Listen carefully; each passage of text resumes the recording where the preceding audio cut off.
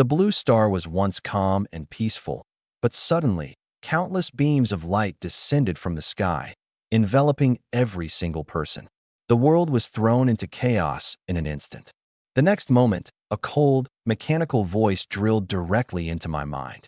Even I, who just got my hands on a big demolition payout, could hear it loud and clear. Announcement: the battlefield of all races is about to begin. Announcement: all humans and beasts will enter the battlefield. Announcement: this is a land of slaughter, but also immense opportunity. Announcement: level up to achieve immortality. Announcement: relax, and death will come at any moment. Announcement: your killer might not just be a ferocious beast, it could be one of your own. Are you kidding me? I just reincarnated once, finally made it to where I could enjoy my demolition money, and now this. Before I could even finish cursing, the beam of light tightened abruptly, and everything went black. Another reincarnation? You've got to be kidding me. It felt like just a blink. When I opened my eyes again, the glaring sunlight forced me to take a moment to adjust. Suppressing my frustration, I looked around. Trees surrounded me on all sides, their dense canopy creating shifting shadows, like something lurking and watching me. Beneath me, a translucent circle of light confined me. System announcements began flashing one after another. Announcement: welcome to the battlefield of all races. Region code: 800-8820. Announcement: initial population of the region, 10,000. Announcement: you are under novice protection. The moment you complete your class change, the protection vanishes in 10 minutes. Announcement: step outside the protection circle, and it disappears immediately. Announcement: personal data is viewable. An overwhelming flood of information crammed into my brain. With a thought, a panel appeared before me. Personal info: regional chat, trading channel, world chat unavailable. I clicked on personal info right away. Name: Linfoam.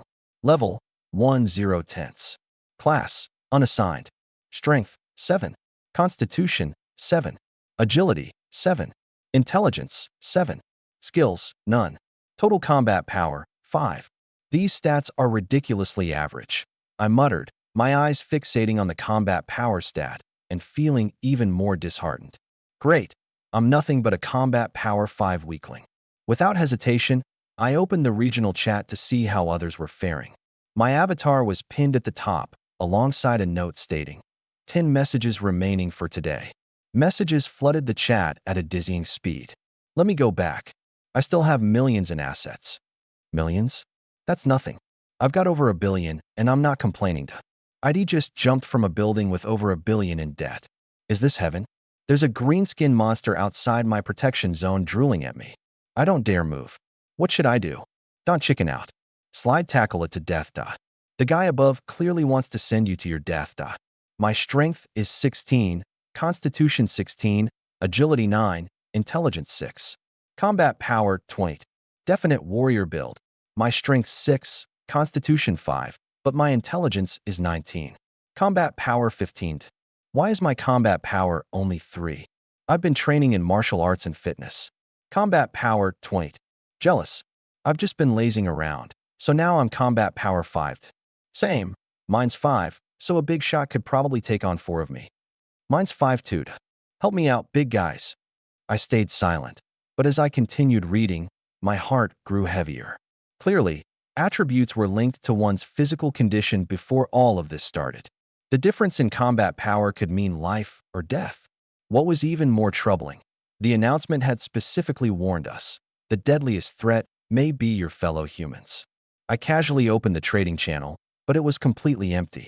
Newbie protection ends the moment you complete the class change. When's that happening? Just as I was wondering, the system prompt pinged again.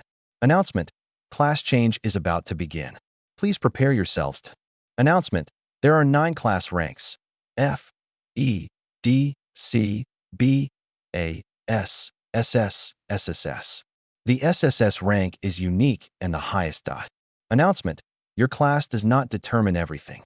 If you want to survive, leave no stone unturned. Announcement: classes are related to your 4 attributes, but are not absolute. Class change countdown begins now. Announcement: 100, 99, 98. The moment the announcement dropped, The chat exploded. Isn't that unfair to us with low attributes? Mine are all around 4 or 5 points. That big guy from earlier must be soaring now. Totally unfair. They did say your stats aren't everything. If I get S rank, I'll be unstoppable, godlike. With your stats? At best, E-ranked. As the countdown hit 0, the class change began. Suddenly, I heard an unfamiliar prompt, different from the others. Unknown energy interference detected. Adjusting. Congratulations. You have achieved the unique SSS rank class, Shadow Monarch. Congratulations. You have acquired a personal GM for live guidance. I froze. Wait, it can work like this? Meanwhile, the regional chat was filled with players showing off their new classes. I'm an E-rank warrior. Strength doubled. Combat power 20. I'm a D-rank assassin. Agility doubled. Combat power 25. So smooth. D-rank mage here. I can finally throw fireballs. I got F-rank life specialist. My hands are now more nimble. What's the point of that? Where's that big guy from earlier? Show us your class. I'm a C-rank berserker brawler. Strength and constitution doubled. Combat power over 60. 60? That's not even high. Third-person storytelling, translation with an American flair. At 3 p.m., I was considering jumping off a building. But then a thought struck me. Wouldn't it be better to give this crazy system a shot? I mean, I wasn't some random nobody anymore. The stats on my screen proved it. I glanced at the global chat. Anyone above C class, speak up, one user typed. While most were panicking, I skimmed over the other profiles. Nothing higher than C class showed up. I looked at my own stats and nearly dropped my device. SSS class, Knight Sovereign. The ability to summon shadow minions from corpses or decompose them into shadow energy. Minions retain their abilities from life. They can die, but cooldown resets allow for resummoning. You gain attributes and skills from your summoned minions. Shadow energy may enhance summoned creatures. Currently, you can only summon one minion. Unlock an additional slot every 5 levels. My heartbeat quickened. The highest announced tier so far is S, but I'm freaking SSS. And if I gather more minions, I could snowball my stats to an insane level. But the initial adrenaline subsided as reality hit me. I had 5 measly combat points. That wouldn't keep me alive, not even to take my first step forward. The problem is, where the hell do I find a corpse for my first summon? As if the system had been waiting for me to ask, a series of announcements echoed around me. Announcement: job transfer complete. Initial test commencing. Level up to 3 before midnight or face obliteration. Gain EXP by battling and defeating creatures. Choose one starter gear item. 10-minute protection window begins now. Countdown starting. 600, 599, 598. Blood red numbers started ticking down in the corner of my vision. A list of starter equipment popped up. Beginner's dagger plus 5 combat points. Beginner's longsword plus 5 combat points. Beginner's magic staff plus 5 combat points. Beginner's cloth armor plus 5 defense points. I quickly opened the regional chat. One player typed, "Level 3 or we die." The system's insane. Another, "No point complaining. Grab a weapon and get moving." What's the best choice? Warriors go for swords, right? Anyone try fighting yet? Crap, I'm too scared. Stop hesitating. Fireball time, baby. Then, another announcement crashed through the chat. Regional announcement. Player Zhao Yi has died. Remaining player count, 9,999. Silence. For one single second, no one typed. Then chaos broke loose. Holy sh*t, people really die here? I've only got 15 combat power. I'm screwed. Please, someone carry me. I'll give you my house. I'm serious. My stomach churned. But I had 0 time to just sit there. 5 combat power, no weapon. This is bad. I needed another way. Fast. Without hesitating, I chose beginner's cloth armor and immediately put it up for trade. Selling cloth armor. Only accepting monster corpses. High offers win. Last 2 minutes.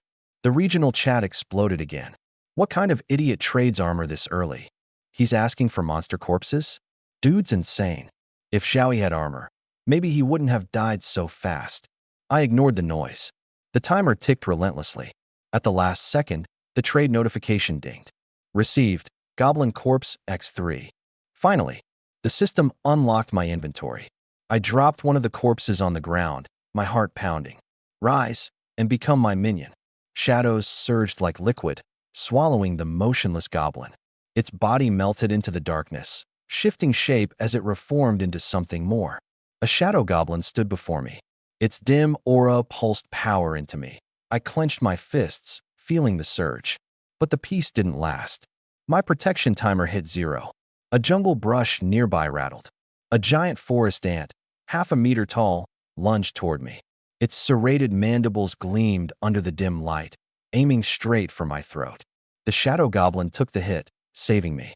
It dodged and counterattacked, but the ant's strength was overwhelming. The shadow goblin couldn't keep it at bay. I couldn't sit idle any longer. I clenched my fists, flanking the ant's left side. With a heavy punch, I shattered one of its legs. Crack!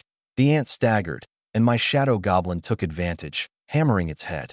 Working together, we dismantled all 4 of its legs until the massive insect collapsed and twitched helplessly. Congratulations! Defeated level 2 forest and gained energy, +2.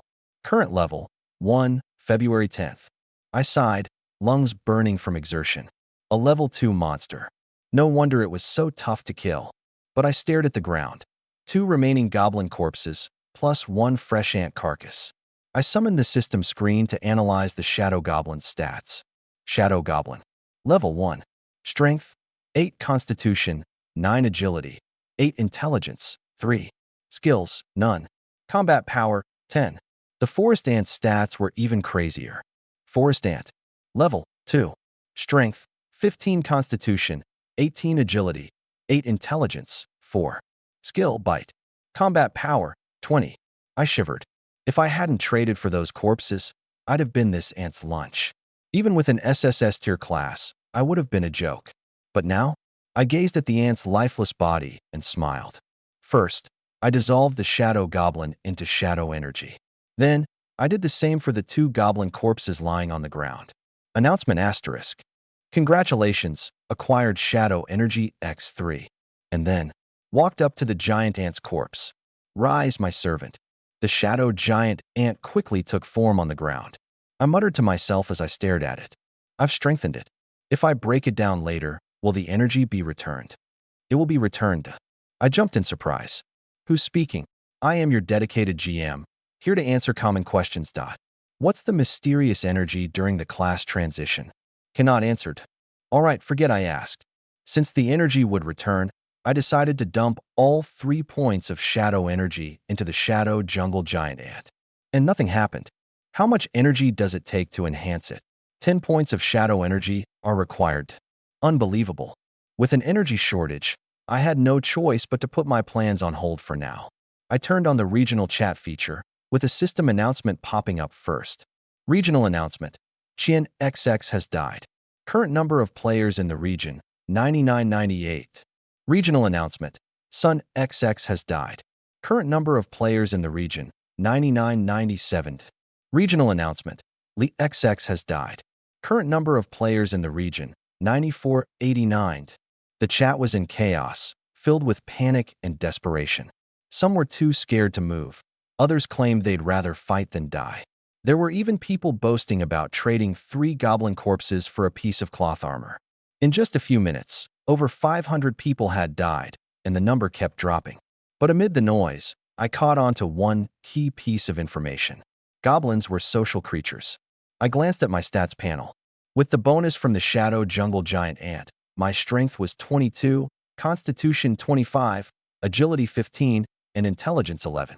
Adding the shadow giant ant to the equation, my combat power shot up to 80. No more wasting time. I stepped outside with the shadow giant ant following closely behind. Before long, the shadow giant ant suddenly stopped, positioning itself in front of me with its antennae twitching rapidly. I understood what it meant. 3 ahead. You can sense them? All right. You go and draw aggro. I'll flank them and take one out instantly. The shadow jungle giant ant dashed toward the enemies. 3 goblins, who had been casually picking fruit, immediately dropped what they were doing and surrounded the ant. They didn't retreat or avoid confrontation, nor did they coordinate their attacks. They just stood there, like 3 wooden blocks. The shadow giant ant seized the opportunity and sank its jaws into one of the goblin's thighs, refusing to let go. That goblin could only scream and slap at the ant's head, which happened to be its hardest and most armored feature. I circled to the side and delivered a punch to the back of another goblin's neck. A strength stat of 22 was enough to send it sprawling to the ground. Congratulations on killing a level 1 goblin. You've gained 1 energy point. Current level 1, March 10th. Only 1 goblin remained. Seeing its comrade fall, it turned and swung its fist at me. I intentionally took the hit. With 9 strength going up against my 25 constitution, all it left me with was a dull ache. I didn't give it a chance to land a second hit. Using my higher agility, I struck first repeatedly, aiming for vital spots with every attack. The second goblin soon hit the ground. The one trapped in the shadow giant ant's jaws fared even worse. Its wounds were torn open again and again, bleeding profusely until it finally died on the spot. Congratulations on killing a level 1 goblin. You've gained 1 energy point. Current level 1, April 10th. Congratulations on killing a level 1 goblin. You've gained 1 energy point. Current level 1, May 10th. I immediately broke down their corpses into shadow energy. Gained shadow energy x3. The battle only took a few minutes, but one thing became even clearer to me. Fighting without proper equipment was a major disadvantage. Earlier, a C-rank powerhouse took down 3 goblins in 2 minutes flat. My combat power was 20 points higher, and yet I just barely matched their speed. It didn't help that I had traded away my beginner equipment. Frowning, I asked, "Are there other ways to get equipment?"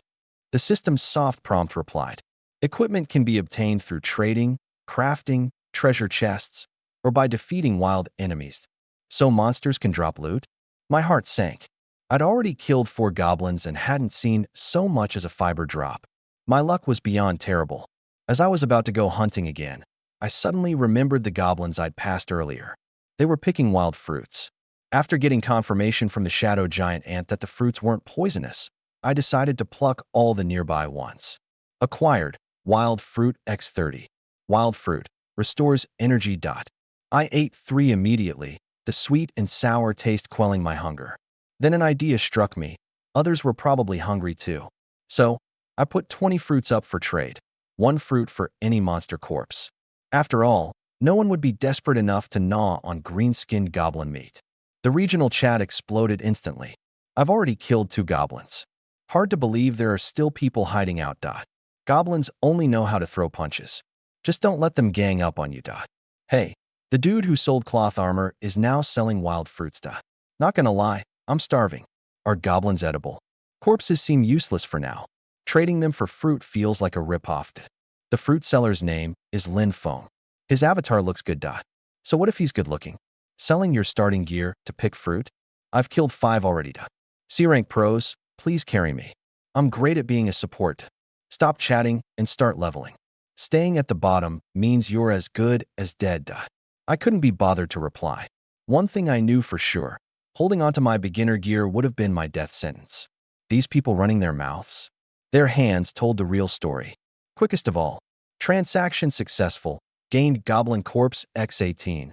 Jungle Giant Mosquito x2. Jungle Giant Mosquito? My eyes lit up. Jungle Giant Mosquito. Level 1. Strength, 6. Constitution, 6. Agility, 18. Intelligence, 6. Skill, Bite. Injects a small dose of venom, paralyzing the target.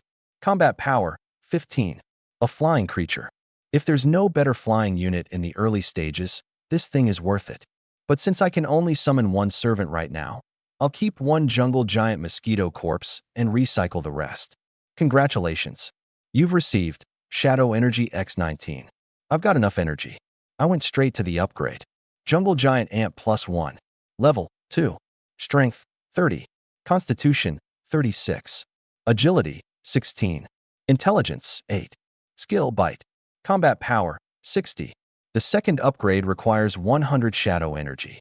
After evolving, the shadow jungle giant ant size exploded, growing noticeably larger, standing nearly 1 meter tall and 2 meters long. It was absolutely intimidating. Just as I finished upgrading, the sound of footsteps echoed once again. 3 more goblins emerged. This time, I didn't bother setting traps or dragging them away. Instead, I let loose the newly evolved giant ant. The Shadow Jungle Giant Ant, now twice as powerful, charged at the goblins. Where it used to barely reach their waists, it was now almost their equal in height. With a ferocious snap of its mandibles, it decapitated the leading goblin on the spot. It followed up with a sweeping motion, knocking the other two goblins to the ground. Its massive jaws clamped together, leaving them no chance to even scream. Congratulations! You've killed level 1 goblin, gained 1 energy point. X3. Current level, 1/8. Just 2 points shy of leveling up. I collected 2 corpses, raising my shadow energy to 15 points. The density of goblins around here is insane. Looks like there's an outpost nearby. I headed in the direction the goblins came from and soon discovered a clearing.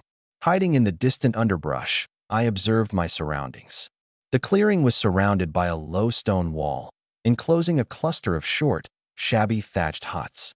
A few goblins shuffled out of the main entrance, chattering away in their gibberish language. These ordinary goblins were no longer much of a threat to me. But I didn't act rashly, because there were strangers among them. Several bulkier goblins, carrying clubs and spears, were standing guard at the center of the outpost. The hut at the very center was clearly different, likely the chief's residence. Just then, an announcement rang out. Regional announcement. Since 10 players have now reached level 2, the regional ranking has been activated. Regional announcement. Rankings can be viewed in the regional chat channel. The chat channel instantly exploded. How are players already level 2? I've only killed 3 goblins. Where do we check rankings? I want to see where I stand. Is C-ranked Zhangde in the top spots? And is Lin Feng, the one selling cloth armor, still alive? The rankings were quickly shared. Ranking in Region 800820. First, Li Tsong, level 2. Second, Wu Shuang, level 2. Third, Zhao Shuai, level 2. Fourth, Zhou Zheng, level 2. Fifth, Sun Shan, level 2. Sixth, Wang Peng, level 2. Seventh, Zhang De, level 2. Eighth, Su Shan, level 2. Ninth, Jiang Lu, level 2. 10th, Shen Geng, level 2. 3008th, Lin Feng, level 1. Zhang De is only 7th? Are there stronger classes above C rank? Zhao Shuai's C-rank spellcaster class explains how he's leveling so fast.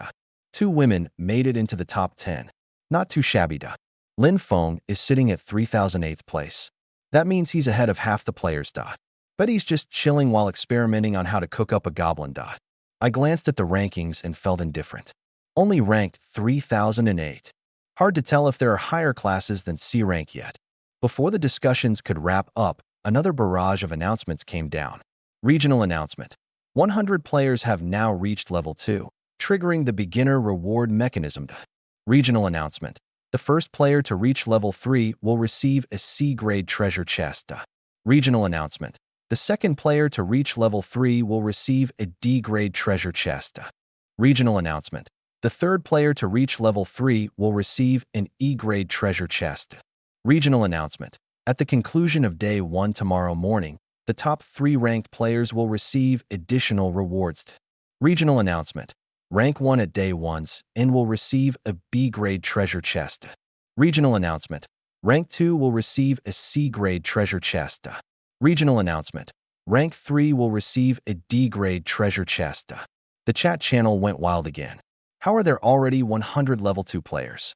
Treasure chests for the first 3 to level 3? What can we get from them? Forget it. I'm grinding for levels right now. Ignoring the frenzy in chat, I shifted my focus back to the Goblin Outpost. The first 3 to level 3 get treasure chests, and so do the top 3 in rankings by the end of day 1. I want those rewards. But I didn't charge in recklessly. The goblins in the outpost were armed, and there were likely tougher ones guarding the center.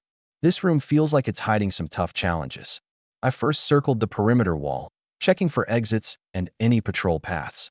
The whole goblin tribe had about 8 thatched huts and roughly 20 goblins, give or take. My gaze locked onto the experience bar, just 2 points shy of leveling up. Quietly, with my shadow giant ant in tow, I trailed behind 3 goblins who had just left the area. Once they were far enough, I directed the giant ant to take out 2 of them first. With a snap of its mandibles, the ant immediately decapitated one on the spot.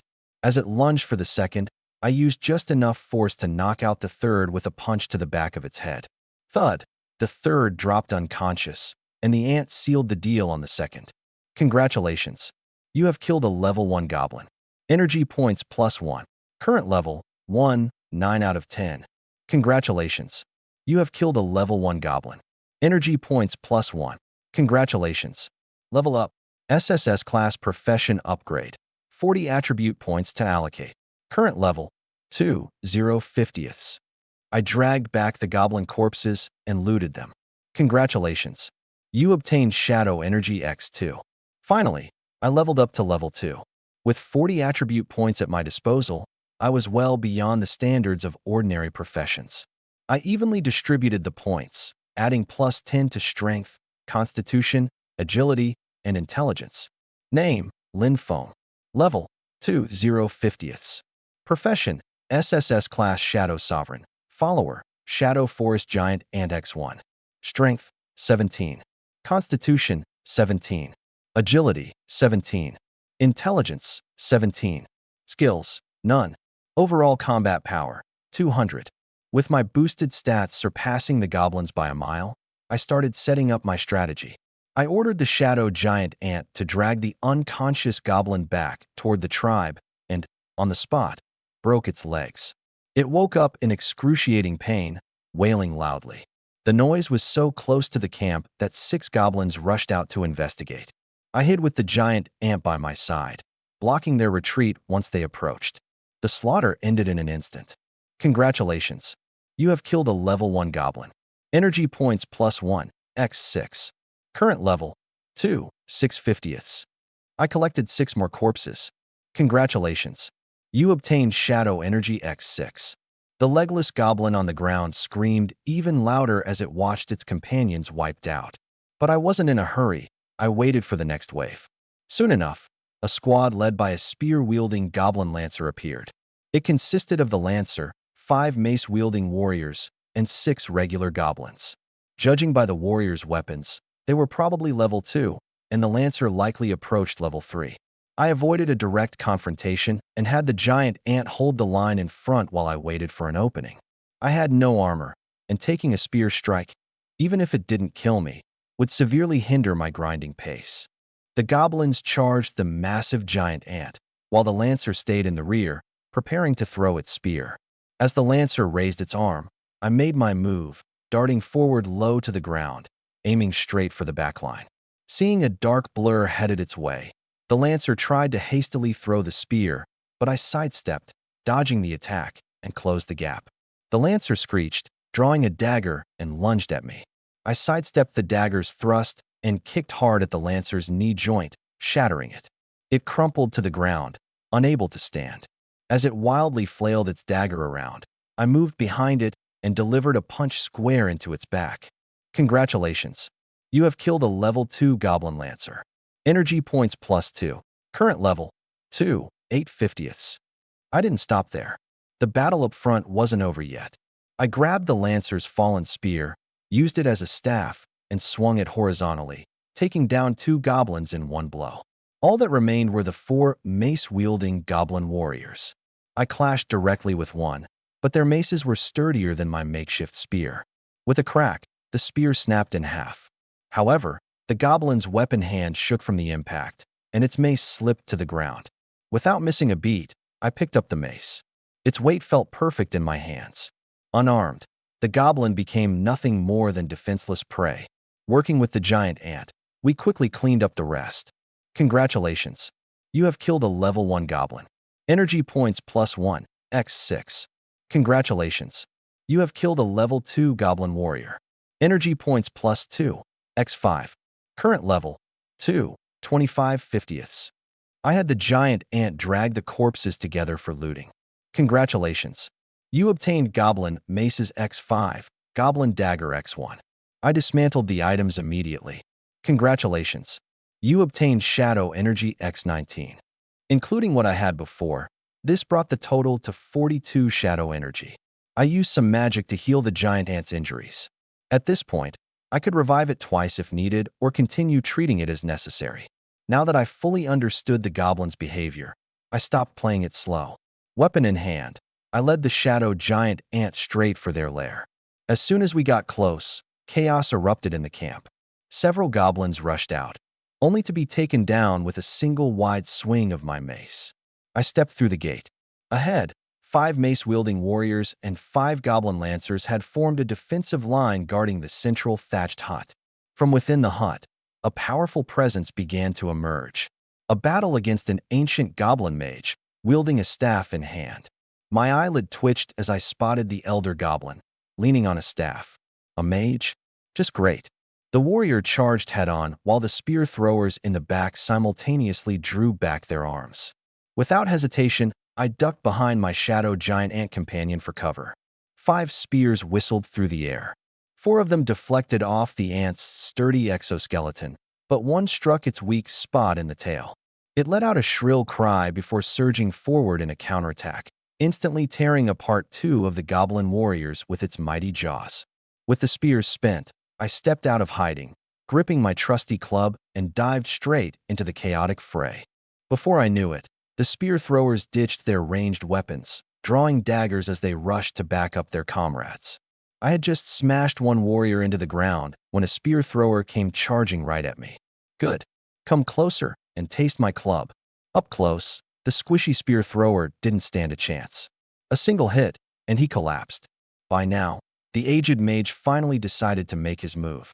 Raising his staff over his head, he swung it downward, causing a fiery glow to expand.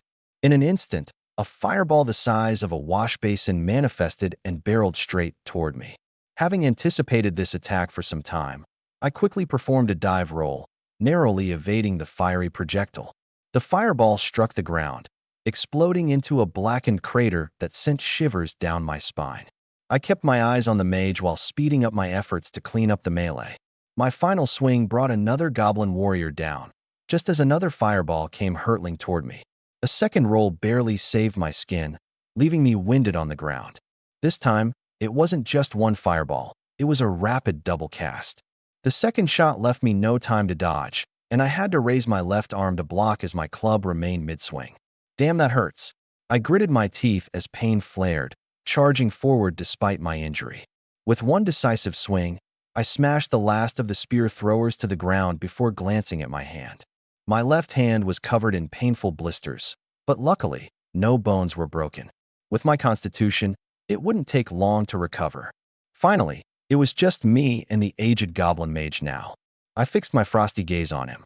Ignoring the next fireball entirely, I charged head-on and closed the gap, standing face to face with him. Die! My club came down hard. The mage tried to block with his staff, but the strike shattered it into pieces, snapping his right arm in the process. Without hesitation, I swung again, the second blow silencing his resistance completely. Defeated LV.3 Goblin Mage. Energy +4, adding up the rest of the defeated warriors and spear throwers. Defeated LV.2 Goblin. Energy +2, times 10. So close to leveling up. But just before my triumph could fully set in, 3 more goblins appeared at the entrance of their tribe, holding baskets of wild fruits. The moment they spotted the carnage, they turned tail and tried to flee. Not a chance. I sprinted after them, and after hearing 3 shrill screams outside, it was over. Congratulations. Level up. Attribute points to distribute, +40. Current level, 3, 2/200ths. As soon as I leveled up, a regional announcement broadcasted, ringing loud in everyone's ears. Congratulations. Lin Feng is the first to reach level 3. Reward, C-rank treasure chest ×3. In seconds, the announcements were lighting up the screen. Wu Shuang is the second to reach level 3. Reward, D-rank treasure chest ×3. Li Tsong is the third to reach level 3. Reward, E-rank treasure chest ×3. The chat exploded instantly. I barely hit level 2. This is insane. Wait, the second one's a girl. Wasn't the first guy just selling cloth armor and wild fruit earlier? Weren't they ranked in the 3000s not long ago? Didn't Zhang De mock them before? Karma's quick, huh? Probably just lucky. Lucky. You literally bought their cloth armor. Well, I joined Zhang Da's group already. You all grouped up? Haven't even found anyone myself. I smirked as I skimmed through the chaotic banter. Then I got back to work. Time to collect the loot. Looting alongside my shadow giant ant, we cleaned up every corner of the battlefield. Loot obtained: Goblin Club times 5, Goblin Spear times 5, Goblin Dagger times 5, Goblin Mage Staff times 1. Club, Spear, Dagger, plus 10 battle power each. Staff, plus 20 battle power. I considered keeping a spear thrower for some long-range options, but with the mage in my possession, I didn't really need one. Goblin Mage, LV.3 Strength, 11 Endurance, 13 Agility, 12 Intelligence, 48. Skills: Fireball, Dual Cast. Battle Power, 120. I disassembled the remaining goblin bodies except for the mage. Obtained: Shadow Energy times 27. Shadow Energy hits 69, just 31 away from my next enhancement. After searching a few straw huts, I finally found some extra loot in the Goblin Mage's tent. 10 more Goblin Spears and an F-rank chest. Opening it gave me Goblin Leather Armor, plus 20 battle power. By now, my inventory was filled with weapons, so I decided to trade the excess for corpses. Including 5 clubs dropped outside, I had 10 in total. I kept one for myself and listed the rest for trade. 1 club equals 5 corpses. Spears stayed. For now, I needed some range options. I also kept 1 dagger for emergencies. Can't forget about my C-rank chest. Opening it, I hit the jackpot. A Wolf Fang Blade, plus 120 battle power. With my new blade, there was no need to hoard the weaker clubs. I sold everything sellable, leaving only the Goblin Mage's corpse and staff behind. The wild fruit I'd gathered earlier also got cleared out, keeping only 10 servings while listing the rest, 80 servings, each for a corpse. I made sure to block Zhangde from buying, given his earlier snark. Lastly, I posted in the regional channel: weapons and wild fruits up for trade. First come, first serve. The chat blew up again. Some praised the quality weapons, others regretted not scavenging the bodies. Of course, a few were sour about me being a businessman rather than focusing on fighting. Naturally, someone tagged Zhangde for more trolling. Being jealous won't get you anywhere. On the other side, Zhangde was so mad he threw his beginner long sword to the ground. Lin Feng, just you wait. You actually dared to block me from buying stuff. He sent his lackeys to the trading channel to buy some weapons, but they came back saying everything was sold out. Zhangde then asked for wild fruit, only to hear the same response: sold out. He started cussing on the spot and had no choice but to have someone pick up the longsword he just threw away. Meanwhile, I sold out my weapons and wild fruits completely, trading them all for a bunch of level 1 corpses. I broke down all the corpses, accumulating 224 shadow energy points. I debated whether to use the points to summon a goblin mage, but decided to stick with my shadow giant ant. The ant was built for both tanking and dealing damage, and it could even dig out hiding spots for me at night. A mage, on the other hand, would collapse the moment enemies got up close. Definitely not what I wanted up front. I spent 100 shadow energy points to upgrade my shadow jungle giant ant. The ant suddenly grew to 1.5 meters tall and over 3 meters long, its legs now covered in barbs oozing sheer intimidation. I checked its stats: level 2, combat power of 500. Feeling great, I distributed its attribute points evenly, then equipped it with a wolf tooth blade and goblin leather armor, further boosting its combat power. Name: Lin Feng. Level: 3, 2/200. Class: SSS grade Shadow Monarch. Subordinates: Shadow Jungle Giant Ant +2. Strength: 27 plus 60. Constitution: 27 plus 72.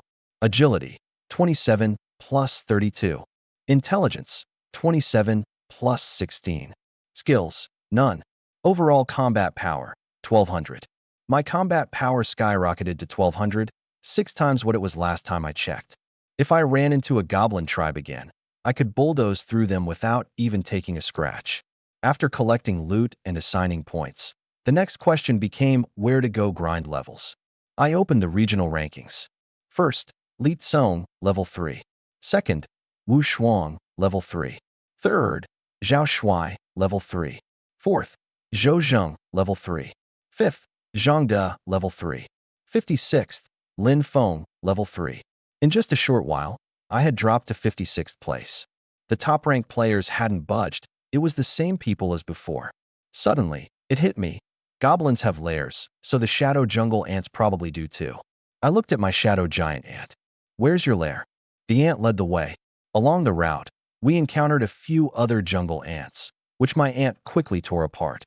Not long after, a massive ant nest appeared before me. Just the above-ground portion reached over 10 meters high, while the entrance was only about a meter wide, pitch black and foreboding. I squinted and asked, "Are there a lot of brothers inside?" The shadow giant ant waved its antennae. My heart sank. "That many? Can you lure them out?" The ant shook its head. "I got the message. Too hot in there. They're all resting? Fine. Let's treat this like a monster territory raid. Time to stir the pot." The ant backed up a few steps, then charged forward and slammed into the nest. Boom! An explosive sound rang out. I froze. That was way louder than I wanted. Inside the nest, the sound of countless skittering legs erupted, surging toward the entrance like a tidal wave. Chills ran down my spine as I gripped my blade, glaring at the dark doorway. The first jungle ant crawled out. I promptly swung down and cleaved its head off. "Congratulations. You have slain a level 2 jungle ant and gained 2 energy points. Current level 3 for 200ths. The corpse got stuck in the entrance, completely blocking the rest of the ants inside. My eyes lit up. This was like a lineup for execution. I immediately disassembled the corpse and resumed slashing. Slash, disassemble, slash, disassemble.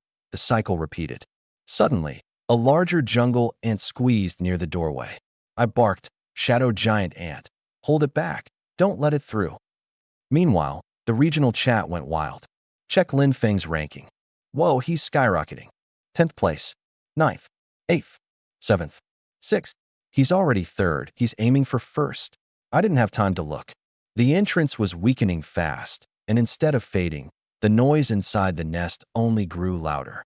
The entire structure thrummed with vibrations, chunks of rock tumbling from above. I spread down my veins. If the entire ant swarm swarmed out, even my 1200 combat power wouldn't stop me from being whittled to death. I had no choice but to pick up the pace. Slash, disassemble, slash, disassemble. As long as the bottleneck held, I killed as many as I could. Shadow energy kept piling up, but I couldn't bring myself to smile. These jungle ants didn't drop loot, just raw grinding. The losses stung. In a few minutes, I had forcefully killed over 40 jungle ants and over 20 level 3 worker ants. But the cracks around the nest entrance grew larger and larger. It was seconds away from collapsing. I decisively retreated with my shadow giant ant, moving to a nearby clearing. I avoided standing too close to the nest walls, wary that the ant swarm might crawl over the walls and rain down on me from above. Reaching the open ground, I stood back to back with my shadow giant ant, ready to brace for impact. Based on positioning, at most I'd face 3 worker ants at a time. The next second, the nest entrance came crashing down. A horde of giant ants and worker ants poured out in an endless swarm. A wave of ants surged forth like a black tide. This time, there was no time to strategize, just relentless killing. I swung my blade, severing the foreleg of a jungle worker ant. As it lunged, I followed through, striking down and decapitating it. Dropping into a crouch to dodge another's pincers, I countered with a backhanded upward strike, splitting it in half. If it weren't for the spiked wolf fang blade I drew, I'd have become ant fodder long ago if armed with just a club. Stealing a quick glance at the shadow titan ant, I saw its massive pincers clamp down on a worker ant's head, tearing fiercely and using the poor creature as a weapon. It swung the body around, scattering its kin and breaking their assault momentum. Finally, it ripped it apart, launching chunks of the corpse through the air. Not to be outdone, I deflected another ant's charge, leaving it with a gash before driving the blade straight into the joint between its head and thorax. A clean kill. That's when I realized brute force wouldn't cut it. Instead, I began conserving my energy and aiming for weak points. The swarm of worker ants around us grew thicker and thicker. If I didn't manage my stamina, this would be my last stand. The ground around us was piled high with bodies, leaving scarcely room to step. Determined not to let the new wave of ants clamber over the corpses to gain an advantage, I led the shadow titan ant to stand atop the heap of carcasses, continuing the fight. But the exoskeletons of the dead ants were slippery, one misstep, and I risked being pinned down. Though my leather armor provided temporary protection, The jaws of these things would only tear the wounds wider with time.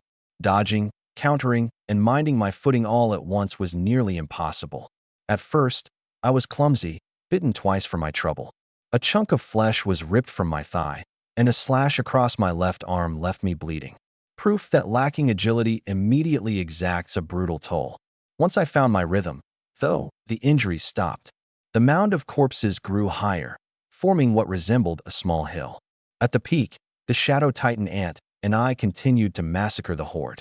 But the wolf fang blade grew heavier with each swing, and every movement pulled painfully at my wounds. My stamina was depleting fast.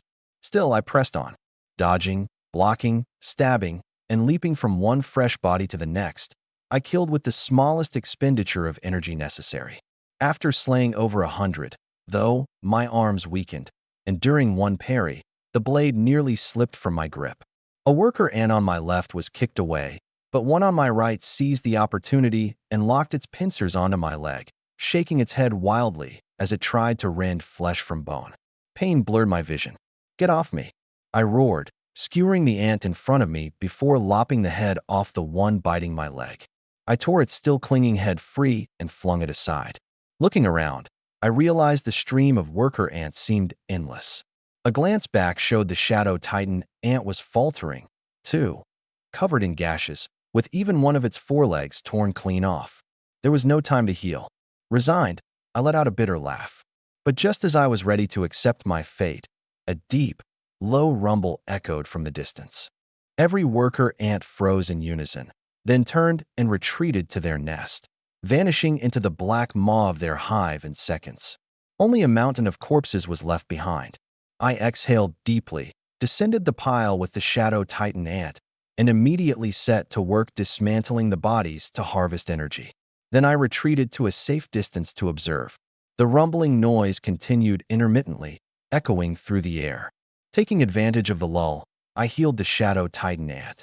Its severed forelimb regenerated right before my eyes.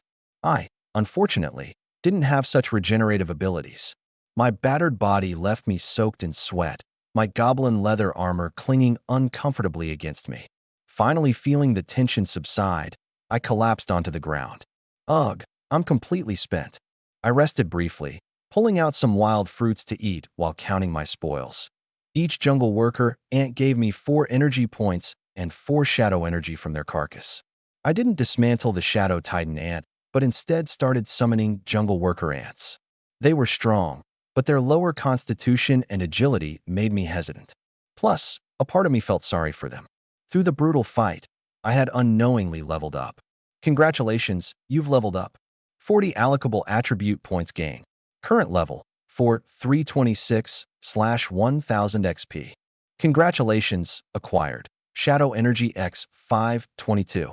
My total shadow energy was now at 658, just over 300 more to go before my next upgrade. Reaching level 5 was now closer as well, which meant I could summon another servant. I distributed the 40 points evenly across my attributes.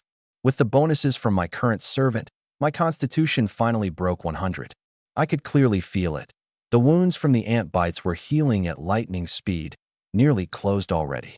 My stamina, however, showed no such signs of recovery. Where 3 fruits would usually suffice, now they felt like nothing. Casting a glance at the now quiet ant hive, I resolved to find food first.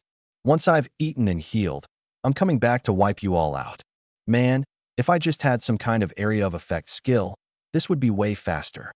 Leading the Shadow Titan ant, I continued exploring, idly pulling up the regional leaderboard and chat feed.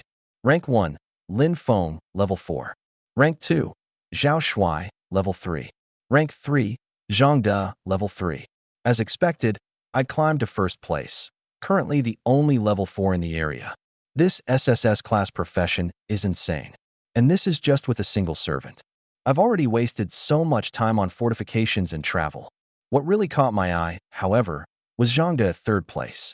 A mere C-class profession making it this far suggests that this region probably doesn't have many B-class professions or above. The chat was full of both complaints and praise. I scanned through it, but before I could focus, a sudden flash of white darted toward me. The Shadow Titan ant instantly moved to shield me. The attacker was a massive, ferocious tooth rabbit, easily 2 meters long, with blood-red eyes. Its sharp incisors ground against the Titan ant's exoskeleton, sending sparks flying. Of course, the Shadow Titan ant wasn't one to take hits lying down. Its pincers snapped shut, catching the tooth rabbit by its forelegs and tearing into them mercilessly. Blood sprayed as the rabbit whimpered and pulled its mangled paws back. The legs thrust fiercely. The sheer strength of its hind legs launched the shadow ant into the air, slamming it to the ground with 2 of its abdominal legs on one side snapped. I rushed forward to help, but the shadow ant shook its head, signaling me to stay back. Clearly furious now, the shadow ant readied itself, so I decided to stand aside and observe. It almost seemed like my summoned companion had become smarter after being called forth.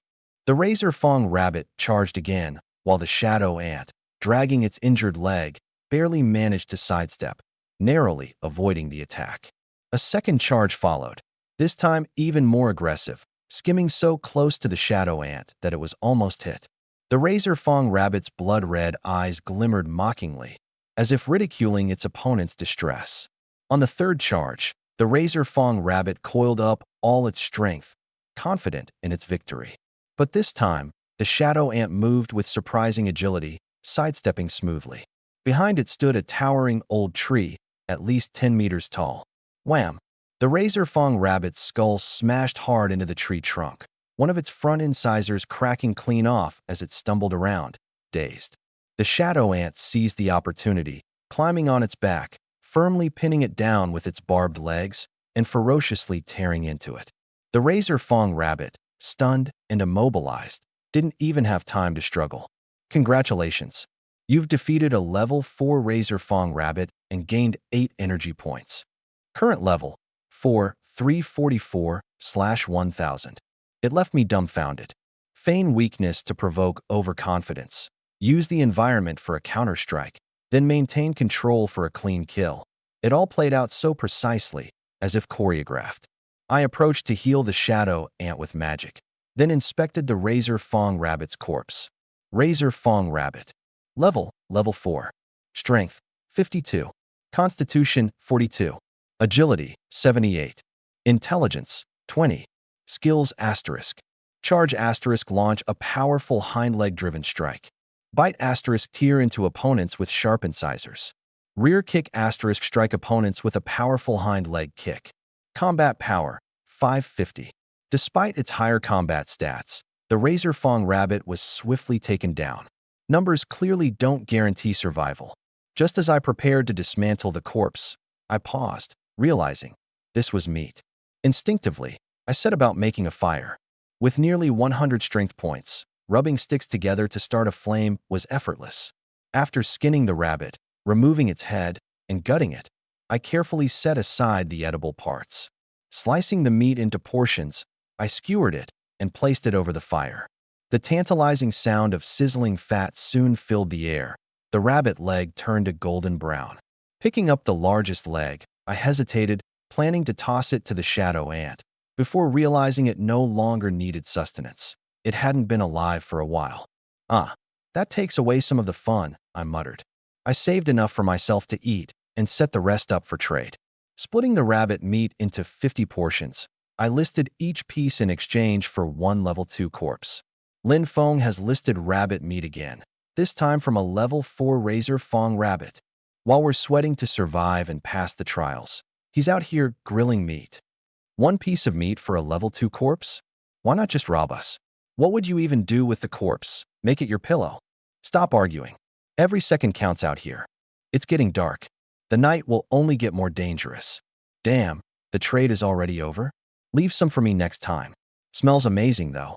Somewhere else in the zone, Zhang De held a roasted giant ant leg in his hand, fuming as he smashed it into the ground. I told you to monitor the chat. Where's the rabbit meat? Trembling, his underling stammered. They bought it too quickly. Then what are you waiting for? Go roast me another ant leg now. Zhang De roared. I looked up at the sky. The night was closing in. But as the Lord of Shadows, darkness didn't hinder me. With a few bites, I quickly finished off the rabbit leg, feeling my stamina and wounds recover. The 50 level 2 corpses from my trades were fully dismantled, yielding 100 more shadow energy. Time to return and settle the score with those worker ants. As for eating giant ant legs, that thought never even crossed my mind. Winding my way back to the ant's nest, I noticed the usual noise-making tactics of the shadow ant were ineffective this time. The nest's entrance was messy and partially caved in, but the passage itself was tall enough for me to enter directly. The darkness within posed no threat to me. If they wouldn't come out, I would go in to face them myself. I kept the shadow ant behind me, not wanting its body to block the exits if things went south. Blade in hand, I ventured forward. Turning a corner, I encountered the first jungle worker ant. It was a clean, single strike to finish it. I dismantled its body immediately. Without their numbers, the worker ants were merely fodder now. Deeper inside, the path branched out into multiple directions, a confusing labyrinth for anyone unfamiliar. Luckily, I had the shadow ant to guide me.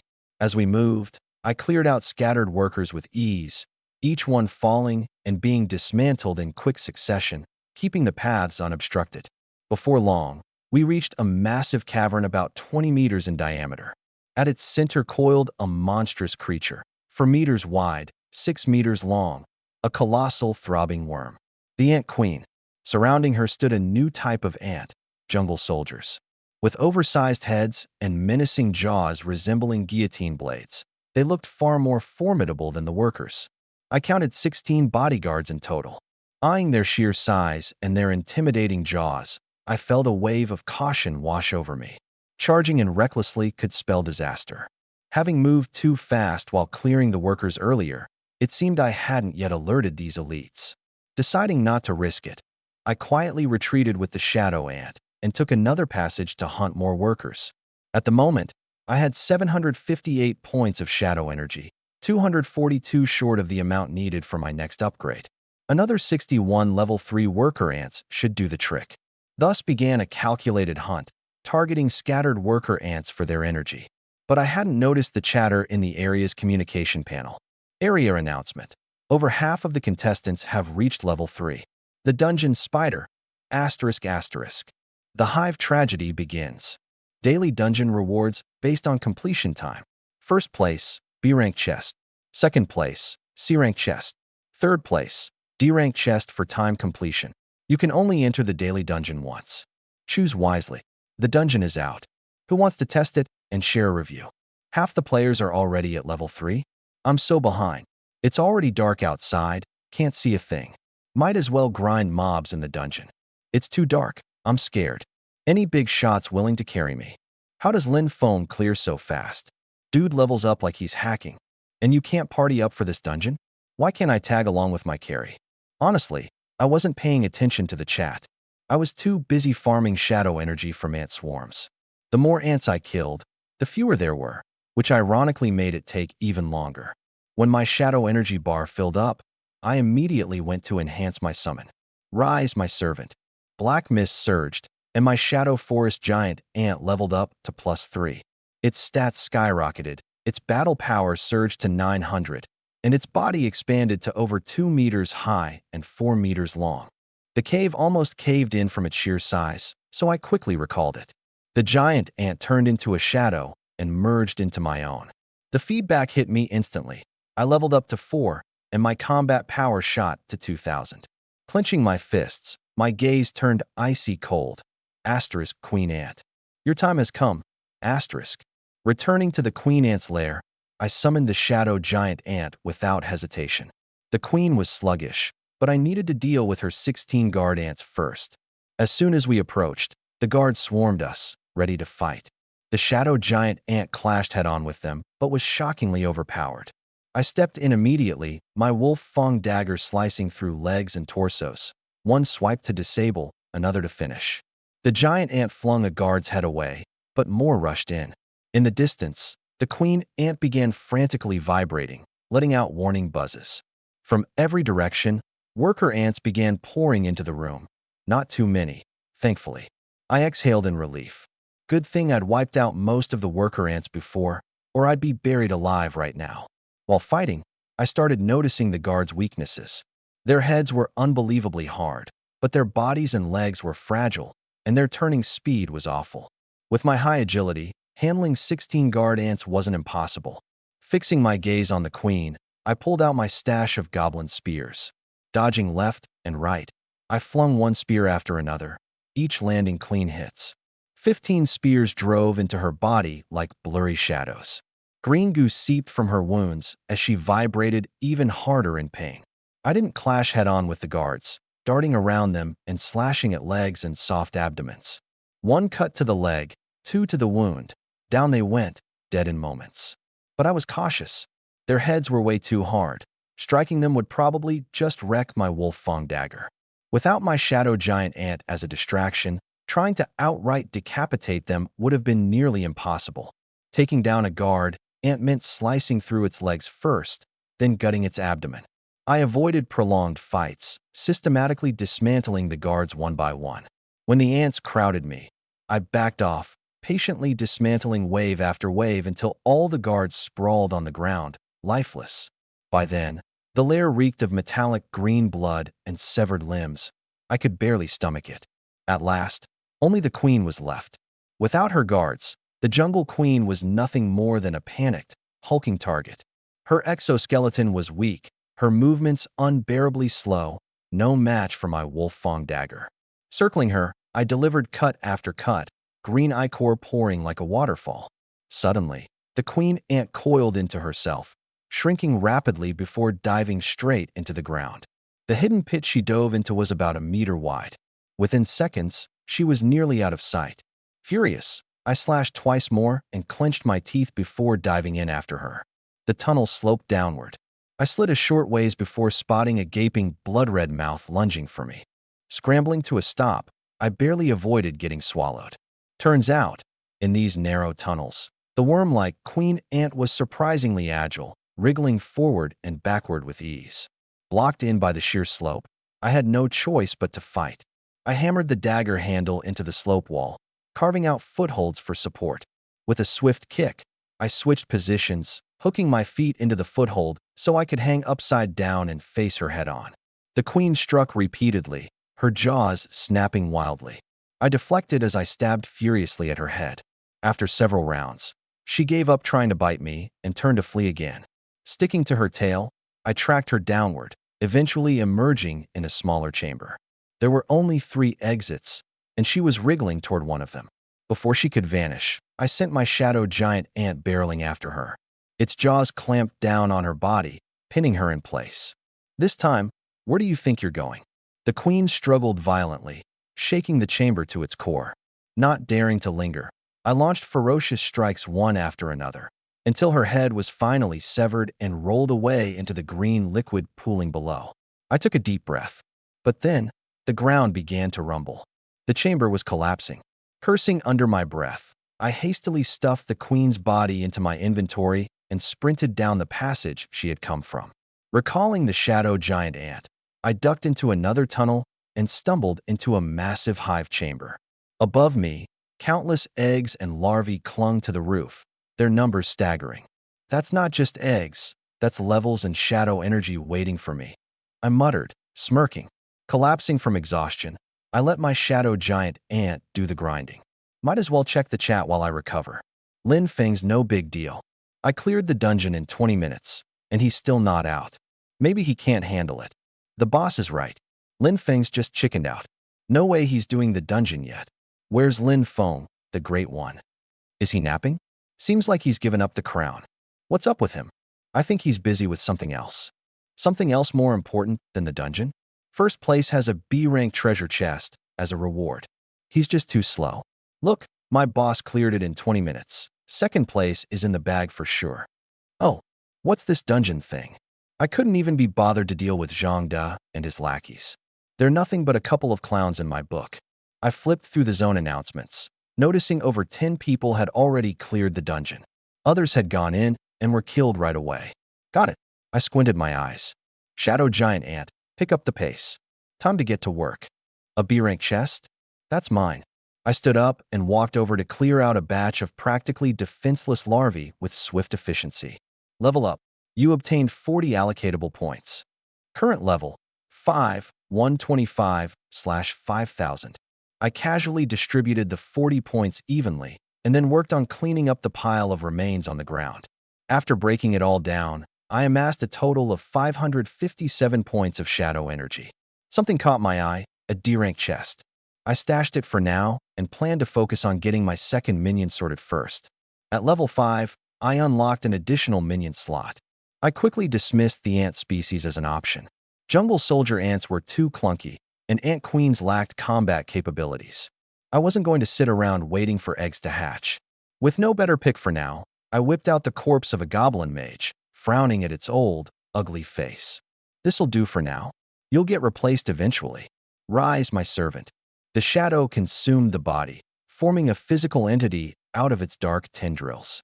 Strengthening it required 15 points of shadow energy, and I immediately understood that the cost of power-ups scaled with the entity's strength. Enhance. Enhance again. Altogether, I used 165 points of shadow energy. Shadow Goblin Mage +2. Level 3. Strength 33. Constitution 39. Agility 36. Intelligence 144. Skill Fireball can cast 2 consecutively. Overall combat strength 980. The Goblin Mage outclassed the Shadow Giant Ant in terms of combat strength. But if anything got close, it would be ripped apart in seconds. Still, with 144 intelligence, those fireballs weren't just for show. They could easily one-shot minor ants and take a jungle soldier ant down with a couple more hits, as long as it didn't get cornered. I handed the staff back to the Goblin Mage, which bumped its combat strength past the 1,000 mark. Then I cracked open the D-rank treasure chest. Acquired skill book, Flaming Cross Slash. Flaming Cross Slash expends mana to unleash a blazing cross-shaped sword strike, damaging everything directly in front. Damage scales with strength and mana used. I was so thrilled that I almost shed a tear. Finally, a skill. No more relying solely on physical attacks, and this one was a ranged area attack. At first, I had felt disappointed at the lack of gear in the ant nest. But this skill book? It was worth every ounce of effort. I learned the skill on the spot and swung my spiked blade, etching a glowing cross into the air. The fiery sword energy blazed forward. Boom. A massive cross-shaped crater blasted into the wall. That attack only used up about 1/20th of my mana. Plus, I could control how much energy it consumed. The more mana I pumped into it, the bigger and more powerful the slash became. Not bad. I muttered, my gaze turning icier. My grinding speed just got an upgrade. I opened my character panel to verify the changes. Name, Linfone. Level, 5, 125/5000. Class, SSS rank Shadow Sovereign. Minions, Shadow Jungle Giant Ant +3, Shadow Goblin Mage +2. Skills, Flaming Cross Slash. Overall combat strength, 4,600. My intelligence stat had skyrocketed, which made me consider learning Fireball myself. It might end up being ridiculously overpowered. After a quick break, I reviewed the dungeon info. Dungeon, Wrath of the Spider Swarm. Difficulty, Easy Nightmare. Remaining entries for today, 1. What's the difference between the two difficulties? I wondered aloud. A cute, automated voice replied. Higher difficulty yields greater rewards. I smacked my forehead, realizing how redundant my question was. I glanced at the leaderboard again. So far, I was the only one who had made it to level 5. Nobody else had even reached level 4. While others might be clearing the easy dungeon, it posed no real challenge for an SSS rank Shadow Sovereign like me. If I couldn't beat the Nightmare version, then no one could, realistically speaking. The multiverse battlefield wouldn't set up an impossible trial, but I still decided to proceed cautiously. After all, I'd nearly been backstabbed by the fleeing Ant Queen earlier. After ensuring my condition was optimal, I stepped into the Nightmare dungeon. Meanwhile, the chatroom was in chaos. Holy crap, Linfone leveled up again. Turns out he was grinding levels all along. Didn't you read the announcements? Levels don't mean much if he hasn't cleared the dungeon. Probably just lucky enough to find some XP hotspot. If he's so great, let's see him break my record. Yeah, the boss is right. Levels aren't everything. I ignored the chatter and entered the dungeon with my 2 minions. The entrance was a 4-meter-tall cave door sealed tightly with spiderwebs. I poked at it with my spiked blade. It was sticky and incredibly resilient. There was no way to force my way through. I gestured for the goblin mage to cast some fireballs. As expected, fire spread rapidly along the webbing, reducing it to ash within moments. Fire beats spiderweb. Got it. After the entrance was clear, I delved deeper into the cave, dodging, parrying blow after blow with my wolf fang blade. Each strike sent numbing vibrations through my arms, and I could feel my stamina rapidly depleting. The bloodthirsty Spider Queen, despite her grievous injuries, fought like a beast possessed, her remaining legs stabbing and slicing with relentless precision. In my mind, I calculated my options.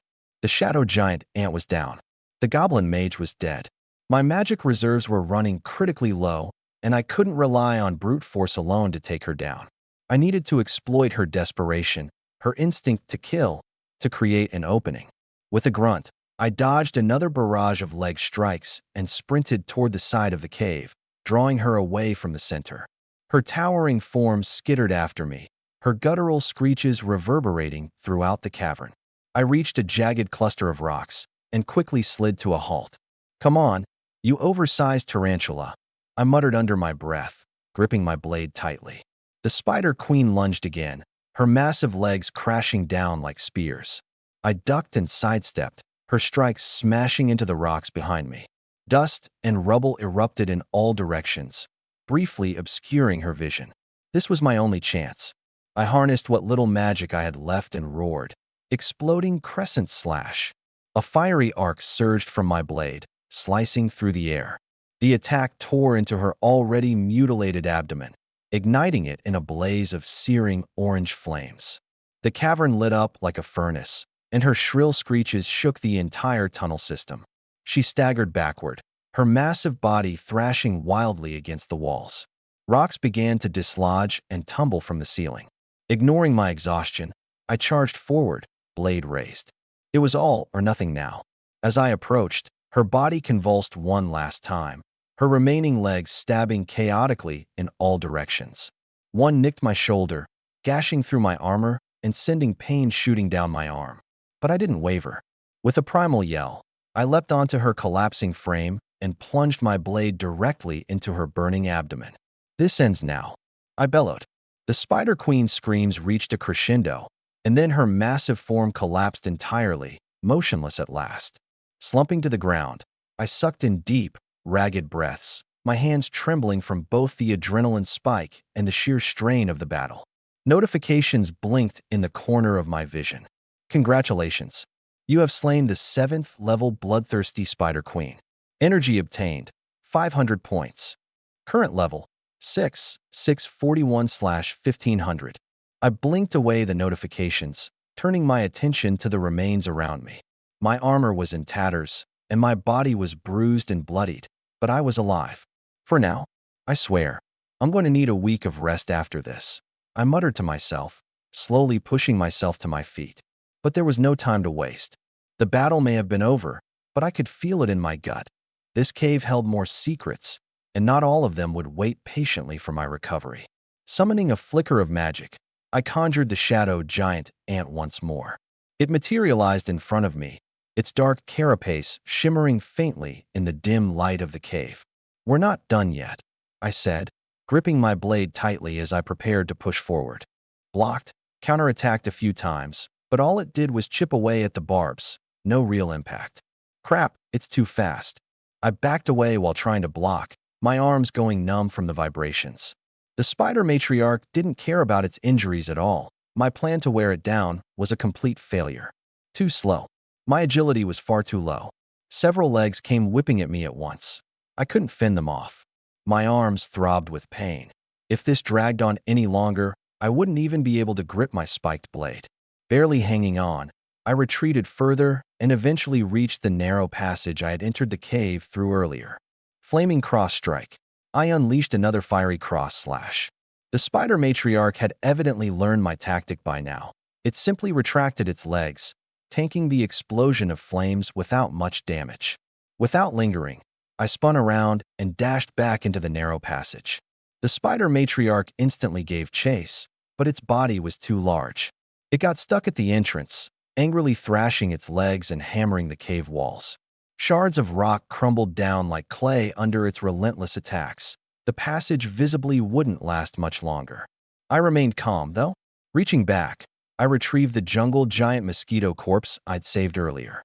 I quickly dismantled the shadow goblin mage, gathering a total of 1,117 points of shadow energy. The spider matriarch pressed closer. I muttered under my breath, "Rise, my servant."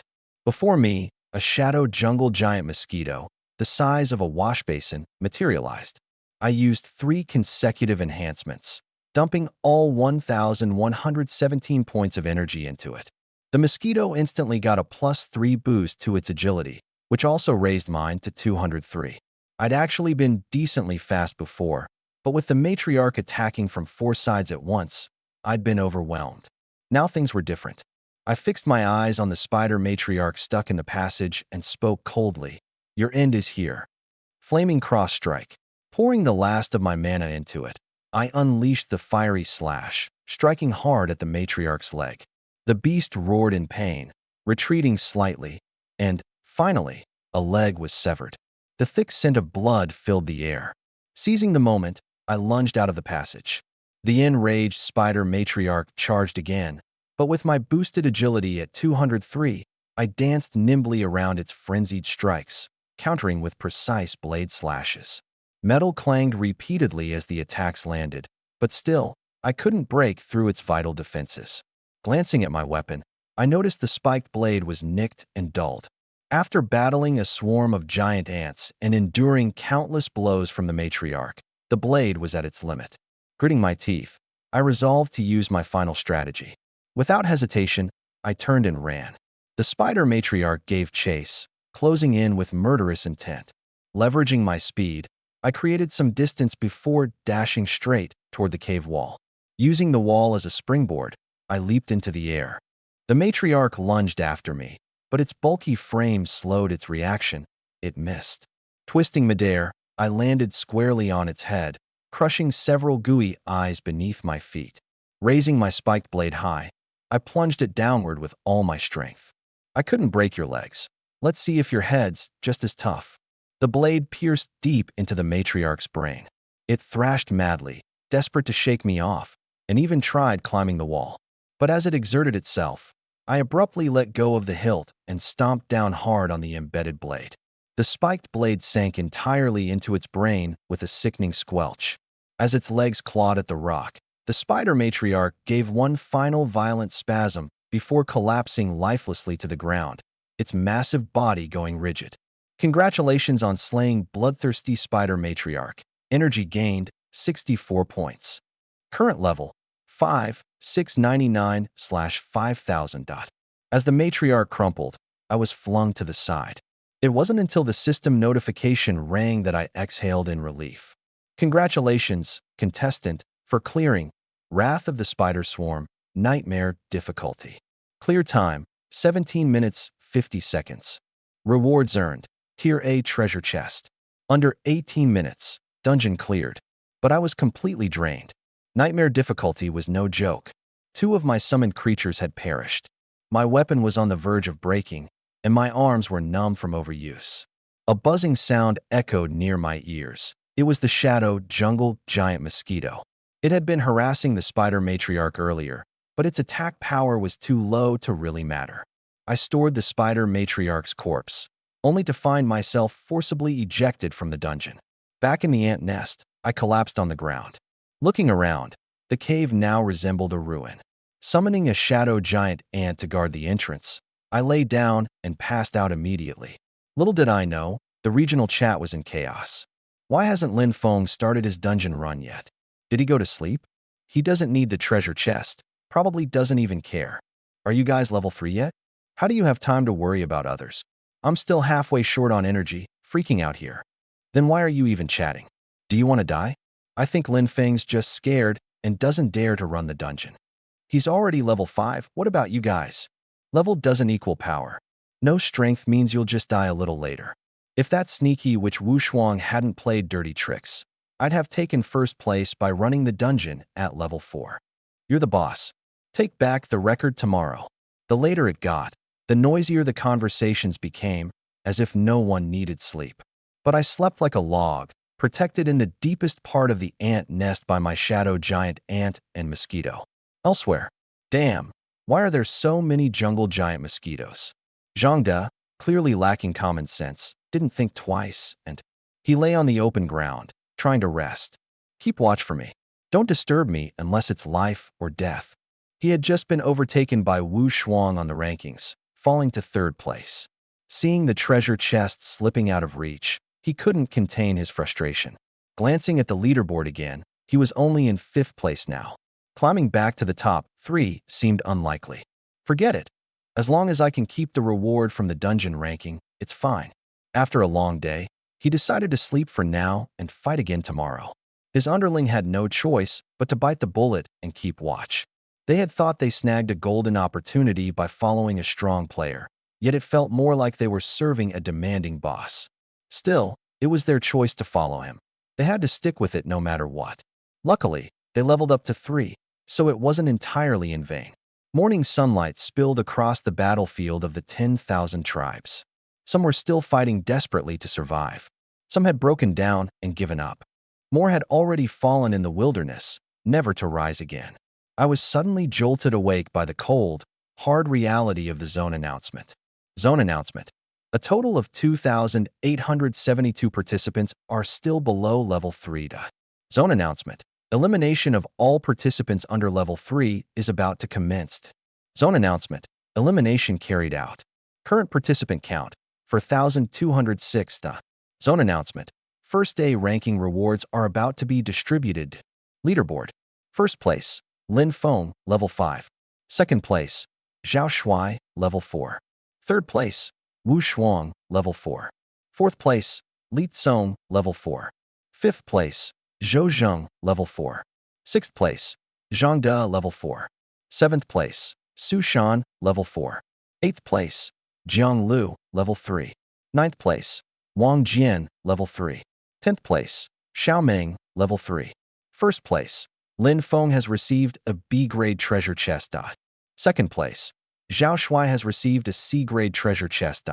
Third place, Wu Shuang has received a D-grade treasure chest. The chat room exploded in chaos. I was so close to reaching level 3. Please no. Help me, someone please. I'll give you everything I have. Why the hell were we thrown into this nightmare? Fear and panic quickly spread. Nearly 3,000 people wiped out in one go. More than half the players are gone in one day. This is brutal. Didn't a lot of people level up yesterday? Why are there only 4,000 left now? If you didn't make it to level 3 by nighttime, you pretty much had no chance. The rest probably got wiped out during the second half of the night. Survival of the fittest. Stop hoping for someone to save you. Wake up. Killing monsters is the only way forward. I wish I were as lucky as the top players with their treasure chest. What's in those treasure chests anyway? Gotta be something crazy. By the way, has Lin Feng even tackled a dungeon yet? Is he chickening out? He's got so many chests, he probably couldn't care less about dungeons. Oh please, it's just dumb luck. Give me a decent spot to farm monsters, and I'd outlevel him too. Really? What's your class again? You mean the quick fingers gimmick class? The fact you survived the wipeout is a miracle. Don't act tough. At that moment, a new announcement popped up. Zone announcement. Instance Dungeon, Wrath of the Spider Swarm. Ranking has been released. First place, Nightmare Difficulty. Lin Feng, 17 minutes and 50 seconds. B-grade treasure chest rewarded. Second place, Simple Difficulty. Zhao Shuai, 18 minutes and 55 seconds. C-grade treasure chest rewarded. Third place, Simple Difficulty. Wu Shuang, 19 minutes and 20 seconds. D-grade treasure chest rewarded. Holy crap, when did Lin Feng even complete it? He beat Zhao Shuai by over a minute. What's wrong with you? Can't you see he completed it on Nightmare Difficulty? The Simple Difficulty rankings are down below. Clearing Nightmare faster than Simple? That's first place material right there. Respect. Lin Feng is legit unstoppable. Another announcement. Zone announcement. Participant count insufficient. Combining zones for chat. Zone announcement. Player Lin Feng has leveled up to level 5. Difficulty increased for the zone. Zone announcement. Monster levels and spawn rates increased. Outdoor treasure chest numbers increased. Exam task. Reach level 10 within 5 days or face elimination. Task reward. First to reach level 10 earns an S-class treasure chest. Second earns an A-class treasure chest. Third earns a B-class treasure chest. Final day rewards. First place, S-class times 3. Second place, S-class times 1. Third place, A-class times 1. The chat descended into chaos again. Difficulty just spiked after the merge. Can we even survive at this point? Who the hell is Lin Feng? Come out and explain yourself. More monsters? How are we supposed to fight them? I demand compensation. More treasure chests too. Not gonna mention that. More monsters just means you won't have to hunt far. Oh, so we're supposed to thank him for leveling up so fast. Weak is weak. Even without the spike in difficulty, you wouldn't last long. Lin Feng, come out. You made things harder for the whole zone. Hand over your nightmare dungeon guide and treasure chests while you're at it. I skimmed through the chat, but couldn't be bothered to respond. Arguing on the chat wasn't going to make me stronger. Better to sort through my spoils. This time, I gained an A-grade treasure chest and a B-grade treasure chest. I opened them both immediately. Acquired skill book, Frenzied Heavy Strike. Skill, leap into the air and strike hard, causing a stun. Stun duration scales with strength stat. Acquired weapon, Gilded Axe, plus 1800 combat powered. Acquired accessory, Charging Ring, enhances damage on next attack after charging, plus 800 combat powered. I learned the skill on the spot. The dark gold axe alone was worth celebrating. My old Wolf Fong blade was already dented from overuse. This was a perfect upgrade, and it felt much smoother to wield. I slipped the ring on as well, but decided not to test it yet. Better to stay cautious in the safety of my hideout. Don't act recklessly and end up burying yourself alive. I released the corpse of the Bloodthirsty Spider Queen to examine it. Bloodthirsty Spider Queen, level 7, total combat power 7,700. Dungeon monsters are always stronger than usual. This one's stats are 50% higher than regular monsters. I silently celebrated my luck that the Goblin Mage had destroyed its massive mandibles earlier. I had also used Flaming Cross Slash to sever its abdomen, preventing it from spewing webs. Otherwise, it would have been a toss-up who'd end up dead. Now, with such a powerful servant right in front of me, my eyes lit up. Immediately, I disassembled the corpse of the Shadow Jungle Mosquito. Shadow Energy acquired X1, 111. Current Shadow Energy, 1,117. Rise, my servant. In the swirling black mist, the Shadow Bloodthirsty Spider Queen took shape, every bit as ferocious as a killing machine. Clang, the spiked knife in my hand slipped and hit the ground. The moment the Spider Queen resurrected, it let out a blood-curdling screech toward the sky. Shut up.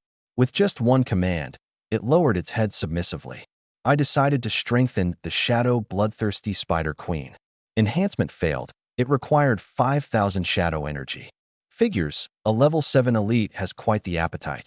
After learning skills, equipping gear, and upgrading my servants, I checked my data. Name, Lin Feng. Level, 5, 749/5000. Class, SSS Shadow Monarch. Servants, Shadow Jungle Giant Ant +3, Shadow Bloodthirsty Spider Queen. Skills, Flaming Cross Slash, Berserk Heavy Strike. Total combat power, 13,200. I hadn't leveled up, but my combat power had broken 10,000. Just 2 servants boosted my stats sky high. When I envisioned myself leading a whole army of shadow minions in the future, I almost laughed out loud. Casually, I tossed the spiked knife into the trading channel and set a 10-minute auction timer. There, the payments were in monster corpses. The system was simple. Level 1 equals 1 point. Level 2 equals 2 points. Level 3 equals 4 points. Level 4 equals 8 points, and so on. Within seconds, the trading channel exploded. Isn't that Lin Feng, the #1 player? Scared, huh? He finally put the good stuff on auction. A weapon with a 100 rating. My combat power is only 90. That knife is worth more than my life. How do you even trade with corpses? Is this the weird fetish? New guy, huh? Lin Feng only deals in monster corpses, so don't waste them. I'm hoarding corpses right now. Big bro Lin Feng, got any more? Weren't y'all just bad-mouthing him? Now look, mind your business. Yeah, none of your concern. To be honest, the spiked knife's blade was dulled. Its rating had already dropped by 20 points. Meanwhile, in another part of the map, Zhang De was fuming. He stared at the level 60 goblin sword in his hand, threw it aside, and cursed. Damn you, Linfeng. Because of you, my dungeon rank dropped out of the top 3. I lost the treasure chest reward. But then, a sinister grin crept onto his face. So Linfeng chickened out. Huh, selling his reward? He barked orders to his lackeys. Y'all still got those corpses? Buy that spiked knife for me. Fail, and you're all useless. Before long, one of his cronies arrived out of breath. Boss, I got it. Hand it over. My combat power is about to hit 1,000. Zhangde cradled the knife like it was his newborn child. But the more he looked at it, the more something fell off. The blade below the hilt was completely dulled. This knife could only stab or slash. It was nearly useless for any heavy chopping. Linfeng, you scumbag. I'll never forgive you for this. He wanted to publicly call Linfeng out in the regional chat, but hesitated. If others found out he'd spent a fortune on defective gear, they'd laugh him out of existence. Swallowing his anger, he pressed his lips shut. To his lackeys, he growled, "Retrieve that goblin sword immediately." Back on my end, I recalled my shadow giant ant and shadow spider queen. The two servants dissolved into black shadows and merged with the one beneath my feet. I chose a random tunnel and started walking. The cave system was intricate, with pathways snaking off in every direction. The giant ant couldn't find its way either. Its sheer size made navigation tougher, so I had to recall it. I devised a plan. At every fork, I would grab a handful of sand and scatter it slowly, observing wind direction to determine the nearest exit. I briefly considered having the shadow giant ant dig our way out, but the thought of being buried alive 30 or so meters beneath the surface. Yeah, no thanks. Dying like that would be a disgrace for someone ranked number 1. So I kept walking cautiously, stopping at every bend to test which direction the airflow came from. 2 hours in, doubts began creeping in. Was my method actually useless? All these twists and turns, and yet here I was, still hopelessly lost in an ant nest. If I told anyone this, who'd believe me? My first instinct was to retrace my steps. But one glance behind me, and I froze in disbelief. I was hopelessly lost. No idea where I was, no clue how deep underground I stood. Should I let the shadow giant ant dig upward after all? I had zero confidence this would work and stood there deliberating. Suddenly, the ground beneath me began to tremble. The dirt wall in front of me split wide open, and a pale brown forest ground dragon burst through. The dragon was massive, its gaping maw lunging forward to strike. Its circular rows of turbine-like razor teeth were so close, I almost lost my nerve. The stench from its mouth was overwhelming. I swung my golden axe with full force, landing a deep, gashing wound that nearly cut the ground dragon in half. Badly injured, the creature didn't dare retaliate and fled immediately. I stared at the tunnel it escaped into and let out a bitter chuckle. Was my fate just to live underground forever? No exit? Fine, I'll follow it. If nothing else, I could always loot the ground dragon's lair. Determined, I plunged into the tunnel, chasing relentlessly. I wasn't about to lose it at some random fork. Before long, the ground dragon dove into a cavern, or rather, a massive pit. Looking down from its upper edge, I saw the sky. The pit was full to the brim, crawling with jungle ground dragons. Getting out was all I cared about. For now, I figured I'd clear them out while I was at it. Clutching my golden axe tightly, I leaped right in.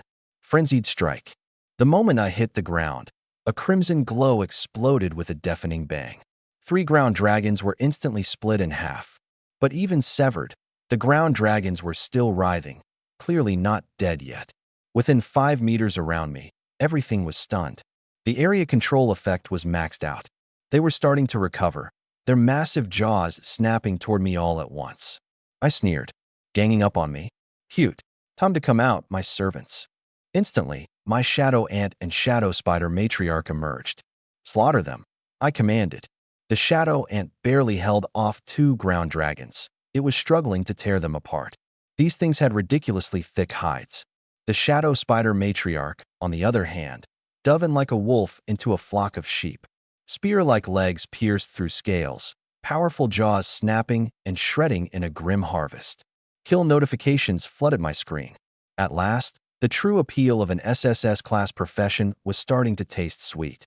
So many ground dragons lay dead that a ground dragon king, twice the size of a normal one, crawled out of the depths. Without hesitation, I hoisted my axe and advanced. Other than its size, the Ground Dragon King wasn't much different. My golden axe cleaved into its face, feeling no tougher than cutting through the lesser mobs. I swung my axe relentlessly. It didn't even get a chance to fight back. It could endure more hits, sure, but it was only a matter of a few more swings. Congratulations. You've killed a level 5 jungle ground dragon, gaining 16 energy points x 78. Congratulations. You've killed a level 6 jungle ground dragon king, gaining 32 energy points. Current level 5, 2029/5000. I still felt repulsed by bug-like creatures, but they came in overwhelming numbers and gave tons of energy. Gross or not, they had to die. I disassembled all the ground dragon corpses. Congratulations. You've obtained Shadow Energy X 1280. Not bad at all. Then, something else caught my eye. A D-rank treasure chest lying in the pit. I opened it up. Congratulations. You've obtained Ground Dragon Shedding. Ground Dragon Shedding slowly recovers injuries, adds 320 combat powered. At long last, some armor. I swapped out my goblin leather armor, pulling on the Ground Dragon Shedding. The used leather armor went straight onto the trade channel for auction. Oh right, the Wolf Fang blade I previously auctioned?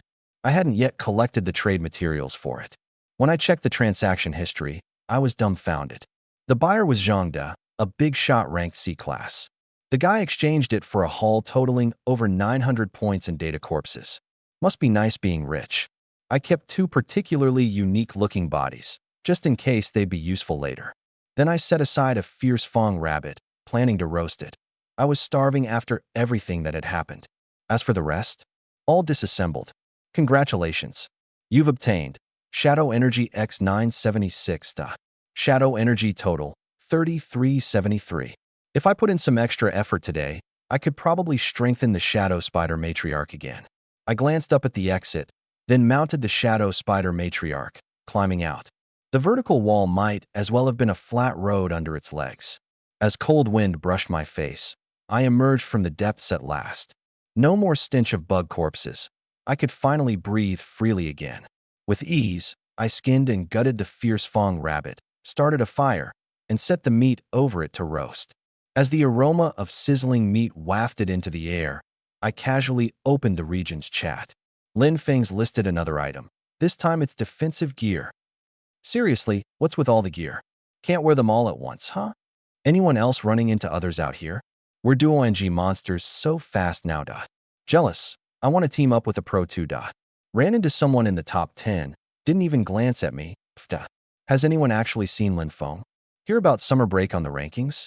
Level 5 and an S-class profession, apparently. S-class. Makes sense why they cleared nightmare difficulty. Took just over 40 minutes.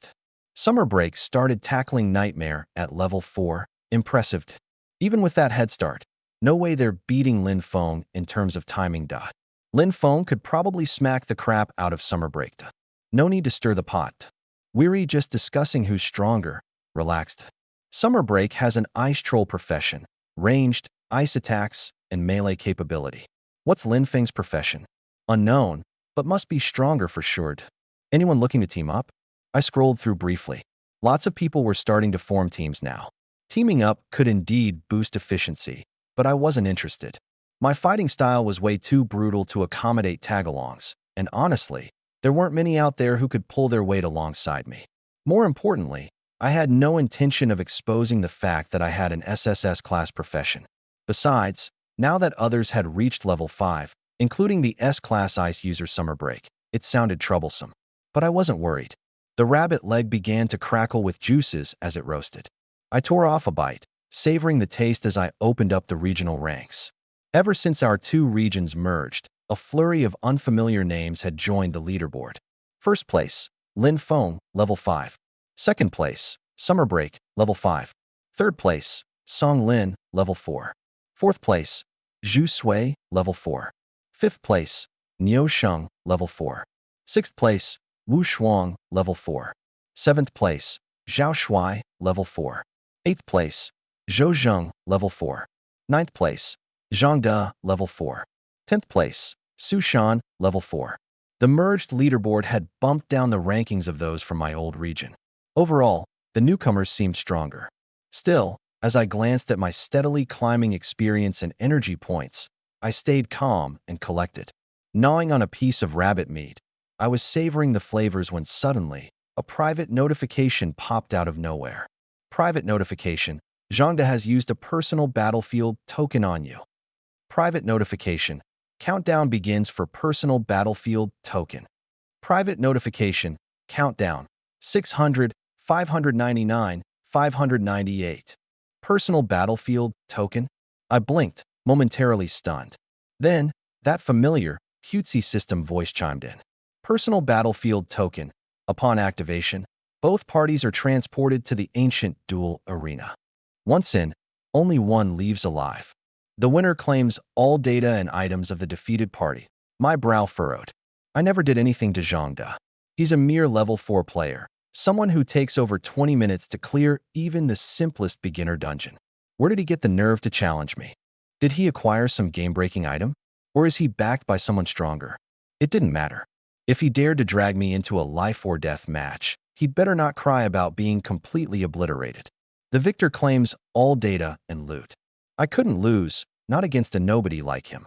If a top-tier SSS class professional like me couldn't beat him, I might as well find a rock to smash my head against. With 10 minutes left, there wasn't time for any last-minute grinding. It's not like I could level up that quickly anyway. I might as well finish my meal and give him a swift death. When the countdown hit 0, I was teleported straight to the ancient battlefield. Massive stone stands stretched around the perimeter, walls marred by countless blade marks. The ground, stained with dark red traces, seemed to scream of lives lost and bloodshed. Before I could take it all in, Zhangda materialized opposite me. He was decked out in a striped beast-hide armor and wielding a wolf fang blade, the very one I'd sold off earlier. The blade had been repaired.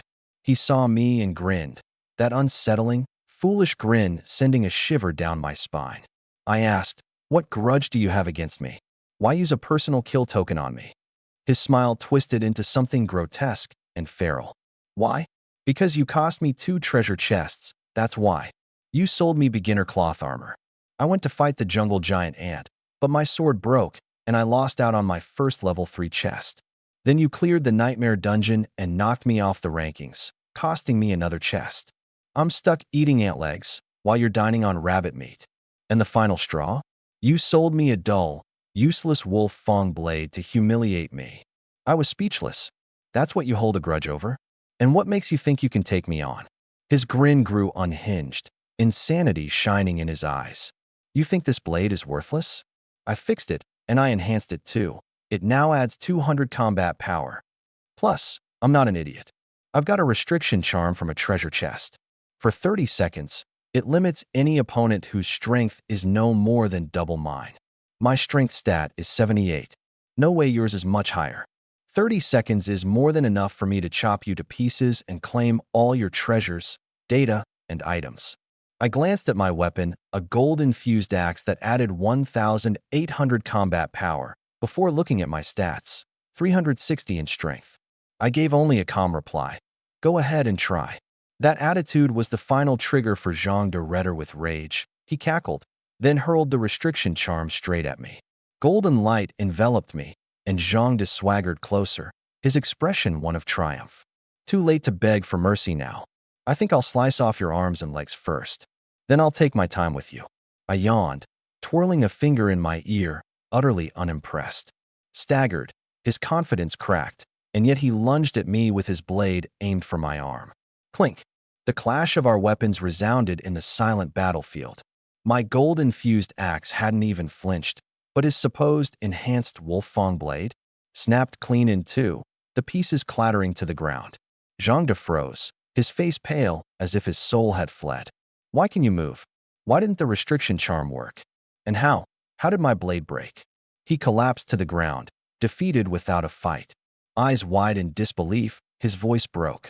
"How much combat power does that axe have? How strong are you?" I calmly responded. "The gold-infused axe adds 1,800 combat power. My strength stat is 360. Staring blankly, his lips mumbled those impossible numbers over and over, his sanity unraveling. I sighed. Since the kill token was activated, his fate had been sealed. This grudge could only be resolved in blood. Walking up to him with my axe raised, Zhang De couldn't even muster the will to resist. He sat there, bound by fear as the blade came down. Regret filled his eyes in those final moments. Just so you know, my class is SSS level. Congratulations to player Lin Feng for achieving victory. Calculating battle gains.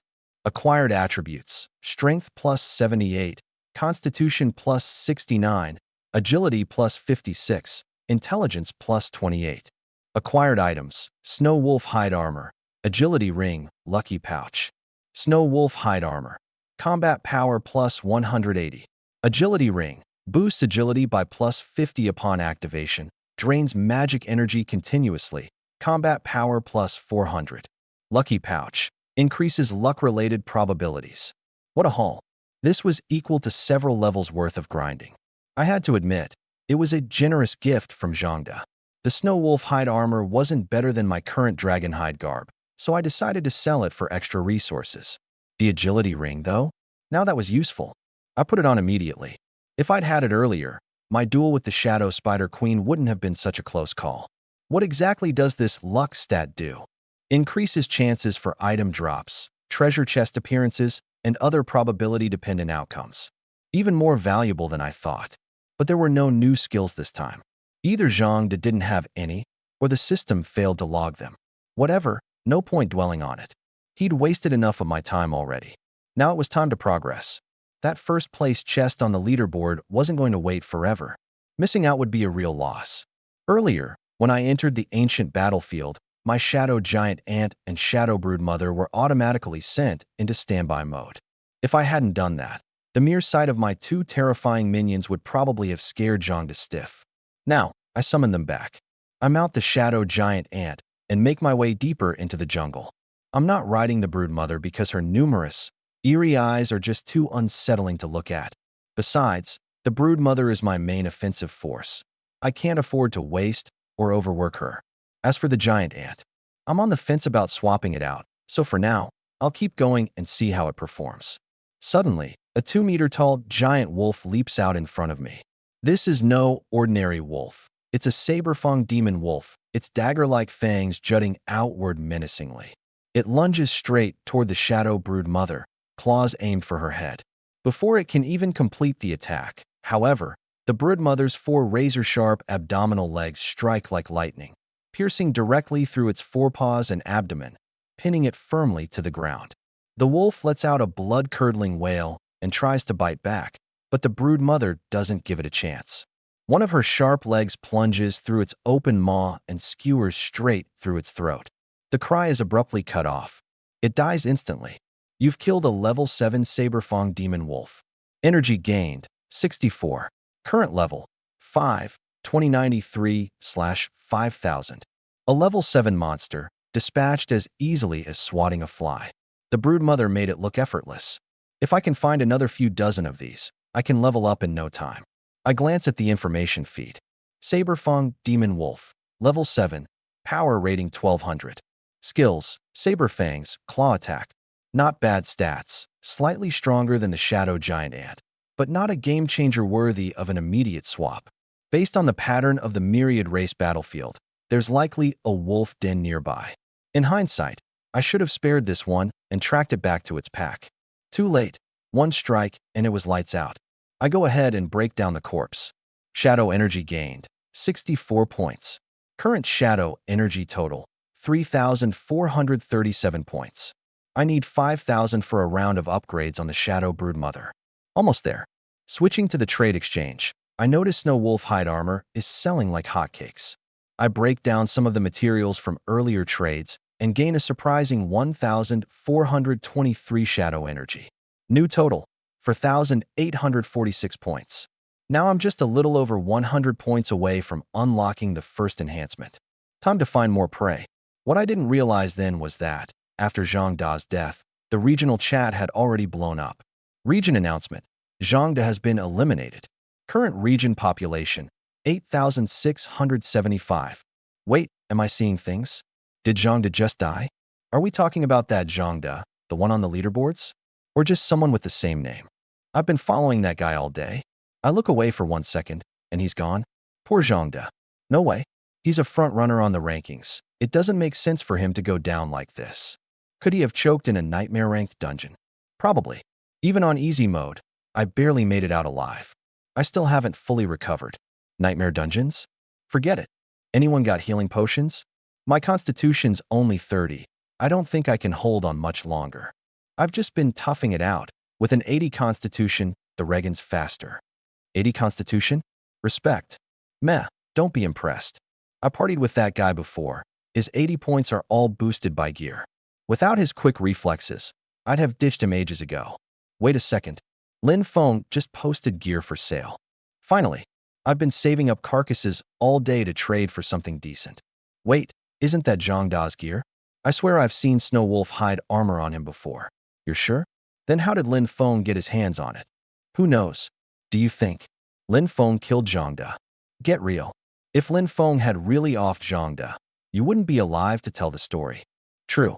If someone's capable of taking out Zhang Da silently, killing a bystander like me would be child's play. Either way, the body's mine. I'm taking the Snow Wolf hide armor while I can.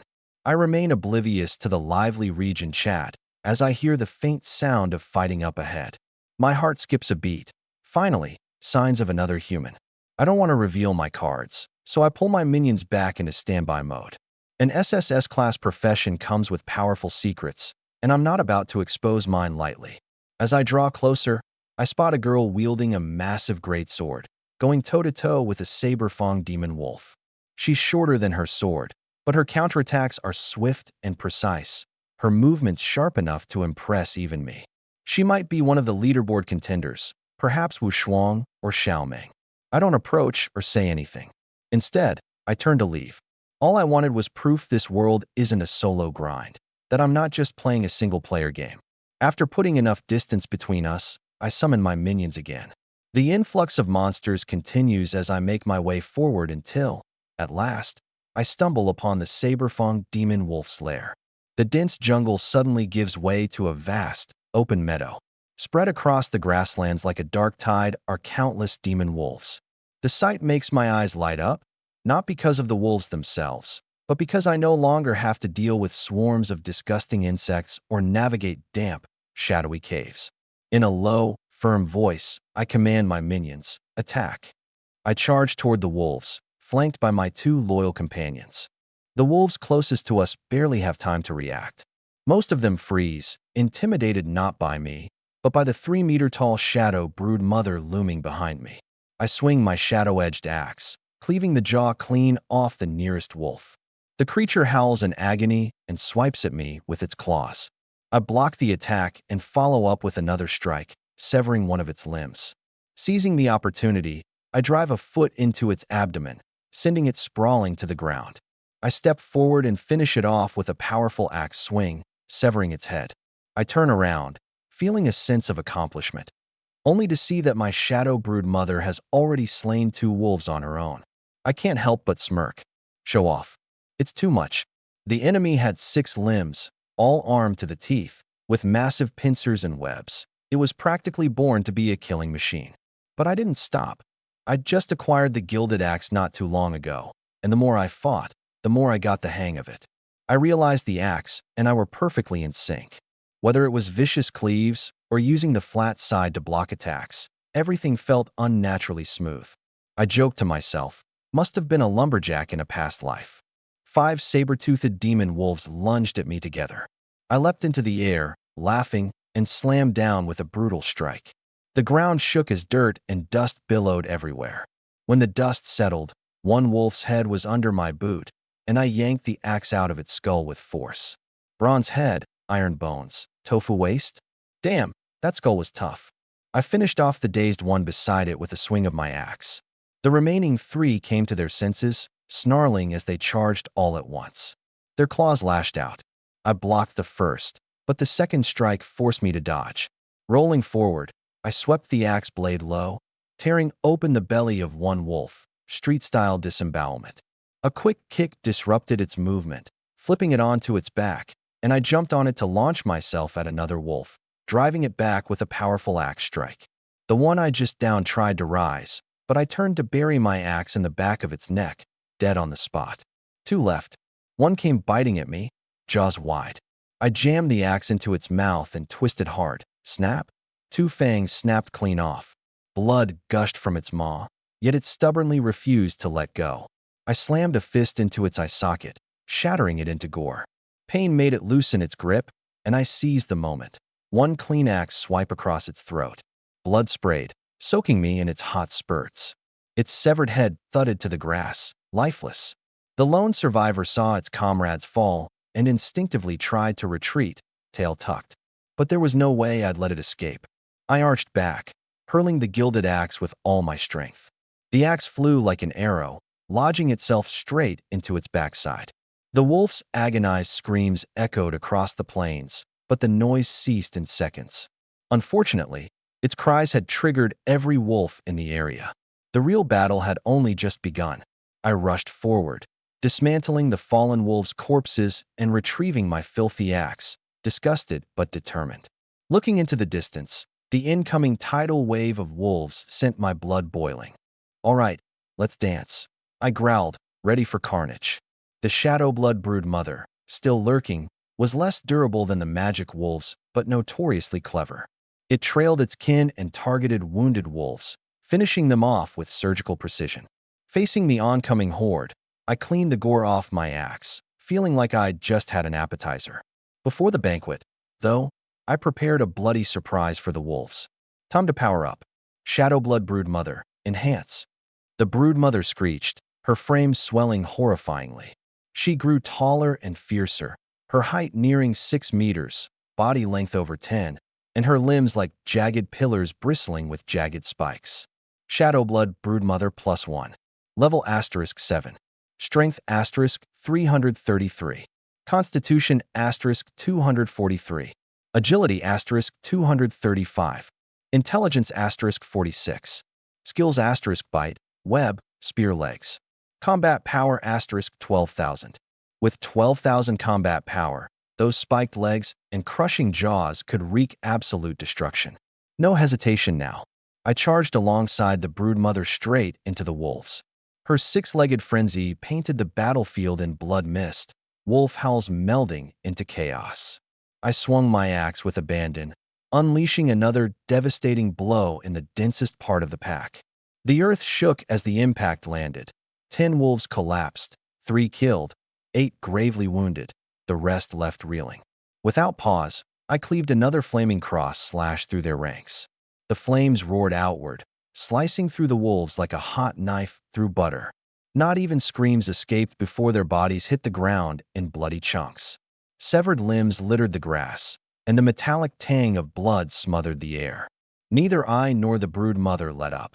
Our attacks grew more ferocious as the remaining wolves hesitated, terror rooting them in place. The brood mother pressed forward like death incarnate.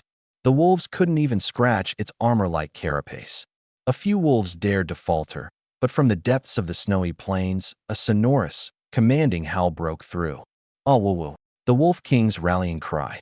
Instantly, every hesitant wolf's eyes flared red with bloodlust, throwing themselves back into the fray. I'd already recalled the shadow ants by now. There was no room for them in this slaughter. Drenched head to toe in steaming wolf blood, even my breaths tasted like iron. Wielding the nearly 2-meter gilded axe, I roared with laughter. Hell yeah, let's make this a night to remember.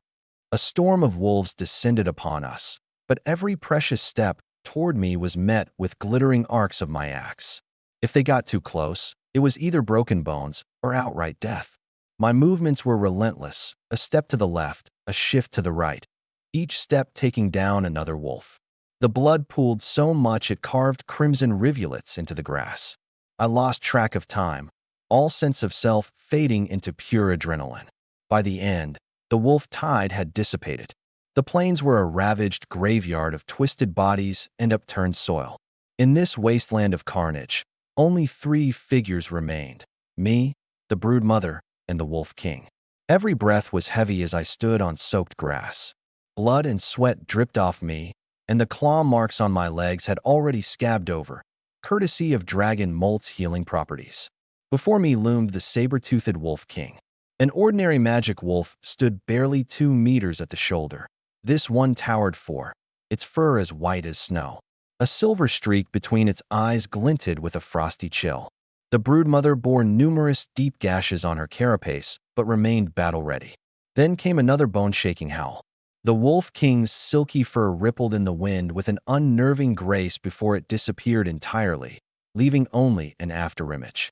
My heart sank. This wasn't an 8th-tier beast, it was 9th-tier, and an agility-based elite at that. While the broodmother and I had strength on our side, our lower agility placed us at a troubling disadvantage. In the blink of an eye, razor-sharp claws slashed toward me. I barely managed to block with the gilded axe, sparks flying as the claws screeched across the blade. Even so, one swipe raked across my abdomen, leaving a shallow gash. Thankfully, dragon molt kicked in, and the wound began sealing almost immediately. My battle strength barely dropped. The demon wolf king, realizing how difficult I was to kill, instantly shifted its target to the shadow spider queen. It specifically attacked her abdomen, face, and underbelly, cruelly blinding several of her eyes. The spider queen shrieked in pain, her wounds tearing wider with every hit. Fighting back, she lashed out with 6 leg spears aimed at the demon wolf king, forcing it to dodge. The wolf king wasn't left unscathed. A few wounds streaked across its body before it retreated to put some distance between them. The two stood locked in a tense standoff. Meanwhile, not far away, Wu Shuang was struggling to chop down 2 saber-toothed demon wolves. Panting heavily and leaning on her massive sword, her sweat-soaked back glistened as she silently celebrated her hard-won victory. Suddenly, the howls of the Wolf King echoed through the air. Immediately on high alert, she scanned her surroundings, finding nothing unusual. Curiosity got the better of her, and she cautiously moved in my direction. Then, she saw something she would never forget. The battlefield underfoot was littered with dismembered demon wolf carcasses. A fog of blood filled the air, leaving her breathless. The pride she felt seconds ago for defeating 2 saber-toothed demon wolves evaporated, replaced by a deep chill running through her. In the distance stood a towering man, me, with a long-handled battle axe in my hands, looking like a god of war descended to earth. The very demon wolves that Wu Shuang had barely managed to kill were falling before me like fragile chicks, one swing of my axe for each wolf. Hundreds of saber-toothed demon wolves surrounded me, yet not a single one could leave a scratch. To top it all off, the terrifying shadow spider queen wasn't my enemy. It was my pet. Wu Shuang froze on the spot, too stunned to move. But I didn't notice her watching. I was entirely fixated on the saber-toothed demon wolf king. The wolf king lunged again. I seized the moment, unleashing a blazing cross slashed straight at its front paw. But the blade cut through what seemed like air. A split second later, I felt a bone-chilling draft behind me. I rolled out of the way just in time, but the Wolf King still managed to rake 2 deep gashes across my back, exposing bone. Its claws narrowly grazed the back of my head, peeling off a chunk of scalp. Blood poured out instantly. That's when I realized what I had struck earlier was nothing but an afterimage. The pain didn't drag me down. Instead, it ignited my fighting spirit. Energy surged through me. Even my hair whipped around from the force. The enraged spider queen tried to rush forward, but I raised a hand to stop her. This Wolf King, I would kill with my own hands. The Wolf King, puzzled that a human could become even fiercer while injured, didn't understand and continued attacking. Activating my agility ring, I went in for another blazing cross slash. This time, I saw it clearly. Just as the slash descended, the Wolf King slipped out of the way as though shedding its own skin, materializing behind me in an instant. I turned with a gold-edged axe block, but it still tore into my arm. Blood splattered onto the ground. Again, on the third attempt at the cross slash, I refused to remain on the defensive. As the blade flashed, I preemptively smashed a wild, heavy strike into the empty space behind me. Sure enough, the Wolf King reappeared in that exact spot. In the next moment, its head collided head-on with the point of impact. Fueled by wrath, I slammed my gold-edged axe down, cleaving half its skull clean off. The Wolf King's anguished howl echoed across the plains. Though not yet dead, it was left dazed. Without giving it a moment's reprieve, I advanced, swinging my axe repeatedly at its gaping wound as if to settle the score for the chunk it had torn from my scalp. Congratulations. You have slain Saber-Tooth Demon Wolf. Energy gained, 64 points. X2 18 ***. Congratulations. You have slain Saber-Tooth Demon Wolf King. Energy gained, 256 points. Level up, 40 attribute points available for allocation. Current level, 6, 11304/20,000. Congratulations. You have unlocked a passive skill, Beginner's Battle Spirit. Beginner's Battle Spirit. During combat, feel no pain and maintain absolute focus.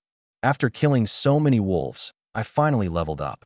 As usual, I distributed my points evenly across attributes, and I unexpectedly unlocked a skill. No wonder the wounds hadn't hurt much earlier. Instead, fighting seemed to pump me up even more. Being able to stay calm in the heat of battle was the only reason I saw through the Wolf King's tactics and found an opportunity to kill it. Before this, I probably would have relied on the Spider Queen to spread webs across the battlefield. But that would have taken too long, and the Wolf King wasn't the type to just stand there waiting. Even if the web slowed it down, it wouldn't have stopped it from retreating. I was still admiring my new skill when I accidentally tugged at one of my wounds. Damn, passive skill or not, why doesn't it kick in outside of battle? Hurts like hell. But I didn't rest. I claimed the Wolf King's corpse and scanned the battlefield strewn with demon wolves. All of this was brimming with shadow energy. I couldn't afford to waste it. I spent over an hour harvesting every last corpse before turning my attention to the enormous wolf den made of dried grass. Inside, I found a B-rank treasure chest. Jackpot. I opened it without noticing that the luck charm on my waist faintly glowed. Congratulations. You have obtained Shadow Crystal. Good stuff. With this, I wouldn't have to release the Shadow Giant Ant.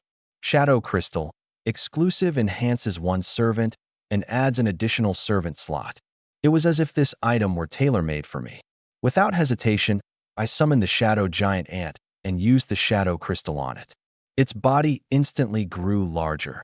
Its mandibles gleamed with a metallic sheen, its back sprouted 4 thin wings, and its front legs evolved into scythe-like blades. It now looked more like an oversized mantis, or maybe even a queen wasp. Shadow Jungle Ant King. Level 2. Strength, 356. Constitution, 460. Agility, 1. Intelligence, 81. Skills, Bite, Sickle Clawed. Overall combat power, 16,000. This data completely surpasses that of the Shadow Spider Queen. I feel a rush of excitement. The veteran has finally ascended to a king. And now that I have one additional follower slot, it's time to fill that vacant spot. I retrieve the corpse of the Shadowfang Wolf King from my bag and speak coldly. Rise, my servant. The Shadow Saber-Tooth Wolf King slowly stands, its crimson eyes scanning its surroundings menacingly. Shadow Saber-Tooth Wolf King. Level 9. Strength, 279. Constitution, 288. Agility, 421. Intelligence, 270. Skills, Claw Attack, Wind Chase, Speed plus 30%. Phantom Shift, instantly teleport behind the enemy and leave a shadow clone behind. Overall combat power, 14,000. Seeing Wind Chase made me realize why the earlier fight had been so brutal. But, in the end, it was worth it. With the Wolf King under my command, my fighting spirit has been reignited. Now I have a complete trio of powerful followers: Shadow Forest Ant King, Shadow Bloodthirsty Spider Queen +1, and Shadow Saber-Tooth Wolf King. Armed with my gold-tinted axe, wrapped in the molted scales of the Earth Dragon, and equipped with both the ring and the scented pouch, I feel invincible. I glance at my stats and refine my focus. Name, Linfoam. Level, 6, 11, 304/20th,000. Class, SSS Ranked Shadow Overlord. Followers, Shadow Forest Ant King, Shadow Bloodthirsty Spider Queen +1, Shadow Saber-Tooth Wolf King. Strength, 57, plus 356, plus 333, plus 279. Constitution, 57, plus 460, plus 243, plus 288. Agility, 57, plus 127, plus 235, plus 421. Intelligence, 57, plus 81, plus 46, plus 270. Skills: Flaming Cross Slash, Berserk Smash, Beginner's Fighting Spirit. Overall combat power: 52,100. At just level 6, my stats are outright absurd. Strength: 1,025. Constitution: 1,048. Agility: 840. Intelligence: 454. Combat power: 52,100. The moment the Shadow Sabertooth Wolf King joined, my constitution broke through 1,000. My recovery is now insane. Deep wounds down to the bone just a moment ago have already scabbed over, leaving only a few scars behind. I figure if I wait a little longer, even those scars will fade completely. I glance at my trio of followers, but feel dissatisfied. My ranged options are limited to Flaming Cross Slash, and I lack a proper area of effect skill. If I encounter another pack of wolves, I'll still have to take them down one by one. Being surrounded would be trouble. I focus on the Ant King. Can you fly? The Ant King nods. Without hesitation, I hop onto its back and recall my other two followers. With a powerful flap of its wings, we take off into the sky with a near-deafening buzz, like a tank forcing itself airborne. The wind stings my face, but the higher I fly, the more exhilarated I feel. My curiosity peaks. I want to see what lies beyond the edge of the grassland. From afar, Wu Shuang watched the entire scene unfold, utterly stunned. First, she saw me commanding the Shadow Spider Queen to slaughter wolves as if they were chickens. Next, she witnessed the Wolf King tearing me apart, almost fatal wounds peeling apart my flesh. And then, in the blink of an eye, I turned the tables, slaying the Wolf King and claiming its corpse, only to dive straight into its massive lair. Just as she gathered the courage to approach me, I suddenly took off on the Ant King. Frustrated, she stomped her foot in place. Where the hell did this monster of a person come from? He leaves just like that. She opened the regional chat, and only then did she confirm that the person she crossed paths with was indeed me. Regional ranking leaderboard asterisk. Rank 1, Lin Feng, level 6. The rest were all at level 5, with Wu Shuang herself ranking 6th. Wu Shuang clenched her teeth. She had just reached level 5 and thought she was strong, until now. This was what true domination looked like. She refused to keep falling behind, and she absolutely wouldn't live in anyone's shadow. She vowed to grow stronger, relentlessly stronger. The news that I had reached level 6 soon sent the regional chat into a frenzy. No way, Lin Feng is already level 6? I'm still halfway through level 3. I sent a 6-level treasure chest, just free loot at this point. Big bro, please carry me. I'm great at luring mobs. Yuri overhyping him. Nightmare Dungeon records are still held by Summer Break. Lin Feng's focused on leveling. If he tackled the dungeon, he'd crush that record in no time. Summer Break has an S-ranked class and cleared it in 15 minutes. Summer Break is just level 5. Lin Feng won't beat that. I bet Lin Feng's S-ranked too. There's no other explanation for that leveling speed. Why not have him try breaking the record then? How about a showdown between the two to determine the top dog in this region? I'm Team Summer Break. Lin Feng is nothing. If my boyfriend runs into him, Lin Feng will learn the meaning of speed. Ugh, shut up, you troll. I wouldn't dare act smug before Lin Feng, and you shouldn't either. You're dead meat tonight. Man, I wish Lin Feng would slow down. Every time he levels, all the mobs get tougher. If it's harder for you, it's easier for him. He saves time hunting mobs. So the strong get stronger while we weaklings deserve to be discarded? Yep. If you're weak, just die quietly. Enough arguing. If you meet anyone like Lin Feng, just stick together for survival. Wu Shuang's attention stayed fixed on the chat as debates raged over who was stronger, me or Summer Break. But the memory of the towering figure clutching that gold-tinted axe haunted her. Several times, she considered sharing what she had just witnessed. In the end, she held her tongue. Spider, and in the end, flying away on a giant ant. Who's going to believe that? What's worse is that she was so worried her own carelessness might get me in trouble and make me hold a grudge against her. But then, she suddenly got angry with herself. Why should I care how he sees me? It's not like I'm anyone special to him. The thought of me shaking my head and flying away made her stomp her foot in frustration. Meanwhile, here I was, riding the Shadow Ant King erratically all over the grasslands, shouting with exhilaration. I tried to climb higher, but the higher I flew, the harder the resistance, and the ant king simply couldn't break through the altitude barrier. So I changed tactics and started skimming the edges of the grasslands and the forest, trying to see just how large this forest could be. But it wasn't long before an ominous droning arose behind me, like a looming black fog pressing in. I glanced back, only to see a massive swarm of wasps, each the size of a human head, their tails gleaming with icy menace.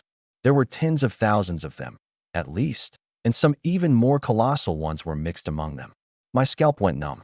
I urgently commanded the Ant King to speed up, but it wasn't exactly the fastest mount to begin with. The buzzing grew louder and closer. My heart sank. If they caught up, I wouldn't just be in for a beating, I'd be obliterated. Why were these wasps chasing me like maniacs? Somebody in the jungle might know the answer. Back in the forest, in front of a massive hive as tall as a 6 to 7-story building, Xiaoxiu was cursing under his breath, signaling to two of his lackeys to keep quiet.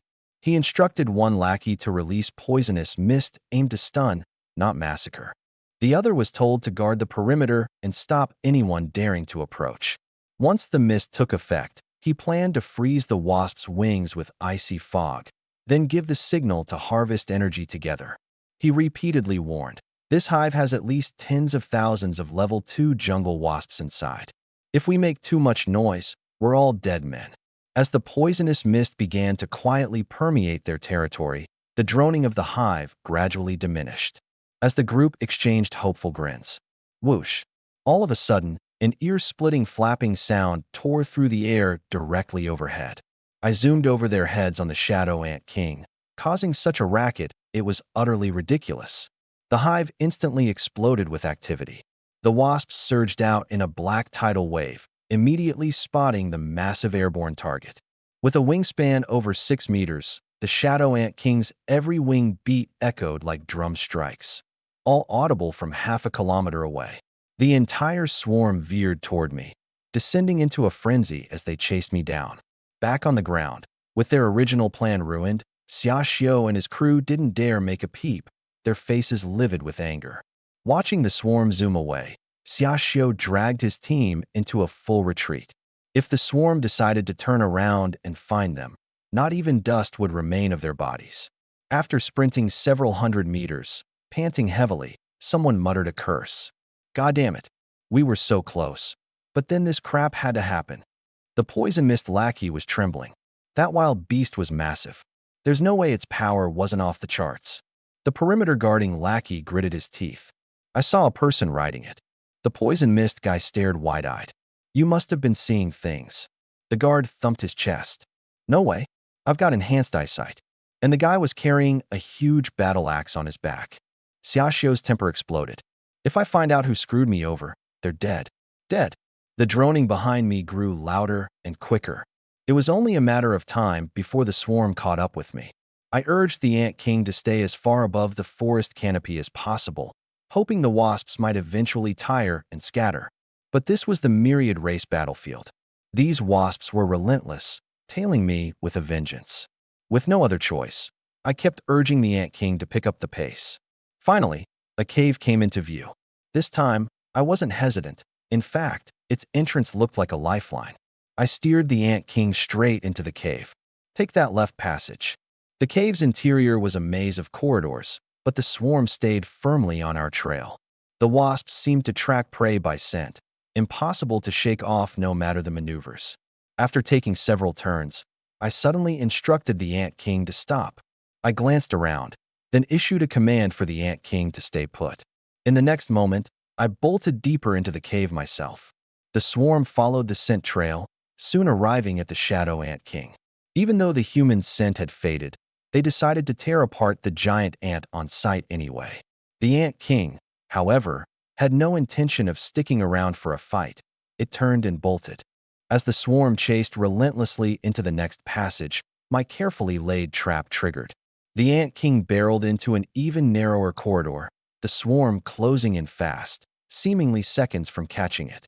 And then, poof, right in front of their eyes, the Ant King disappeared.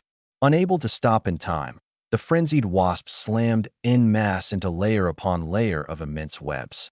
webs spun by the shadow spider matriarch. The wasps struggled wildly, only to entangle themselves even more deeply. These webs were engineered to ensnare even strengthened monsters, leaving no chance for them to escape. From the start, I'd never intended to sacrifice the Ant King. I had preemptively coordinated with the shadow spider matriarch, preparing an ambush. The Ant King merely served as bait, luring the swarm into its doom. The nearer to the web they flew, the closer I kept watch.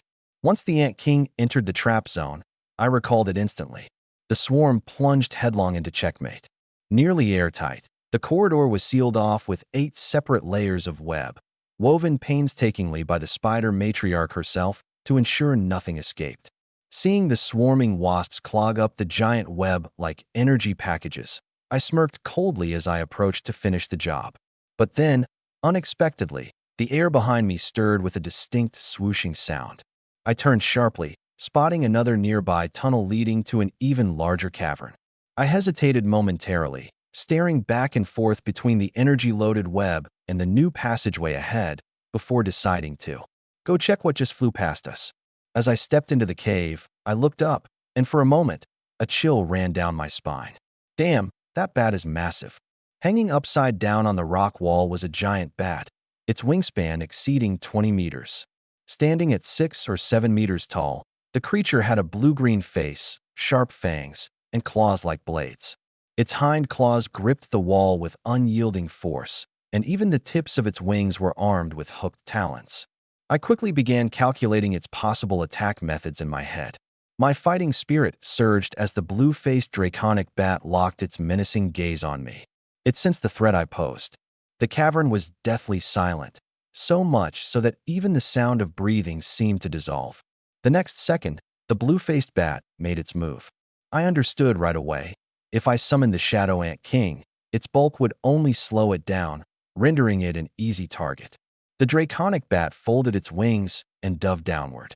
Releasing its grip on the wall, it hurtled directly towards me and the Shadow Spider Queen.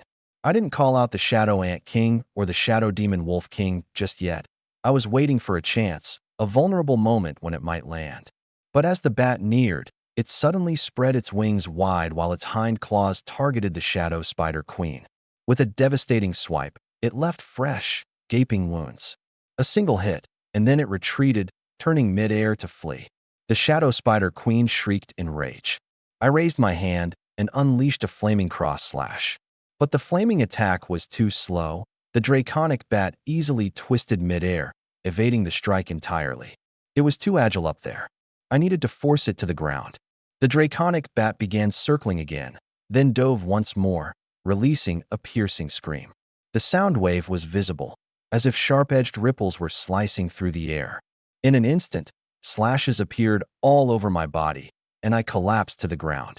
The Shadow Spider Queen was also thrown back, her legs fractured, her body practically falling apart.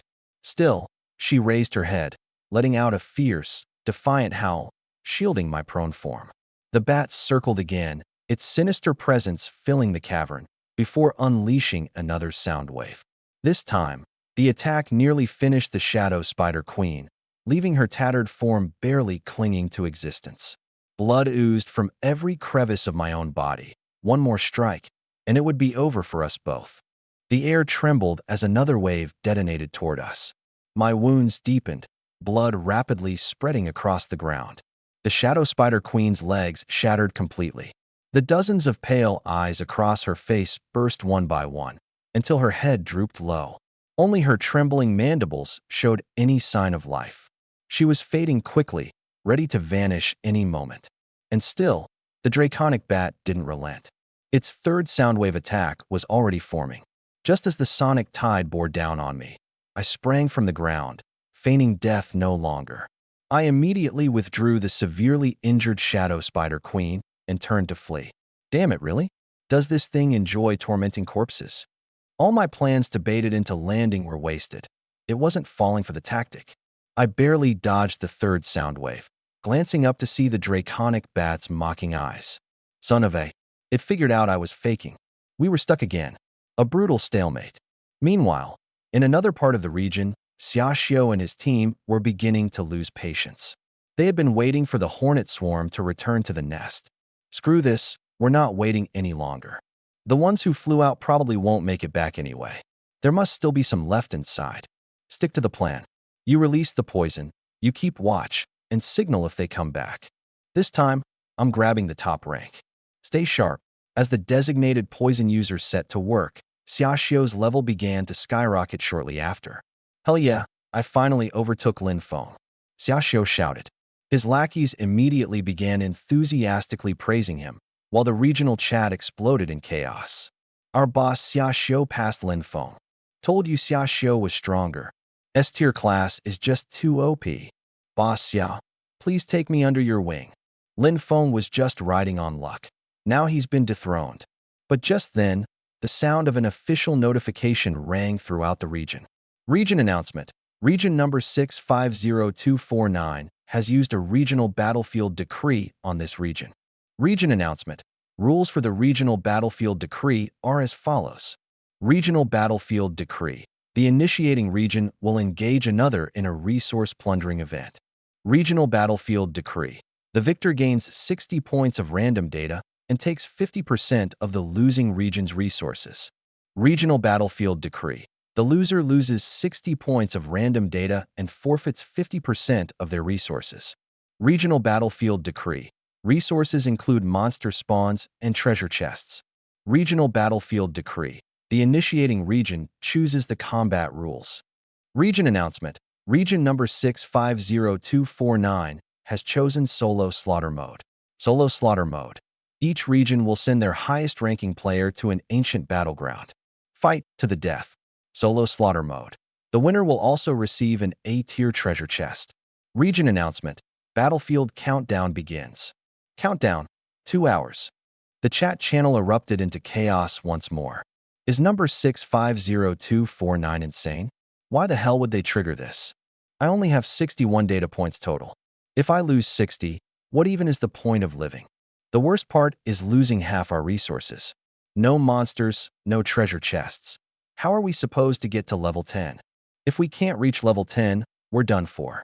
This system is legit trying to kill us. Wait, what exactly does solo slaughter mode mean? Are we really letting one person decide the fate of an entire region? Our top player is Xiaoxio, right?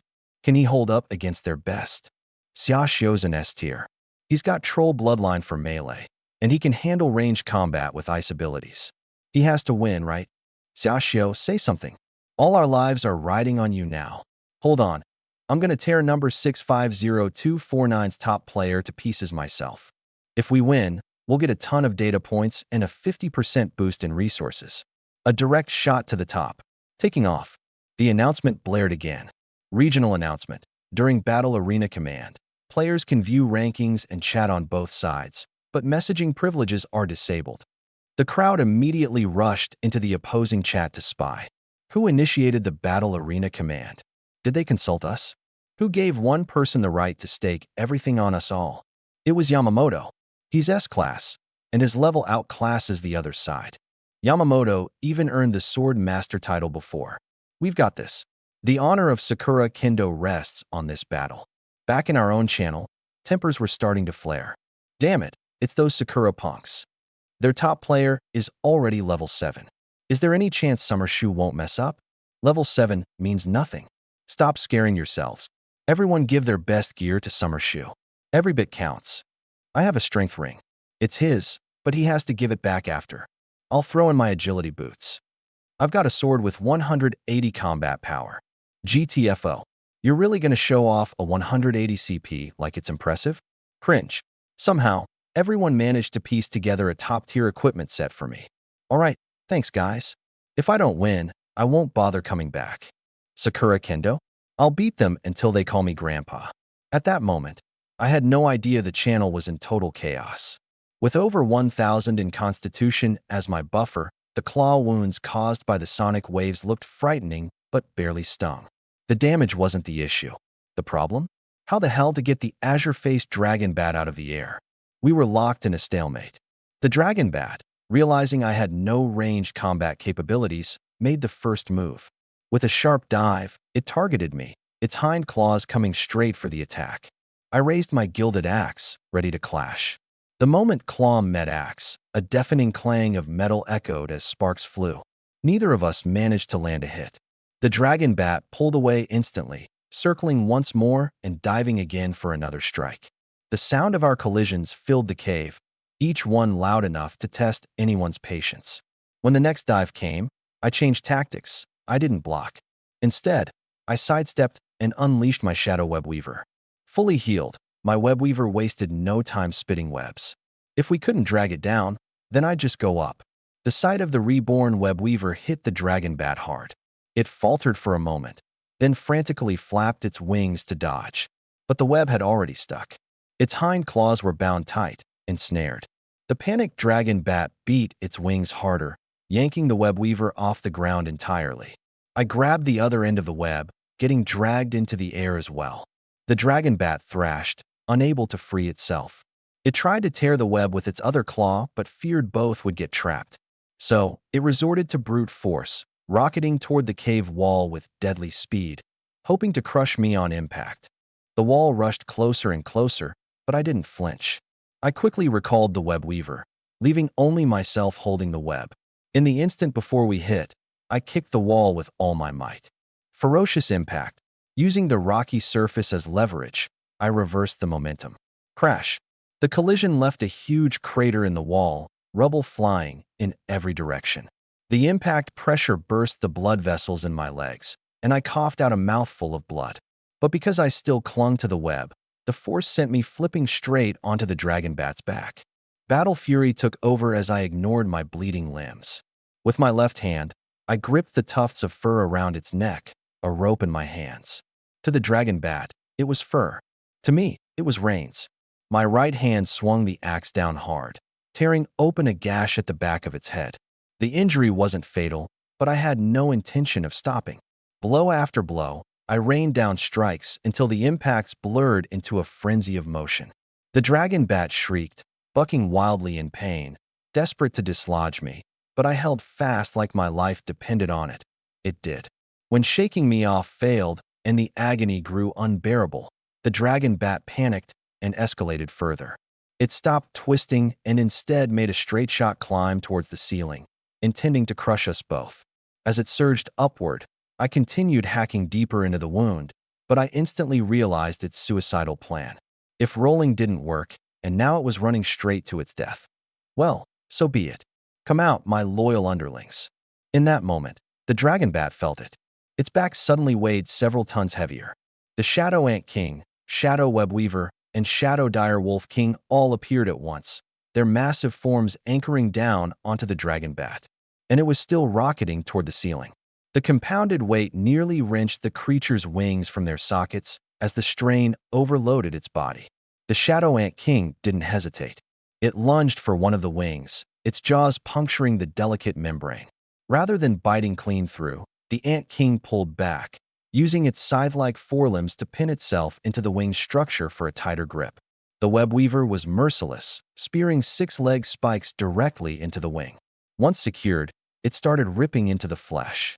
The Dire Wolf King also leapt into action, sinking its fangs into the dragon bat's torso while its claws relentlessly tore at whatever it could reach. The dragon bat was overwhelmed. Its body, bleeding from countless new wounds, buckled under the relentless assault. Within seconds, all three of my shadow beasts had fully secured their positions, latched on tight and immovable. Even if it wanted to roll to dislodge us, it was too late. Screech. The dragon bat screeched in sheer torment, its wings riddled with gashes and holes. It flailed uselessly in midair, but there was no escaping its fate. With its own weight, my added mass, and the monstrous bulk of my shadow creatures combined, the damaged wings couldn't keep pace. It plummeted, spiraling like a battered rag as the group plunged together, a falling mass of flesh, claws, and shadows. The wind howled around us as the descent sped faster and faster. I had no intention of dying in the crash and quickly recalled my shadow beasts, praying the fall would at least soften without them adding to it. Touchdown. Just as I retracted my minion, the green-faced dragon bat unexpectedly sprang back up and took to the air, rolling like crazy mid-flight. My face darkened. This beast was faking death to fool me. The dragon bat abandoned steady flying and resorted to desperate spinning, somersaults, barrel rolls, you name it, all to stop me from summoning another minion. I was dizzy from its antics, but I refused to let go. My left hand clung on tightly, and my right hand, holding my gold-infused axe, didn't take a second's rest. I kept hacking relentlessly, no tactics, no reasoning, just swing after swing. The more it struggled, the messier its actions became. It accelerated, screeched to sudden stops, and flipped wildly. Gradually, its speed slowed down. By the time it was completely drained, I was almost too disoriented to remember how I landed. The only reason I didn't throw up was probably because I hadn't eaten much today. The second my stomach growled, however, it pulled me out of my dizzy state. Lying on the ground was the massive corpse of the green-faced dragon bat, its wings shredded to tatters, and the back of its skull hacked open, oozing blood and flesh. Congratulations! You've slain the green-faced dragon bat. Plus 1,024 points of energy acquired. Current level 6, 12, 328 20ths, 000. I have no idea how long I'd been at it, or how many swings it took to bring down this flying foe. If the Shadow Ant King wasn't so bulky and slow in the air, this whole fight wouldn't have been so chaotic. I glanced at the data. Green-faced dragon bat. Level, LV, 11, bronze tier, low rank. Strength, 1,156.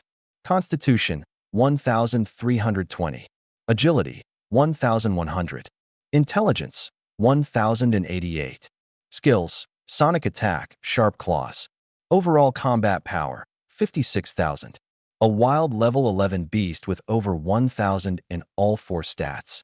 No wonder it was suffocating to fight against. The words bronze tier, low rank, also made my heart sink.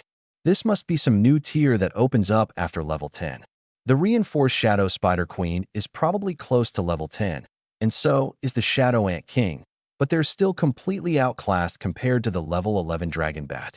The more I thought about it, the more I realized how deep and unpredictable the Myriad race battlefield is. But the trouble wasn't over yet. If I wanted to summon the Dragon Bat as a minion, I'd need to dismiss one of the current ones first. The Shadow Ant King has the best stats. No way I'm getting rid of that. The Shadow Spider Queen is reinforced, ranking second in power. The Shadow Demon Wolf King has the weakest stats, but its illusion ability is too valuable to discard. I wrestled with the decision for ages before gritting my teeth. Forget it. I'll just summon it back later if needed. Better safe than sorry. No use risking anything near this corpse. Huh, there's actually an A-rank treasure chest here. Might as well take that first. I'll head out to find food. Seriously, I'm starving. This whole day has been chaos. First getting surrounded by wolves, then chased by wasps, and finally fighting the dragon bat. All day wasted in battles, and breakfast was just some roasted rabbit from this morning. I'm running on fumes now. Oh right, there's still a whole web full of wasps I haven't cleaned out yet. I cursed myself for being a workaholic and summoned my 3 minions again to head back into the tunnel to deal with the wasps. As soon as we arrived, the wasps went berserk, buzzing loudly enough to make my ears ring. The minions charged in fearlessly, tearing through the swarm like ripping apart a dark cloud. Kill notifications started popping up one after another, and the energy points kept rolling in. 2 points per wasp might not sound like much, but the sheer number adds up fast. In the end, I managed to level up to 7. As always, I distributed the points evenly and didn't even bother looking at the updated stats panel yet. I needed food first. I pulled out some leftover wild fruits from last night to fill my stomach a bit. Once I recalled the rest of the minions, I hopped onto the Shadow Ant King and bolted out of the cave. Not far outside, I spotted a large wild turkey. It was hefty. Staring at its massive claws made me swallow hard in anticipation. With the Shadow Ant King, I leaped to attack, taking it down in a matter of moments. I lit a fire, set up a spit, and started roasting. Just as my level hit 7, the regional channel chat exploded. Someone shouted that I had overtaken Xiaoxiu again, while others started panicking, claiming the personal kill battle was coming up soon.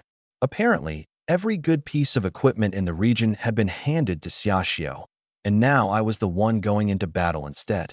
Some people were so anxious they were shaking, saying that if I lost, half the region's resources and treasure chests would be forfeited, not to mention a loss of 60 stats total. A few even suggested it'd be better for me to just die beforehand. Others speculated that I wasn't even reading the channel. Otherwise, I wouldn't have deliberately overtaken Xiaoxiu and sent myself into the fray.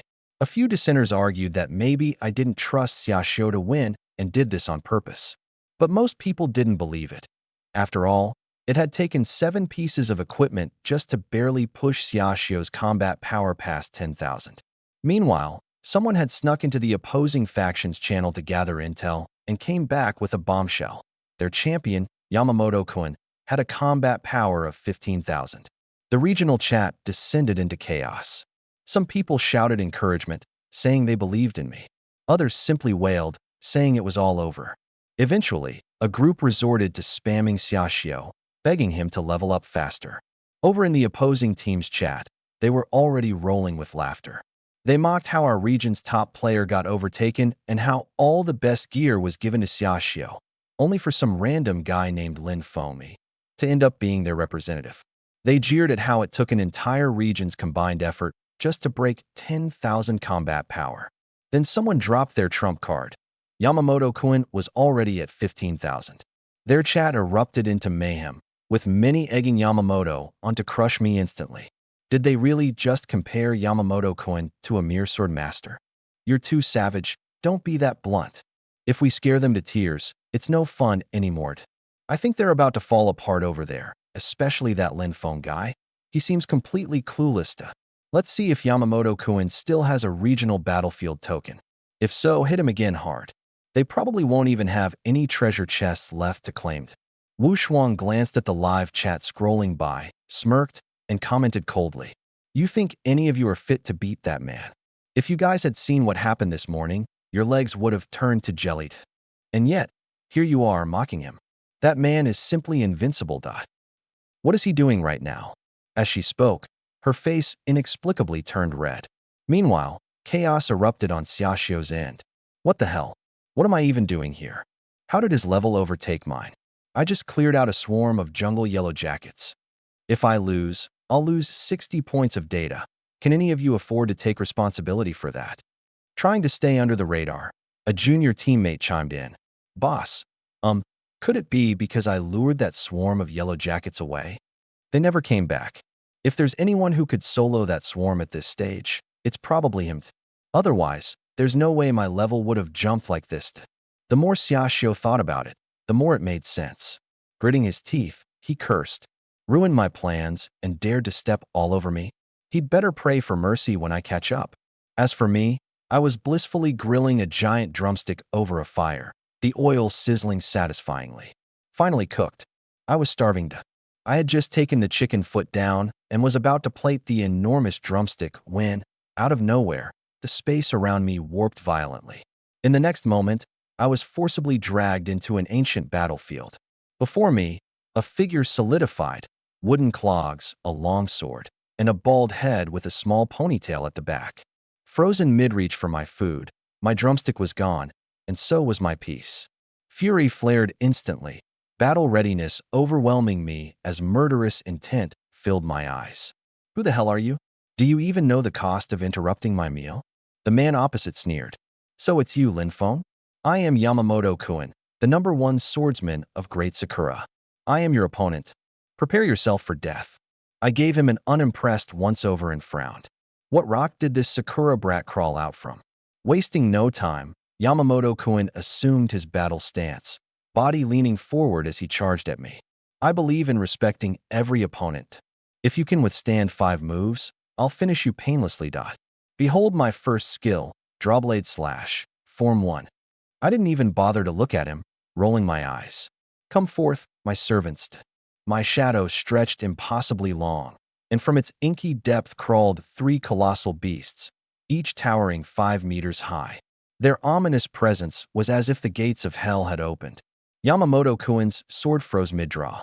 His charge ground to a halt the second he laid eyes on the 3 monsters towering over him. He craned his neck to look up, his face draining of color. Jungle Ant Queen? But they're usually barely 2 meters tall. This one's head alone is nearly 2 meters. Wait, wings.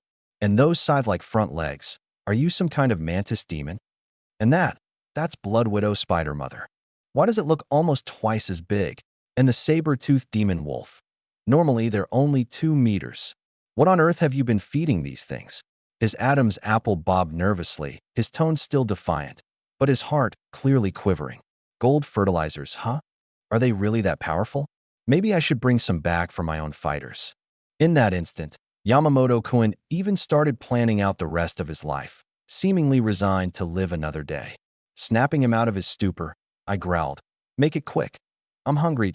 The 3 beasts moved as commanded, and Yamamoto-kun's legs immediately gave out beneath him. Collapsing to the ground, he left a puddle of, let's just say it wasn't sweat. He wailed, begging desperately, "Don't come any closer. I give up. I was wrong. Please don't kill me." The live chat lit up. So, has Xiaoxiu overtaken Lin Feng yet? Even if he has, it's pointless. Yamamoto's battle power is a whopping 15,000. At least he'll put up a fight, right? You never know, he might win. I'm still betting on Lin Feng. Worst case, we all die together. Speak for yourself. No dying together, please. My battle power just passed 10,000. An S-rank profession could take that Sakura brat down. Battle power doesn't matter. Our boss dominates by skill alone. Didn't he already carry 2 guys into the top 100? If he's serious, he'll definitely win. Crap, the countdown's down to 10 seconds. Meanwhile, Zone 650249 was bursting with celebration. Yamamoto-kun, bring down that sick man in under 3 minutes. 3. I say 2 minutes is plenty. I'll bet 1 minute. It'll be a clean sweep. 60 data points. Isn't that basically half my life? It's enough to level up several times. Weary definitely going all the way to the end. Great Sakura for the win. I've already decided how to allocate my points. The more I think about it, the better this feels. Oh, it's almost starting. Regional announcement. The personal slaughter mode has been activated. Both contestants have entered the arena. Tension filled the air on both sides. Regional announcement. Personal slaughter mode has concluded. Data is being calculated. Damn, that was fast. It only lasted 30 seconds. Who won? Tell us. Seriously? That Lin Feng guy? Even I could have handled it better. Wait a sec. The leaderboard still has Lin Feng's name. Could it be? Of course Yamamoto won. It's Lin Feng. 30 seconds. Instant KO. Told you swordsmen are OP. Or maybe the opponent was just trash. Haha. Fair point. Too weak. Wait, something's off. Why is Yamamoto's name missing from the leaderboard? Regional announcement. Region 800820 declared victorious. Rewards distributed. Regional announcement. Each player in Region 800820 has received 60 points of random data. Regional announcement. Resources in Region 800820 have increased by 50%, and treasure chests have increased by 50%. Regional announcement. Region 650249 defeated. Penalties distributed. Regional announcement. Each player in Region 650249 has lost 60 points of random data. Regional announcement. Resources in Region 650249 have decreased by 50%, and treasure chests have decreased by 50%. Regional announcement. Battlefield mode has concluded. Chat channels have been separated. Did Lin Feng just win? This ended in 30 seconds. Bragged all day about a 15,000 battle power. That's it. Turns out to be all bark and no bite. Wait, why do I have 60 extra data points? Why is there a treasure chest in front of me? It wasn't there before. Stop joking. Just thank Big Boss Lin Feng already. Thank you, Yamamoto-kun, for giving me the will to survive. Thanks to Sakura-chan for sponsoring 60 data points. Appreciate Kawanishi for the 50% more treasure chests. LOL, this is hilarious. Lin Feng, I love you. I want to have your babies. Back off, Lin Feng's mine. Everyone else can move aside. Kawanishi, Yamamoto, I'm coming for your ancestors. Damn it, defeated in less than 30 seconds. And this guy dares call himself a master swordsman? Now what? Without treasure chests, even raising my arms feels like a chore. Great. That scumbag Yamamoto cost me 60 data points. Now I'm forced to grind level 1 goblins again. You think that's bad? I'm left with just 1 data point. Breathing is exhausting at this point. I'm done for. Yamamoto, I curse you, curse your entire family. I sat back down by the campfire and checked on my roasted chicken leg. Thankfully, it hadn't burned. Munching away, I scrolled through the regional chat. Personal info. Congratulations on winning the personal kill mode. You've received 60 data points, 1 A-rank treasure chest. My eyes sparkled. First, I distributed the data points evenly and then opened the treasure chest. You've obtained Flash Boots. Flash Boots allows you to teleport within 5 meters. Cooldown, 5 minutes. Battle power plus 8,000. This item was a game changer. Next time I run into a blue-faced dragon bat, I'll just teleport onto its back when the time is right. I immediately put on the boots and glanced at the announcements again, confirming that the regional battlefield pass was legitimate. Even Summer Rest was catching up quickly. After shutting off chat, I filled my stomach before checking my stats. Name, Lin Feng. Level, 7. Class, SSS rank Shadow Overlord. Minions, Shadow Forest Ant King, Shadow Bloodthirsty Spider Queen +1, Shadow Saber Wolf King. Total battle power, 68,000. 68,000. That should be enough. Elsewhere, someone was losing it. That damn Lin Feng stole my hornet, stole my spotlight, and even looted an A-rank chest. As the sky began to darken, signaling the end of the day, I remembered I still had a daily dungeon attempt left. Without hesitation, I chose Nightmare mode. This time, I brought along my 3 minions. I even had a blue-faced dragon bat in my inventory that I hadn't used yet. I didn't lift a finger as my minions steamrolled through everything. Cleared in 2 minutes. Successfully defeated Bloodthirsty Rock Spider, +8 energy. X70. Successfully defeated Bloodthirsty Spider Queen, +64 energy. Only 600 plus energy? It felt lackluster compared to what the blue-faced dragon bat drops, though it was much more convenient. Congratulations on clearing Wrath of the Spider Swarm in Nightmare difficulty. Clear time, 2 minutes 1 second. Reward earned, B-rank treasure chest. The rewards seemed downgraded. Still, I opened the B-rank chest. You've obtained Spider Silk Pants. Spider Silk Pants, durable and breathable. Battle power plus 400. I glanced at my tattered jeans, barely hanging on as rags, and quickly swapped them out. Not much bonus power, but at least I wasn't running around half-naked. With the dungeon done, I returned to my campfire spot. The very next moment, a massive whip lashed at me. I jumped instinctively, but not fast enough. The blow struck my leg hard, sending me flying. The spider silk pants tore apart on the spot. Blood gushed from the wound. I glanced down and saw a deep gash in my right thigh, the bone almost visible. I looked up and figured out the source. Not a whip, but a tail. Trailing the tail, I saw the rest of the creature, a giant mass, like a moving boulder. A giant rock turtle. The rock turtle had been resting peacefully until it caught a whiff of a potent, delicious aroma. It was a scent unlike anything it had ever smelled before. Slowly, it rose and began lumbering toward the source of the smell. Finally, it found the culprit, the roasted jungle chicken I had finished moments earlier. It watched me in rage as I popped the last piece into my mouth. In an instant, it flew into a frenzy, ready to attack. But before it could make a move, I disappeared on the spot, teleporting to the Nightmare Daily Dungeon. Before long, I emerged again. This time, the rock turtle immediately charged and swung at me. Its massive tail whipped like a crashing tidal wave, slashing my leg open and ripping a deep, ugly wound. A dark voice cursed. Damn it, I just changed my pants. Fueled by pure fighting instinct, I summoned 3 minions at once. Shadow Ant King, Shadow Spider Queen, and Shadow Demon Wolf King. The 3 lunged at the giant stone turtle, but its tail kept relentlessly lashing at me, forcing me to dodge non-stop. The Shadow Ant King latched onto the turtle's shell, chewing away as if providing a back scratch. The Shadow Spider Queen jabbed at it with her pillar-like legs, but still couldn't break through. The Shadow Demon Wolf King charged straight at the turtle's head, forcing it to swing its tail away from me to defend itself.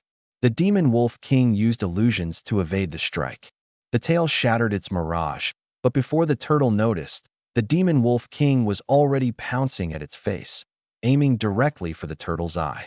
The giant stone turtle didn't have time to evade and could only squeeze its eyes shut. Yet even through the defense, Razor-sharp claws sliced through its eyelid, and blood trickled down. The turtle let out a deep, almost bovine-like roar.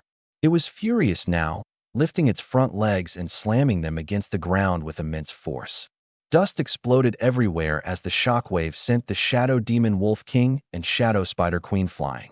My visibility was completely cut off by the clouded debris, leaving me with nothing but the sound of something cutting through the air at lightning speed. Barely raising my golden-infused axe to block, I braced myself. In the next split second, asterisk bang asterisk, I was sent hurtling dozens of meters, crashing through several ancient trees before landing hard. As the dust cleared, I crawled up from the splinters, spitting blood. The adrenaline kept me numb to the pain, but I knew all too well, at least 2 ribs broken, and no doubt my internal organs were rattled.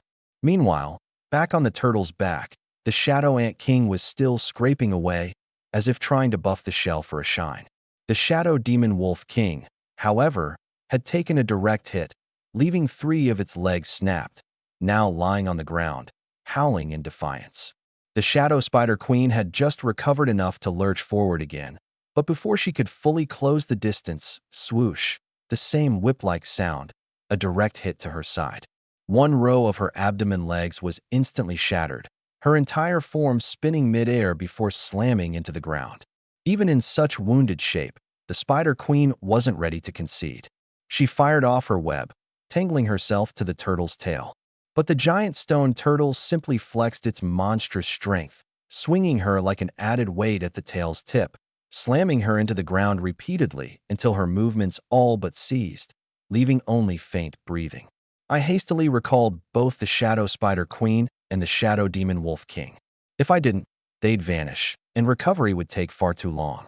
As I poured my mana into stabilizing their conditions, my face tightened in frustration, running through my options quickly in my mind. This giant stone turtle's defense was on a whole other level of absurd. Its tail? Even a simple strike could send me flying with ease. Worse still, whenever I heard that harrowing whip-like sound, it meant an even deadlier attack was coming, usually accompanied by vision-blurring dust clouds. Its sweeping attacks left no room for straightforward evasion strategies. I couldn't let up now. There had to be a way to dismantle this iron tank of a creature. Damn, Yamamoto's way too weak. I could have beaten him after adding 60 points. Man, stop bragging. The only reason you got rewards is because Lin Feng handed them down. Give him some credit. Credit aside, Yamamoto still sucks. Okay, everyone's hitting 10k now. Relax. Puffed. If my squad leader got in, he'd obliterate that little weakling in seconds. Your squad leader? Keep dreaming. I bet I wouldn't even need 10 seconds to chop Yamamoto down. Heh, leader's a beast. They just cracked open 3 treasure chests moments ago. Say, wasn't everyone trembling the moment they heard about Yamamoto's 15k battle power? Here you all are now, acting fearless. Battle power isn't everything. Lin Feng wins by outplaying opponents with technique. Isn't he a grandmaster swordsman or something? Self-proclaimed at best. And you're saying his battle power isn't high. Across the server, most people barely hit 3k with a full set of equipment. Summer peaks barely surpassed that threshold. Lin Feng can't be that far ahead. Oh crap. From now on, Lin Feng is my idol. What did you see? Go check today's Nightmare daily completion record. 2 minutes? Am I hallucinating? I'm sweating buckets. Lin Feng is a god. No matter how much the livestream chat hyped me up, the reality couldn't have been further from the glamour they imagined. My battle here? Pure, grueling endurance. The giant stone turtle remained completely oblivious to the feeble efforts of the Shadow Ant King, treating it like an itch rather than a threat. Crouching behind the splintered remnants of felled trees, I clenched my teeth. I would press on. I sent out my 2 partially healed minions again, then launched a fiery cross slash from range. My plan was to use it as cover to close the gap. The flaming cross tore through the air. Simultaneously, I accelerated toward the turtle. I barely covered any distance when whoosh, the tail lashed out, obliterating my fiery cross slash in an instant. That brief explosion gave me just the opening I needed. Dodging the tail's aftershock, I found my way into a blind spot, directly next to the turtle's gargantuan head. Hoisting my golden-infused battle axe high, I struck down hard. Crack! The force reverberated painfully up my arms, almost causing me to drop my axe. The impact left a nasty gash along the top of its head, blood pouring out, though it was little more than a flesh wound to this beast. No retreat. Tightening my grip on the axe with both hands, I shifted tactics, aiming for the vulnerable areas, the eyes and neck. When the tail swung close, I dive under its neck, clinging to this blind spot. One strike, then another. Wounds multiplied on its face and neck, inch by agonizing inch. My shadow demon wolf king stayed mobile, weaving through tail strikes using illusions to claw at any weak spots when possible. Meanwhile, the shadow spider queen could only pace anxiously from a distance. Just as I thought I might be turning the tide, the giant stone turtle suddenly went berserk. Lifting its massive right leg, it slammed down harder than ever before. This wasn't just another dust cloud. This time, a devastating shockwave erupted from where it landed. It practically felt like an erupting storm. Swept into the air, both the Shadow Spider Queen and Shadow Demon Wolf King were hurled dozens of meters back, crashing violently. The ground around the turtle's feet, once solid, was torn apart as if a plow had forcibly carved the surface, shoving earth aside in meters-wide trenches. Then came the death knell, a rippling shockwave. A crushing force struck me like a sledgehammer to the skull, leaving me instantly disoriented and numb. My body betrayed me, limp and helpless, even though my consciousness remained painfully aware. The wind carried me like so much debris, tossing me away with no control. And still, I could feel it, my two surviving minions pummeled relentlessly by the explosive force. Even so, through sheer reflex alone, one thing remained clear. My golden-infused axe was still clutched tightly in my hand. My body froze entirely. The sound of something slicing through the air exploded again. A massive tail swept in with devastating force, like the scythe of the Grim Reaper. Desperately, I screamed in my head, "Move!" But the dizziness hadn't fully subsided, and I could only watch helplessly as it drew closer. Time seemed to stretch, moving forward frame by frame. I finally regained sensation in my fingers, then my upper body, but it was still too late. The tail was already in front of me, less than 15 feet away, closing in fast. The stone shell tortoises I carried an injured crease, but its gaze burned fiercer, more ruthless. It was convinced that the sweep of its tail would turn me into a bloody pulp. Meanwhile, Wu Shuang sat atop a boulder, swinging her legs while browsing the area's cleared level notifications. He got through the nightmare dungeon in just 2 minutes. She scanned the vicinity, surrounded by the corpses of felled dire wolves, then hopped down to gather all the loot. Oh, there's a treasure chest, too. Back on the battlefield, the massive tail was now mere inches away from me. The gust it carried cut my face first, slicing the skin open before blood even had the chance to flow. As the tail swiped past, the stone shell tortoise's expression turned mocking. Finally over, it seemed to think.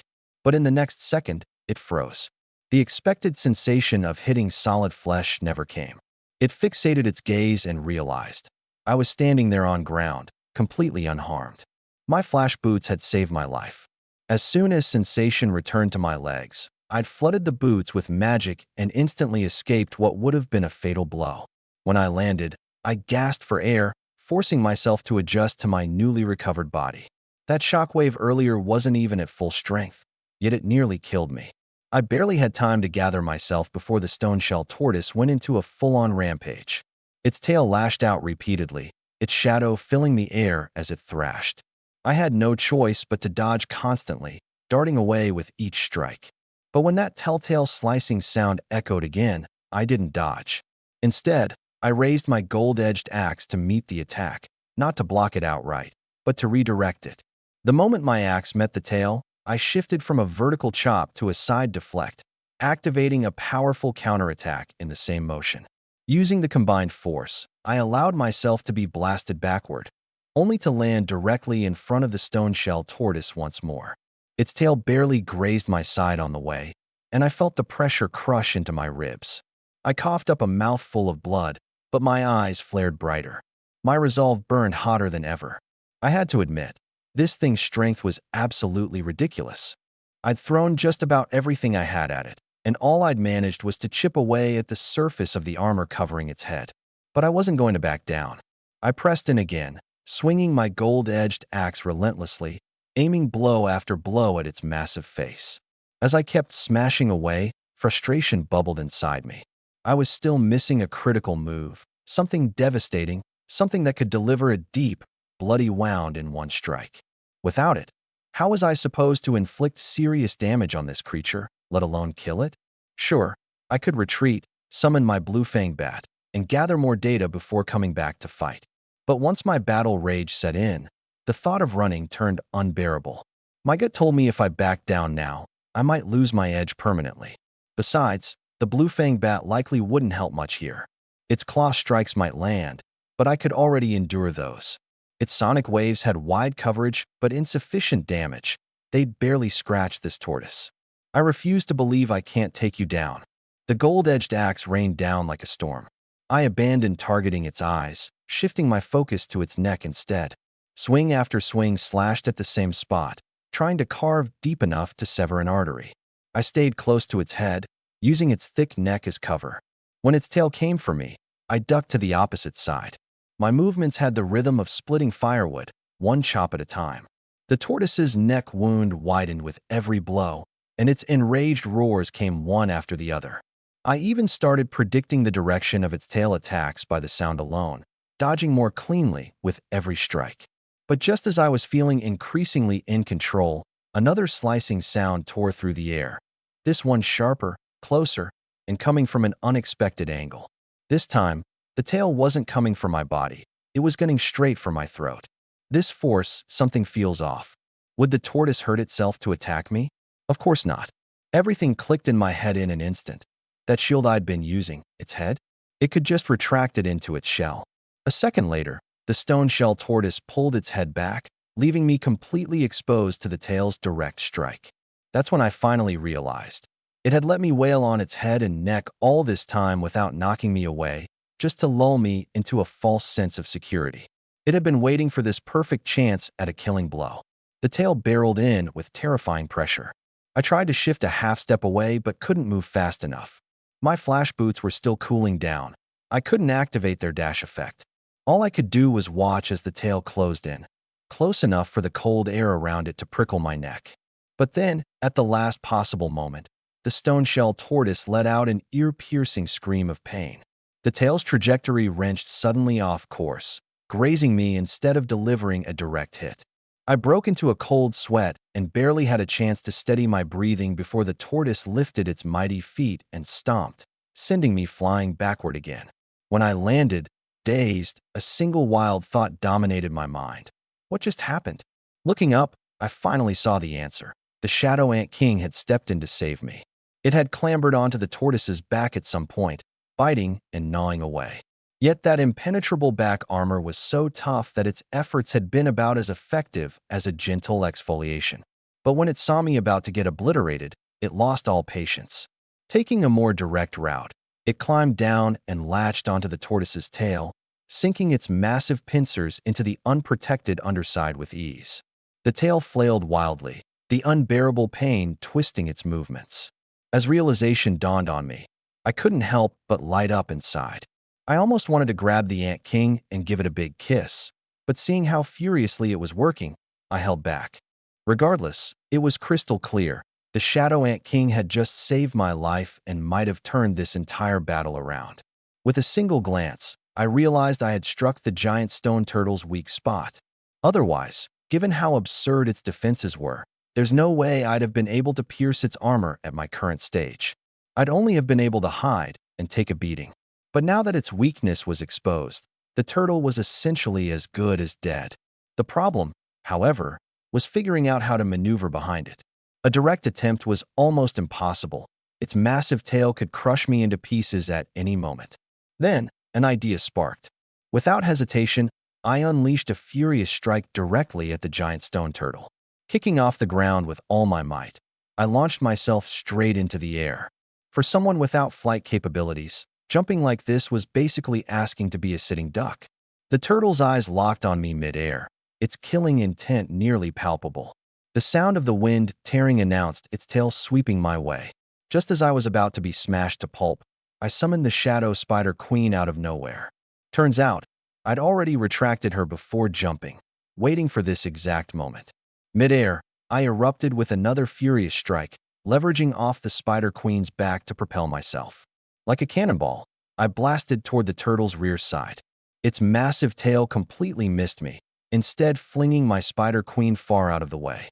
Taking advantage of the opening, I moved along its tail, my golden-edged axe clenched tightly in both hands, and delivered a devastating blow. Crack! As I landed, the giant stone turtle let out an ear-shattering wail.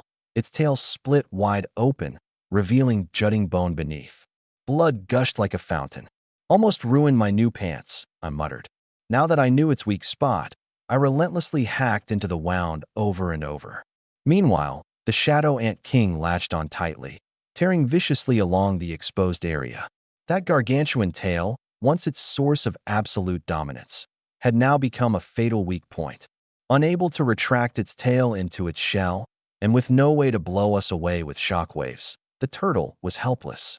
Clinging tightly to the wound alongside the Ant King, every shockwave only widened its injuries further. I continued hacking, and the ant relentlessly burrowed further in. By the end, the Shadow Ant King was practically inside the turtle. The battle raged on from sunset well into the dead of night. Congratulations on defeating the giant stone turtle. Energy gained, 4,096 points. Current level, 7, 26, 0, 24/80, 000. Why did it drop this much energy? I frowned, glancing at the information displayed about the corpse. Giant stone turtle, level, 13, bronze, low tier. Combat power, 128,000. Skills, stomp, tail whip. A level 13 beast? It was nearly twice my level. With 128,000 combat power, no wonder it was such a struggle. It had absurdly high defense, and a single sweep from its tail could obliterate any of my minions. But for all its immense power, it was too slow and its party slots were already full. I'd have to keep it in reserve for now. On the ground next to it lay 2 A-rank treasure chests. No S-rank chest? Really? After all that? Was this even a fight a human should have been able to win? I opened the first chest. Congratulations. You have obtained Frostflower Greatsword. Frostflower Greatsword. Attacks inflict frost damage and increase combat power by 10,000 points. 10,000 extra combat power plus frost damage? Definitely impressive. But I was already so accustomed to using an axe that the greatsword just fell off to me. Shrugging, I tossed it into the trading channel, noting, * will trade for long-handled battle axe. DM if interested, *. Still, I didn't get the item I really wanted, and I let out a small sigh. Time to move on. I opened the second A-rank chest. Congratulations. You have obtained Shadow Crystal, exclusive. Shadow Crystal, exclusive used to evolve a minion and gain an additional minion slot. Note, can only be used on pre-bronze minions. No way, it actually dropped. But then I noticed an added note. Can only evolve pre-bronze minions. So much for using this on the giant stone turtle and soaring through the ranks. Those plans crumbled instantly. Wait, so how do I even evolve a bronze tier minion? My mind was interrupted by that familiar cutesy voice chiming in again. You will need a shadow gem, exclusive, to evolve bronze tier minions. Looking down at my total shadow energy, it currently stood at 44,832 points. The Shadow Bloodthirsty Spider Queen required 50,000, the Shadow Jungle Ant King needed 100,000, and the Shadow Saberwolf King also needed 50,000. Right now, I couldn't afford to upgrade any of them. So, for now, I'd have to use the crystal and pick just one to evolve. Running through various strategies, I realized this evolution was likely to get the chosen minion to bronze tier, but pushing beyond that would require switching to shadow gems. Indecision hit me hard. Should I go with the Shadow Ant King? Its stats boost seemed the most promising, but it had just evolved and was still unfamiliar with its new skills like scythe legs or flight. Ruled out. The Shadow Spider Queen? Loyal, battle-tested, and effective. Her webs once completely decimated a swarm of hornets. But her flaws were also obvious. Her attacks were too weak, and web traps were only useful against smaller, weaker monsters.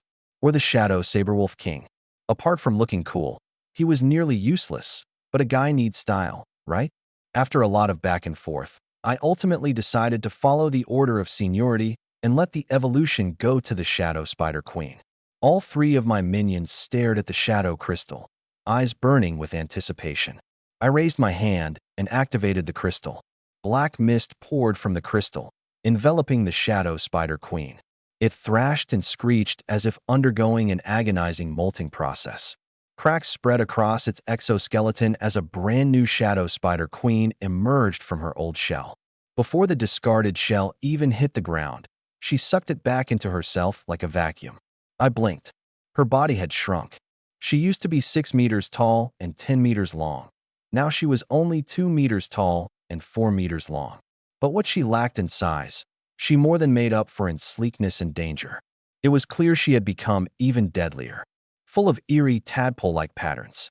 Its abdomen turned smooth, yet razor-sharp like a blade grazing close. The human face pattern on its belly became even clearer, hauntingly ghost-like. I could feel it. Its strength had easily doubled, if not more. Shadow Bloodthirst Spider Queen. Level 11, Bronze Tier, Low. Strength 1230. Constitution 1320. Agility 1460. Intelligence 960. Skill Venom, able to unleash poison through its entire body. Overall combat power 69,000. Skills reduced to just Venom, but with its added attribute-based attack, it directly surpasses the green-faced dragon bat in combat power. The giant stone rock turtle, however, lacks any attributes. My heart sank. As the Shadow King, it's only reasonable to have some shadow attributes, right? It felt like I had found a crack, just big enough to pry open the world's rules.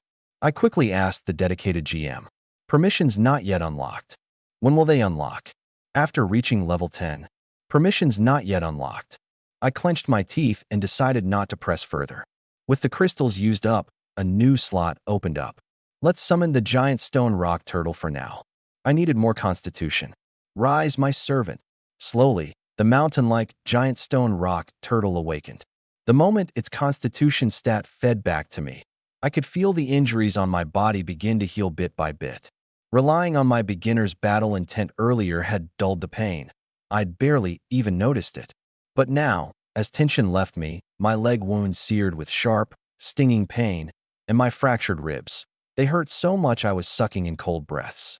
But thankfully, with the added constitution, my recovery speed visibly fastened. At this rate, I estimated that after a good night's rest, I'd be 70 to 80% healed by morning. I casually opened my status panel. Name, Linphone. Level, 7, 2602-4/80-000. Class, SSS-tier Shadow King. Servants, Shadow Forest Ant King, Shadow Bloodthirst Spider Queen, Shadow Saber-Toothed Demon Wolf King, Shadow Giant Stone Rock Turtle. Strength, 160, plus 356, plus 1,230, plus 279, plus 2,469. Constitution, 151, plus 460, plus 1,320, plus 288, plus 3,650. Agility, 138, plus 127, plus 1,460, plus 421, plus 570. Intelligence, 110, plus 81, plus 960, plus 270, plus 1,600. Skills, Flame Cross Slash, Frenzied Heavy Strike, Beginner's Battle Intent. Overall combat power, 201,000. The whole zone was racking their brains to push Xiaoxiao above 10,000 combat power. Meanwhile, I easily stood tall above 200,000. And yet, I only thought it was decent at best. My constitution barely exceeded 5,000. Closing the panel, I went straight to sleep. While I slept soundly, the region chat was in chaos. Check the trading zone. It's absolutely insane. A heavy sword with 10k combat power? Did my eyes go bad? Big Shot Linfeng just listed a 10k combat power heavy sword for sale. I barely scraped together 3k combat power, and he's out here selling weapons casually worth 10k? The gap is crushing. Where the people claiming Linfeng's combat power wasn't that high yesterday. Come out, and take your beating. Why isn't the big guy selling corpses anymore? I've been saving up for days. Trying to trade a 200 combat power woodcutting axe? Dream on. So this is Lin Feng's true strength? I'm on my knees. By the next morning, the Warring Races battlefield entered its second day. Still lost in my dreams, the rewards arrived first. Regional announcement. Second day ranking rewards have been distributed. First place, Lin Feng, level 7. Second place, Xiaoxia, level 7. Third place, Zhu Sui, level 6. First place, Lin Feng, awarded a Tier B treasure chest. Second place, Xiaoxia, awarded a Tier C treasure chest. Third place, Zhu Sui, awarded a Tier D treasure chest. Regional announcement. Rankings for the instance Tragedy of the Spider Swarm have been published. First place, Nightmare Difficulty Lin Feng, 2:01 minutes. Awarded a Tier B treasure chest. Second place, Nightmare Difficulty Xiaoxia, 15:05 minutes. Awarded a Tier C treasure chest. Third place, Nightmare Difficulty Wu Shuang, 21:20 minutes. Awarded a Tier D treasure chest. Clearing Nightmare in 2 minutes? I take 20 minutes just for normal mode. Yeah, and this guy casually sells a 10k combat power weapon. How are you even going to compete? Wu Shuang ranked 3rd? That girl isn't simple either. Then, another series of notifications rolled in. Regional announcement. 1,000 players have now reached level 5, upgrading the daily instance. Regional announcement. Daily instance, Wrath of the Spider Swarm, has been upgraded. Difficulty increased. Regional announcement. Proceed with caution when selecting difficulty. Upgraded again.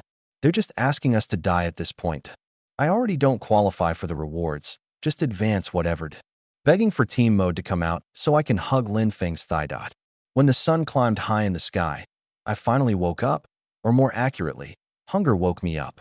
Immediately, I commanded my Shadow Forest Ant King to hunt for food. Casually browsing the chat, I noticed that I'd somehow gained 2 more Tier B treasure chests. Raising an eyebrow, I opened them up without hesitation. Congratulations. You've obtained the skill, Life Drain. Life Extract. Extracts plants, condenses them into life essence, and can heal external injuries. Congratulations, you've acquired a skill, Shadow Arrow, exclusive. Shadow Arrow, exclusive, consumes mana to form shadow arrows for attack. I jolted awake, finally gaining a ranged skill. I immediately learned Shadow Arrow and also picked up Life Extract. Might as well, since there weren't many skill restrictions in battle. I raised my hand and fired off a Shadow Arrow.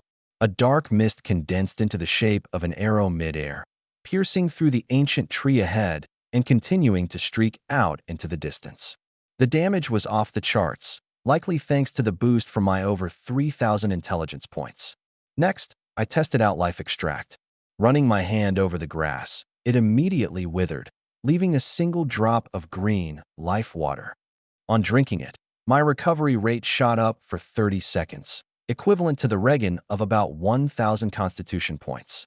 With over 5,000 constitution myself, I didn't really need it, but this stuff would sell like hotcakes. As I walked, I kept extracting and managed to save up 10 drops by the time the Shadow Ant King returned, accompanied by 2 jungle turkeys. I listed the 10 drops of life water in the trading channel, with the label, External Injury Remedy, Beautification, and Scar Removal. Afterward, I started whipping up breakfast. Once finished, I checked the trading messages. Surprisingly, someone offered a poleaxe in exchange for the frost-heavy sword. A private chat revealed it was Wu Shuang, spamming messages frantically, clutching her Molten Lava Battle Axe, and begging for the trade. Molten Lava Battle Axe grants lava-based attacks, plus 12,000 battle power. With its battle power bonus even higher than that of the frost-heavy sword, I replied with just 2 words, deal. Wu Shuang gingerly asked for an additional favor. She wanted to buy a drop of life water using a corpse as payment. Apparently, she didn't manage to snatch up the last batch, and it was all because of its beautification and scar removal properties. I was speechless, but ended up extracting 2 more drops on the spot to give her for free. Wu Shuang cradled the 2 drops of life water, her thoughts running wild, grinning like a fool. I, on the other hand, turned my focus to my newly acquired Molten Lava Battle Axe. The axe's handle was almost 4 meters long, and the blade spanned 1.5 meters across, 2 sizes up compared to the gilded axe. Its presence alone was suffocating. I gave it a casual swing, gripping it firmly, and it felt like it was made for me. Axes were definitely my true calling. In the trading channel, all 10 drops of life water were sold out, each garnering the equivalent value of over 1,000 shadow energy points in corpses. Of the 10 sales, 7 were purchased by women, netting me a total value of 13,250 shadow energy points in corpses. I promptly disassembled the corpses on the spot, boosting my shadow energy reserves to 58,082. It likely wouldn't be enough for the Ant King's enhancement, but it was more than sufficient for upgrading the Shadow Demon Wolf King. I immediately poured the energy in, unleashing a wave of dark energy into the Wolf King's body.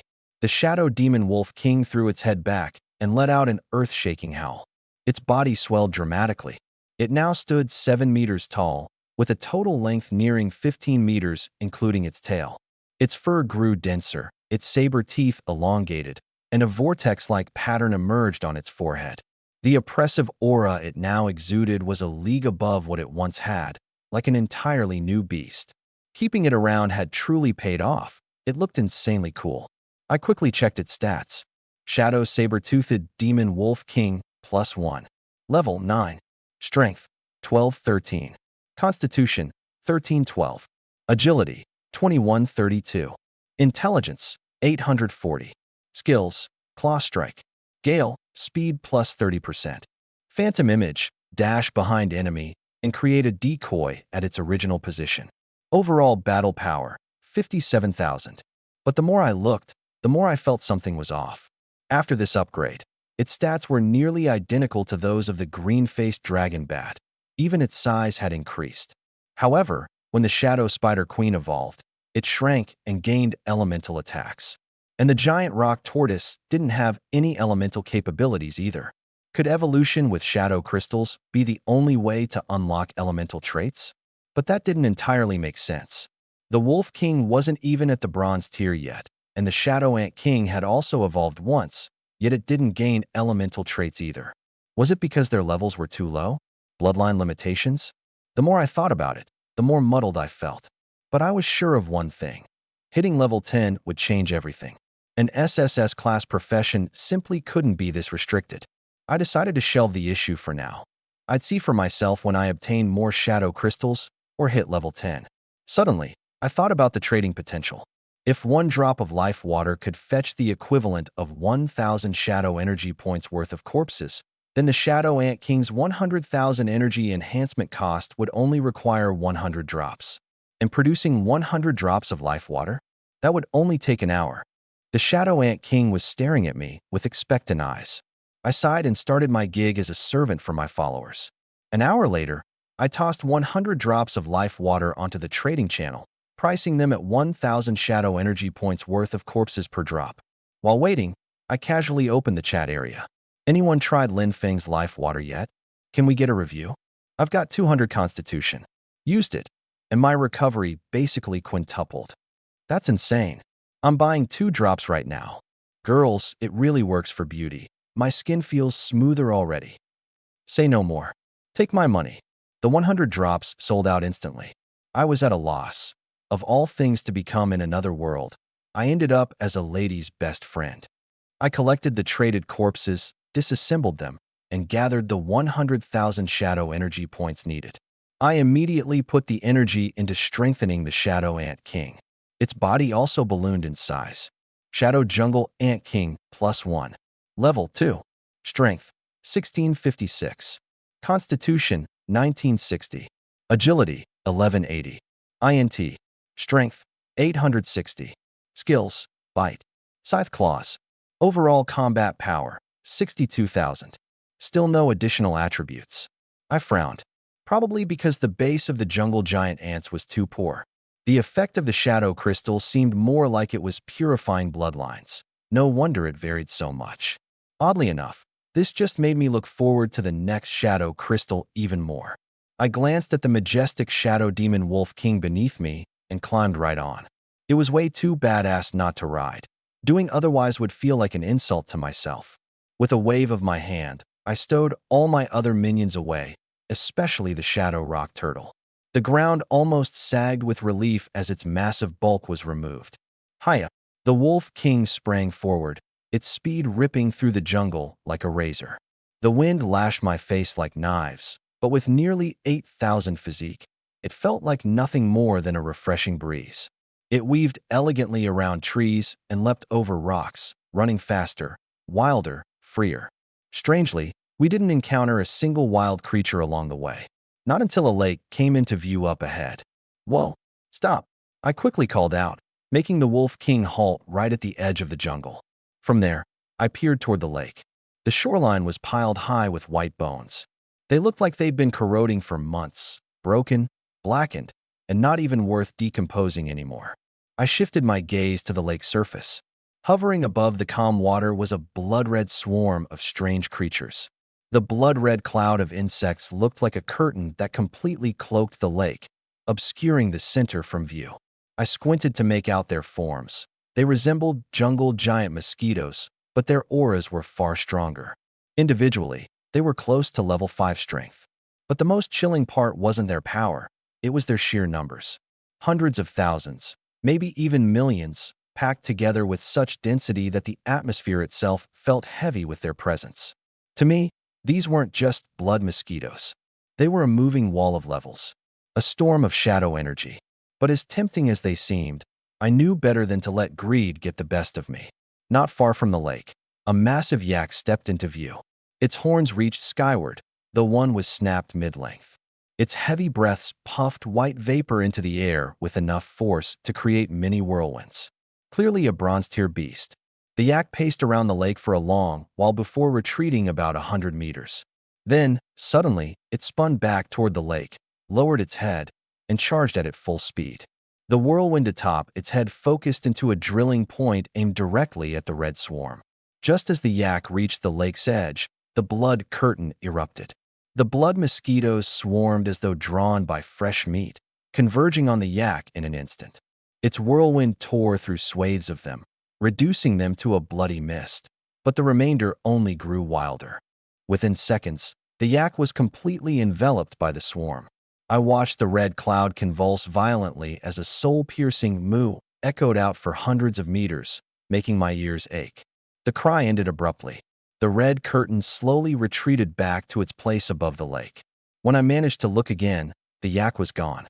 All that remained was a skeleton riddled with holes, bones as pocked as Swiss cheese. The broken horn still lay on the ground, proof that this wasn't just an illusion. It finally dawned on me that the shore's circle of bones had all met the same fate. Even a bronze-tier yak was reduced to nothing in mere moments without leaving a scratch on the swarm. Any thought I'd had about venturing near the lake immediately evaporated. No amount of shadow energy was worth dying for. Turning to leave, I suddenly halted again. Something else had appeared at the edge of the lake. A massive toad hopped into view, its body covered in countless holes. Emerging from those tunnels were squirming mouths, worm-like appendages that moved as though tasting the air. It looked like a monster with eyes growing out all over its body. The thing made my skin crawl just looking at it. Without hesitation, the toad leapt toward the lake. Mid-air, it spat out a massive orb of dark green mucus to encase itself completely. Once again, the red curtain surged toward its new prey. But the moment the blood mosquitoes made contact with the green bubble, a hissing noise rose as they rapidly dissolved in droves, raining blood down from overhead. The mucus sphere didn't last, finally shattering under the onslaught.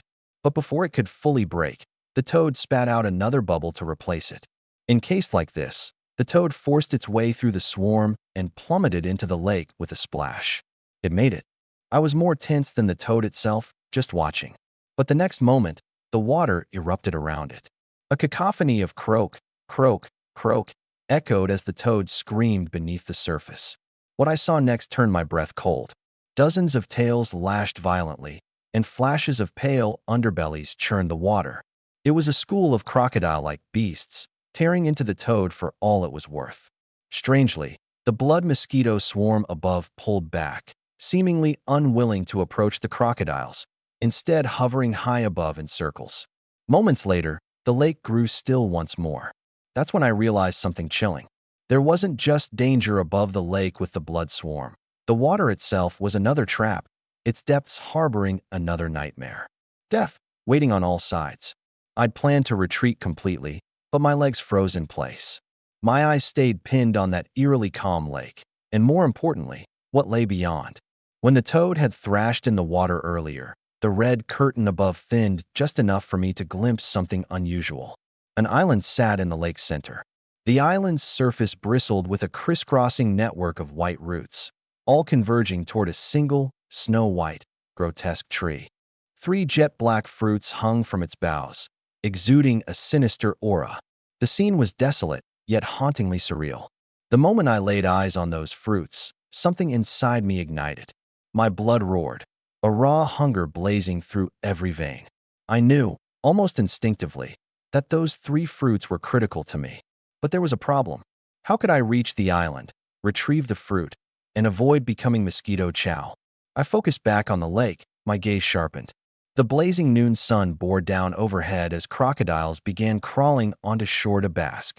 Interestingly, the blood swarm gave them wide berth, making no move to approach. That's when it clicked. The blood mosquitoes weren't afraid of the lake water. They actively touched it and may have been laying eggs there. But they were terrified of the crocodiles. My path had suddenly become clear. If I could get my hands on a crocodile corpse as a deterrent, the blood mosquitoes wouldn't come near me. That just left one problem. How would I stop the crocodiles from tearing me apart first? All right, here's the content translated into natural American English while staying true to the original tone and context. I summoned the Shadow Ant King and commanded it to dig a hole. While the crocodiles lazily basked in the sun, the ground beneath the nearest one suddenly collapsed.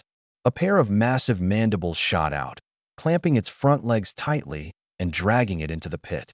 The other crocodiles showed no reaction, cold-blooded as if they were just watching a show. I slipped into the hole where the Shadow Ant King held the thrashing crocodile down. Its tail whipped wildly as it struggled, but I swung my golden-edged axe and gutted it cleanly. Congratulations on killing a short-snout demon crocodile. Energy gained, 256. Current level, 7,26280/80,000. Even a level 9 beast is as fragile as paper in front of me. I hollowed out its insides and climbed into the crocodile's corpse. Then, I ordered the Shadow Ant King to break through the soil wall leading to the lake. As soon as a crack appeared, water surged into the tunnel with full force. Taking a deep breath, I dismissed my Shadow Ant King and maneuvered the crocodile carcass underwater. No need to deal with the blood mosquito swarms above. Underwater, as long as I avoid other crocodiles, I'll be fine. Dragging the multi-ton carcass, I swam toward the center of the lake. Remarkably, none of the demon crocodiles I passed paid me any attention. The island loomed closer, only about 30 meters away now. I carefully surfaced, but immediately collided with an even larger shadow. The short-snout demon crocodile king was blocking my path, staring down this small crocodile, as if provoked. Its jaws snapped toward me, and the chaos erupted. Exposure now would definitely bring a swarm of crocodiles onto me. With no choice left, I went for it, summoning the Shadow Rock Turtle. The moment the turtle materialized, it was attacked from all sides, crocodiles frantically tearing at it. Even the part of its shell that broke the water's surface attracted blood mosquitoes to bite at it. Hurt, the Shadow Rock Turtle retreated into its shell. I dismounted from the crocodile carcass and clung tightly to the turtle's tail. In the next instant, the turtle surged with power, its tail whipping up out of the water with a piercing crack. The demon crocodile king lashed its tail and flung me straight toward the island at the lake's heart. I shot through a swarm of blood mosquitoes at breakneck speed, leaving behind a literal blood mist in my wake. When I landed and looked down, I realized half of the earth dragon armor I'd been wearing had been shredded to pieces. My skin was covered in countless tiny wounds. Luckily, my body was tough enough, and the injuries healed in mere moments. Setting foot on the island, a chilling aura hit me head-on. Behind me, the crocodile king roared, but not a single blood mosquito dared come closer. A bad feeling welled up in my gut. Something on this island scared even them.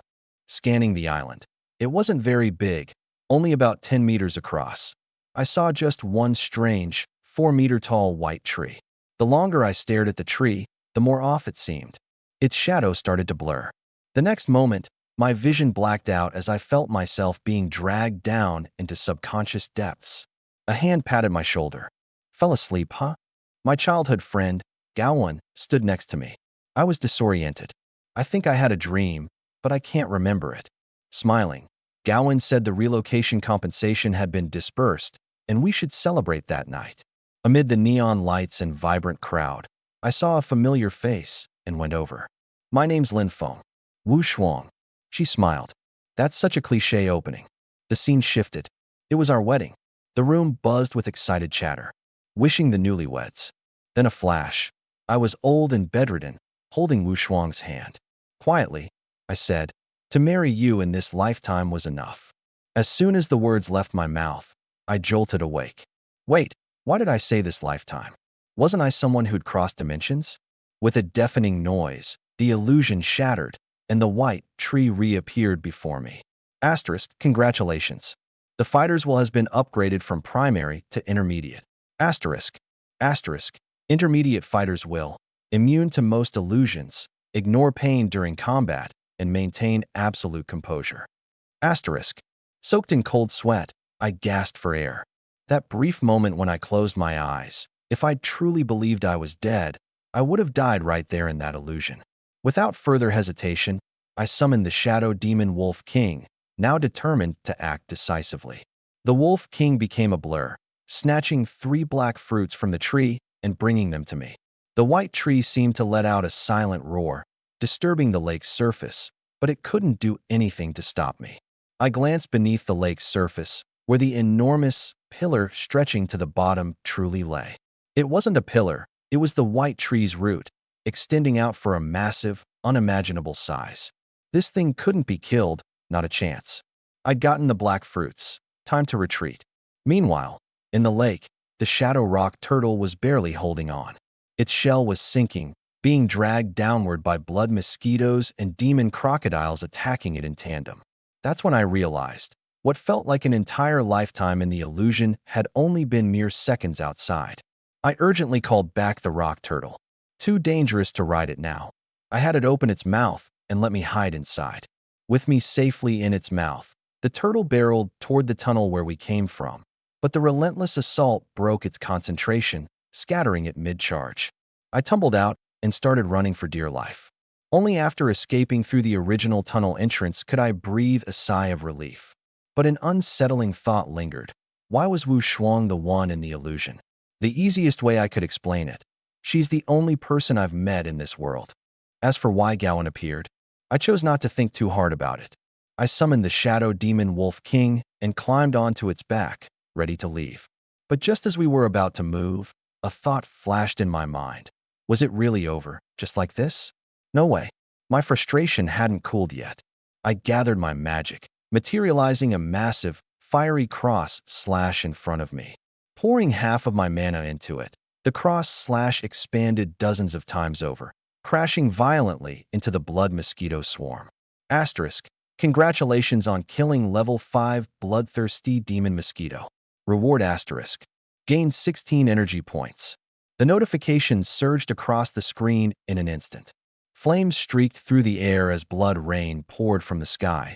Bloodthirsty demonic mosquitoes fell lifelessly. However, the remaining mosquitoes didn't retreat. Instead, they charged at me even more ferociously. My heart sank. I turned my Shadow Demon Wolf King around and galloped away, escaping that creepy little lake. Only after I got away did I check my spoils. Congratulations, you have obtained Bloodline Fruit X3. Bloodline Fruit. Enhances bloodlines. Enhances bloodlines. I didn't think too much about it, just ate it right away. As soon as it hit my tongue, an iron-like, bloody taste overwhelmed me. Oddly enough, for the first time, this flavor smelled insanely sweet to me. 1 fruit down, my whole body felt at ease. 2 fruits down, my bones and tendons felt as if they'd been cleansed. 3 fruits down, my blood boiled instantly. A sudden searing pain exploded through me. I dropped to my knees, overwhelmed by the agony. Without hesitation, I summoned all my minions to protect me, while I felt as if I was being boiled alive. I had no idea how much time passed, but it felt like a shackle inside me was forcibly broken. I tried to stand, but my shadow acted first, morphing into a form that supported me to my feet. I froze in surprise. Then, as I focused on the sensation, my shadow reached out, transforming into a massive hand and uprooting the nearby giant tree. I could control my shadow at will. Excited, I immediately checked my stats. That surge just boosted me to level 9, barely shy of reaching level 10. I quickly allocated the 80 stat points I'd just earned. Name, Lin Feng. Level, 9, 121, 304/200, 000. Class, SSS-tier Shadow Monarch. Minions, Shadow Forest Ant King +1, Shadow Bloodthirsty Spider Queen, Shadow Saber-Toothed Demon Wolf King +1, Shadow Giant Rock Turtle. Skills, Shadow Flaming Cross Slash, Frenzied Heavy Strike, Intermediate Battle Will. Total Combat Power, 368,000. A combat power of 368,000. Respectable, though still nothing extraordinary. But I was more intrigued by the new skill, Shadow. Shadow, mastery over the power of shadows. I frowned. What a vague description, hardly helpful. For now, I assumed it had something to do with the changes brought on by the bloodline fruit. I sent my Shadow Ant King to search for food while I continued experimenting with shadow manipulation. Just then, a system announcement echoed after a long silence. Only this time, it wasn't a regional announcement. System announcement. A contestant has reached level 9. Faction system has been unlocked. System announcement. All contestants have been added to faction chat channels. System announcement. Current faction, human race, Flame Dragon. System announcement. Faction leaderboard now active. System announcement. Rewards for faction rank will be distributed at the end of the 5th day. System announcement. First place will receive an SSS-tier treasure chest. System announcement. Second place will receive an S-tier treasure chest. System announcement. Third place will receive an A-tier treasure chest. System announcement. 4th through 10th place will receive a B-tier treasure chest. System announcement. Faction reputation ranking is now active. System announcement. Defeating bronze tier or higher beasts will earn reputation points. I ate while processing the updates, a sudden thought crossing my mind. The one who reached level 9, it's probably me. A leaderboard and treasure chest rewards clearly meant they wanted to push us into an all-out competition for first place. I opened the faction leaderboard. First, Lin Feng, level 9. Second, Feng Xiao, level 8. Third, Lu Guan, level 8. Fourth, Wang Qian, level 8. Fifth, Xiang Jin, level 8. Sixth, Li Lin, level 8. Seventh, He Feng, level 8. Eighth, Li Ling, level 8. Ninth, Lin Meng, level 8. 10th, Su Qiong, level 8. I scanned the ranking. Aside from myself, everyone else in the top 100 was level 8. I flipped over to the faction leaderboard and casually checked the chat. Feng Xiao here. A pleasure to meet everyone. Wow, Lin Feng is already level 9 with 200 reputation. Big boss vibes. Insane. What is a bronze tier beast anyway? Probably level 10 and higher. Makes sense. The chat was pretty polite. But what interested me more was the reputation leaderboard, where my name stood alone with 200 reputation points. It didn't take long for me to figure it out. One bronze tier beast grants 100 reputation points. I'd only taken down the green-faced dragon bat and the giant rock turtle, exactly 2 beasts.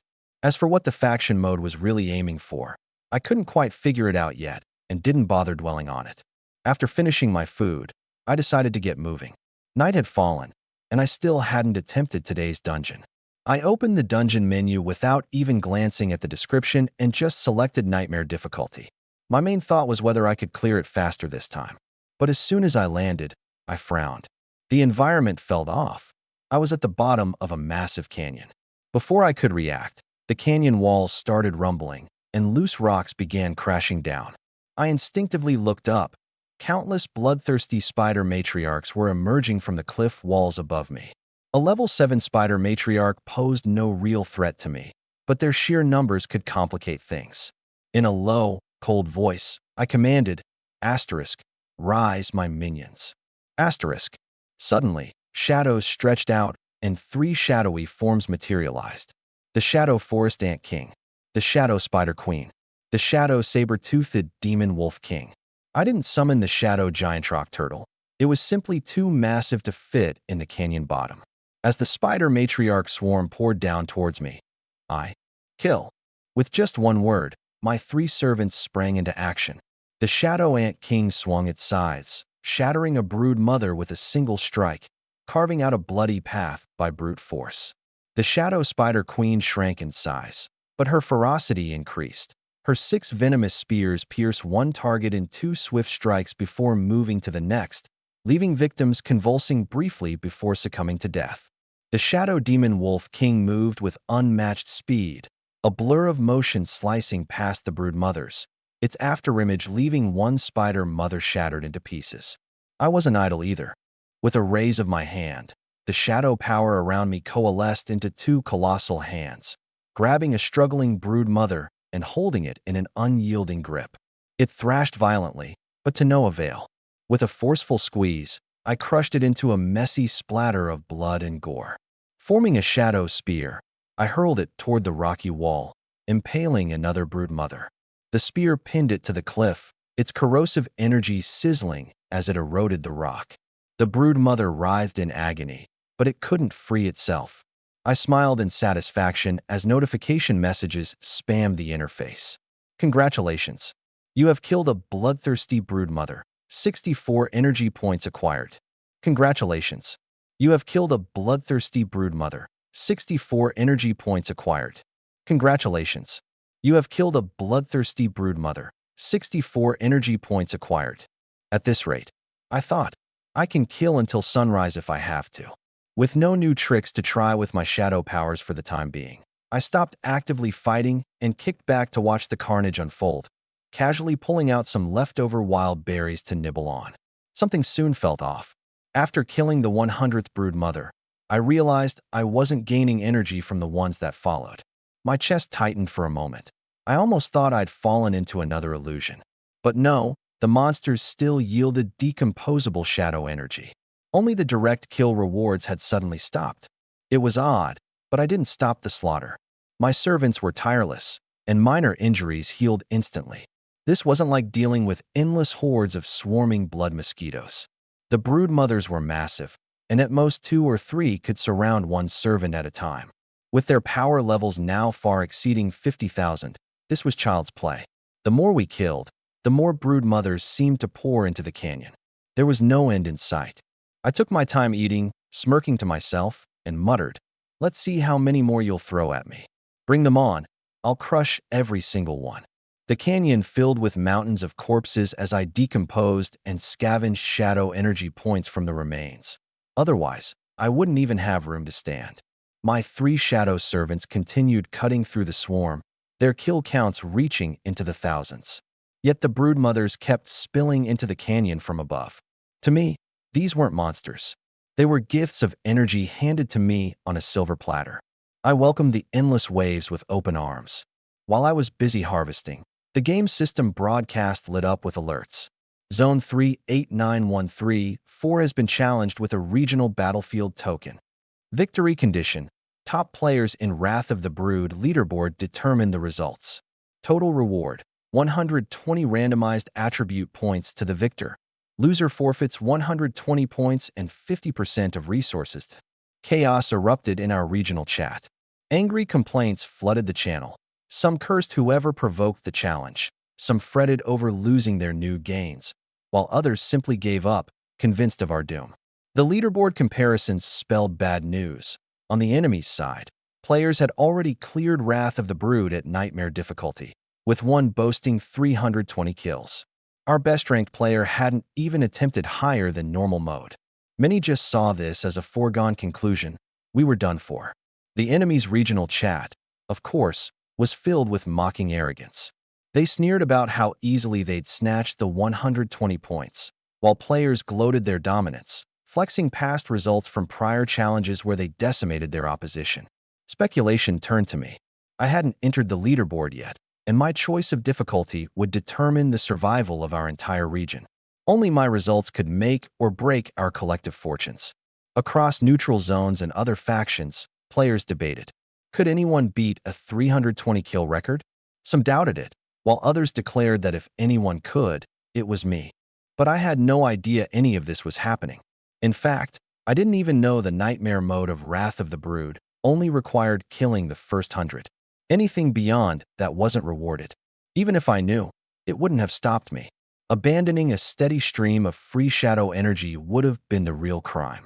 So, I kept carving my way through the canyon, turning the brood mothers into energy points while my shadow servants gleefully rampaged. Slice after slice, ambush after ambush. It was grindy, gory, and oddly therapeutic. Steadily the kill count climbed, with shadow energy notifications stacking so fast my hands started to cramp. Over time, I realized something interesting. My unleashed shadow energy didn't just slay the brood mothers. It was passively decomposing their corpses into shadow energy too. That saved me a lot of running back and forth. By maintaining a certain distance, I could simply let the dispersed shadows absorb the remains, no effort needed. I tested my range carefully.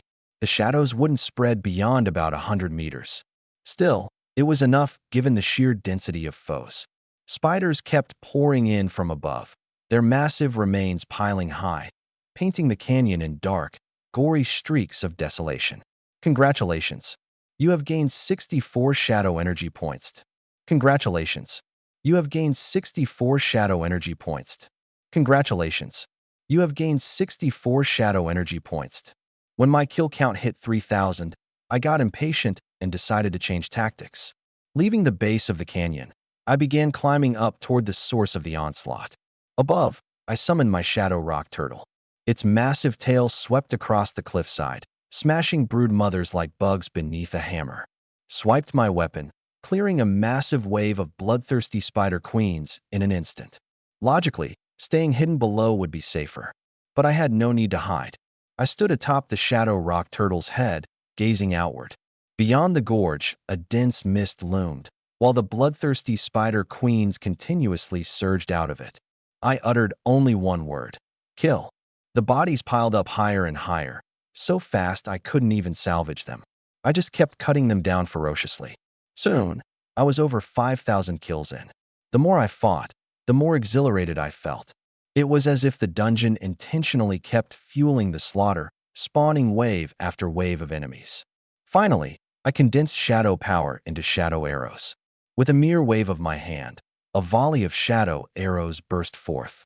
Each arrow left a spider queen maimed, swiftly followed up by the shadow demon wolf king lunging in for the kill. The demon wolf king was absurdly fast, so quick that the spider queens didn't even have time to react before being ripped to shreds. Over 6,000 kills, then 7,000, then 8,000, over 9,000 kills now. But something felt off. The spider queens were pouring in at a noticeably slower pace. My stomach tightened. I immediately commanded my minions to pace their slaughter, turning my focus to frantically breaking down the corpses to extract shadow energy. If the dungeon cleared out and forcefully ejected me, all this effort would have been wasted. While breaking down remains, I cursed under my breath in irritation. They barely give any energy for leveling up. If they skimp on shadow energy too, I'll snap. In mere moments, I gained over 1,000 points of shadow energy. I couldn't afford to stop. I kept breaking down and collecting. I fought relentlessly through the night. Meanwhile, the chat was in chaos. What now? I haven't even cleared my instance yet. Guess it's time to say goodbye. Trust in Lin Feng. He's never let anyone down. If I knew, I'd have picked Nightmare difficulty too. Killing a few hundred more would have been no problem. Please, stop bragging. Most people wouldn't last a minute against Lin Feng. Dude hit 20k battle power yesterday, 30k today, maybe even 40k. Completely insane. 40k? I'm barely over 10k. You're proud of just 10k? That's nothing. Come on, carry me. Why don't you fight me one-on-one instead of flexing your dungeon stats? Yeah, let's see some real skill in hand-to-hand. The guy rocking F tier, he's still alive, right? Of course. My man's a legend. If we win this, I swear I'll gift Lin Feng my battlefield token. Be careful with that token. It's powerful, but also a double-edged sword. Time's almost up. What do we do? Then, a system notification dropped like a bomb. System notice. Instance mode has ended. Data is now being calculated. System notice. Due to the large dataset, rewards are being distributed. System notice. Region 800820 has achieved victory. Rewards have been issued. System notice. All participants from Region 800820 have received 120 random data points. System notice. Resource gains for Region 800820 increased by 50%, and treasure chest spawns increased by 50%. System notice. Region 389134 has been defeated. Penalties have been issued. System notice. All participants from Region 389134 have lost 120 random data points. System notice. Resource gains for Region 389134 decreased by 50%, and treasure chest spawns decreased by 50%. System notice. Battlefield mode has ended. Chat channel has been separated. The chat fell into stunned silence. Wait, we won. The results weren't even shown, and we won.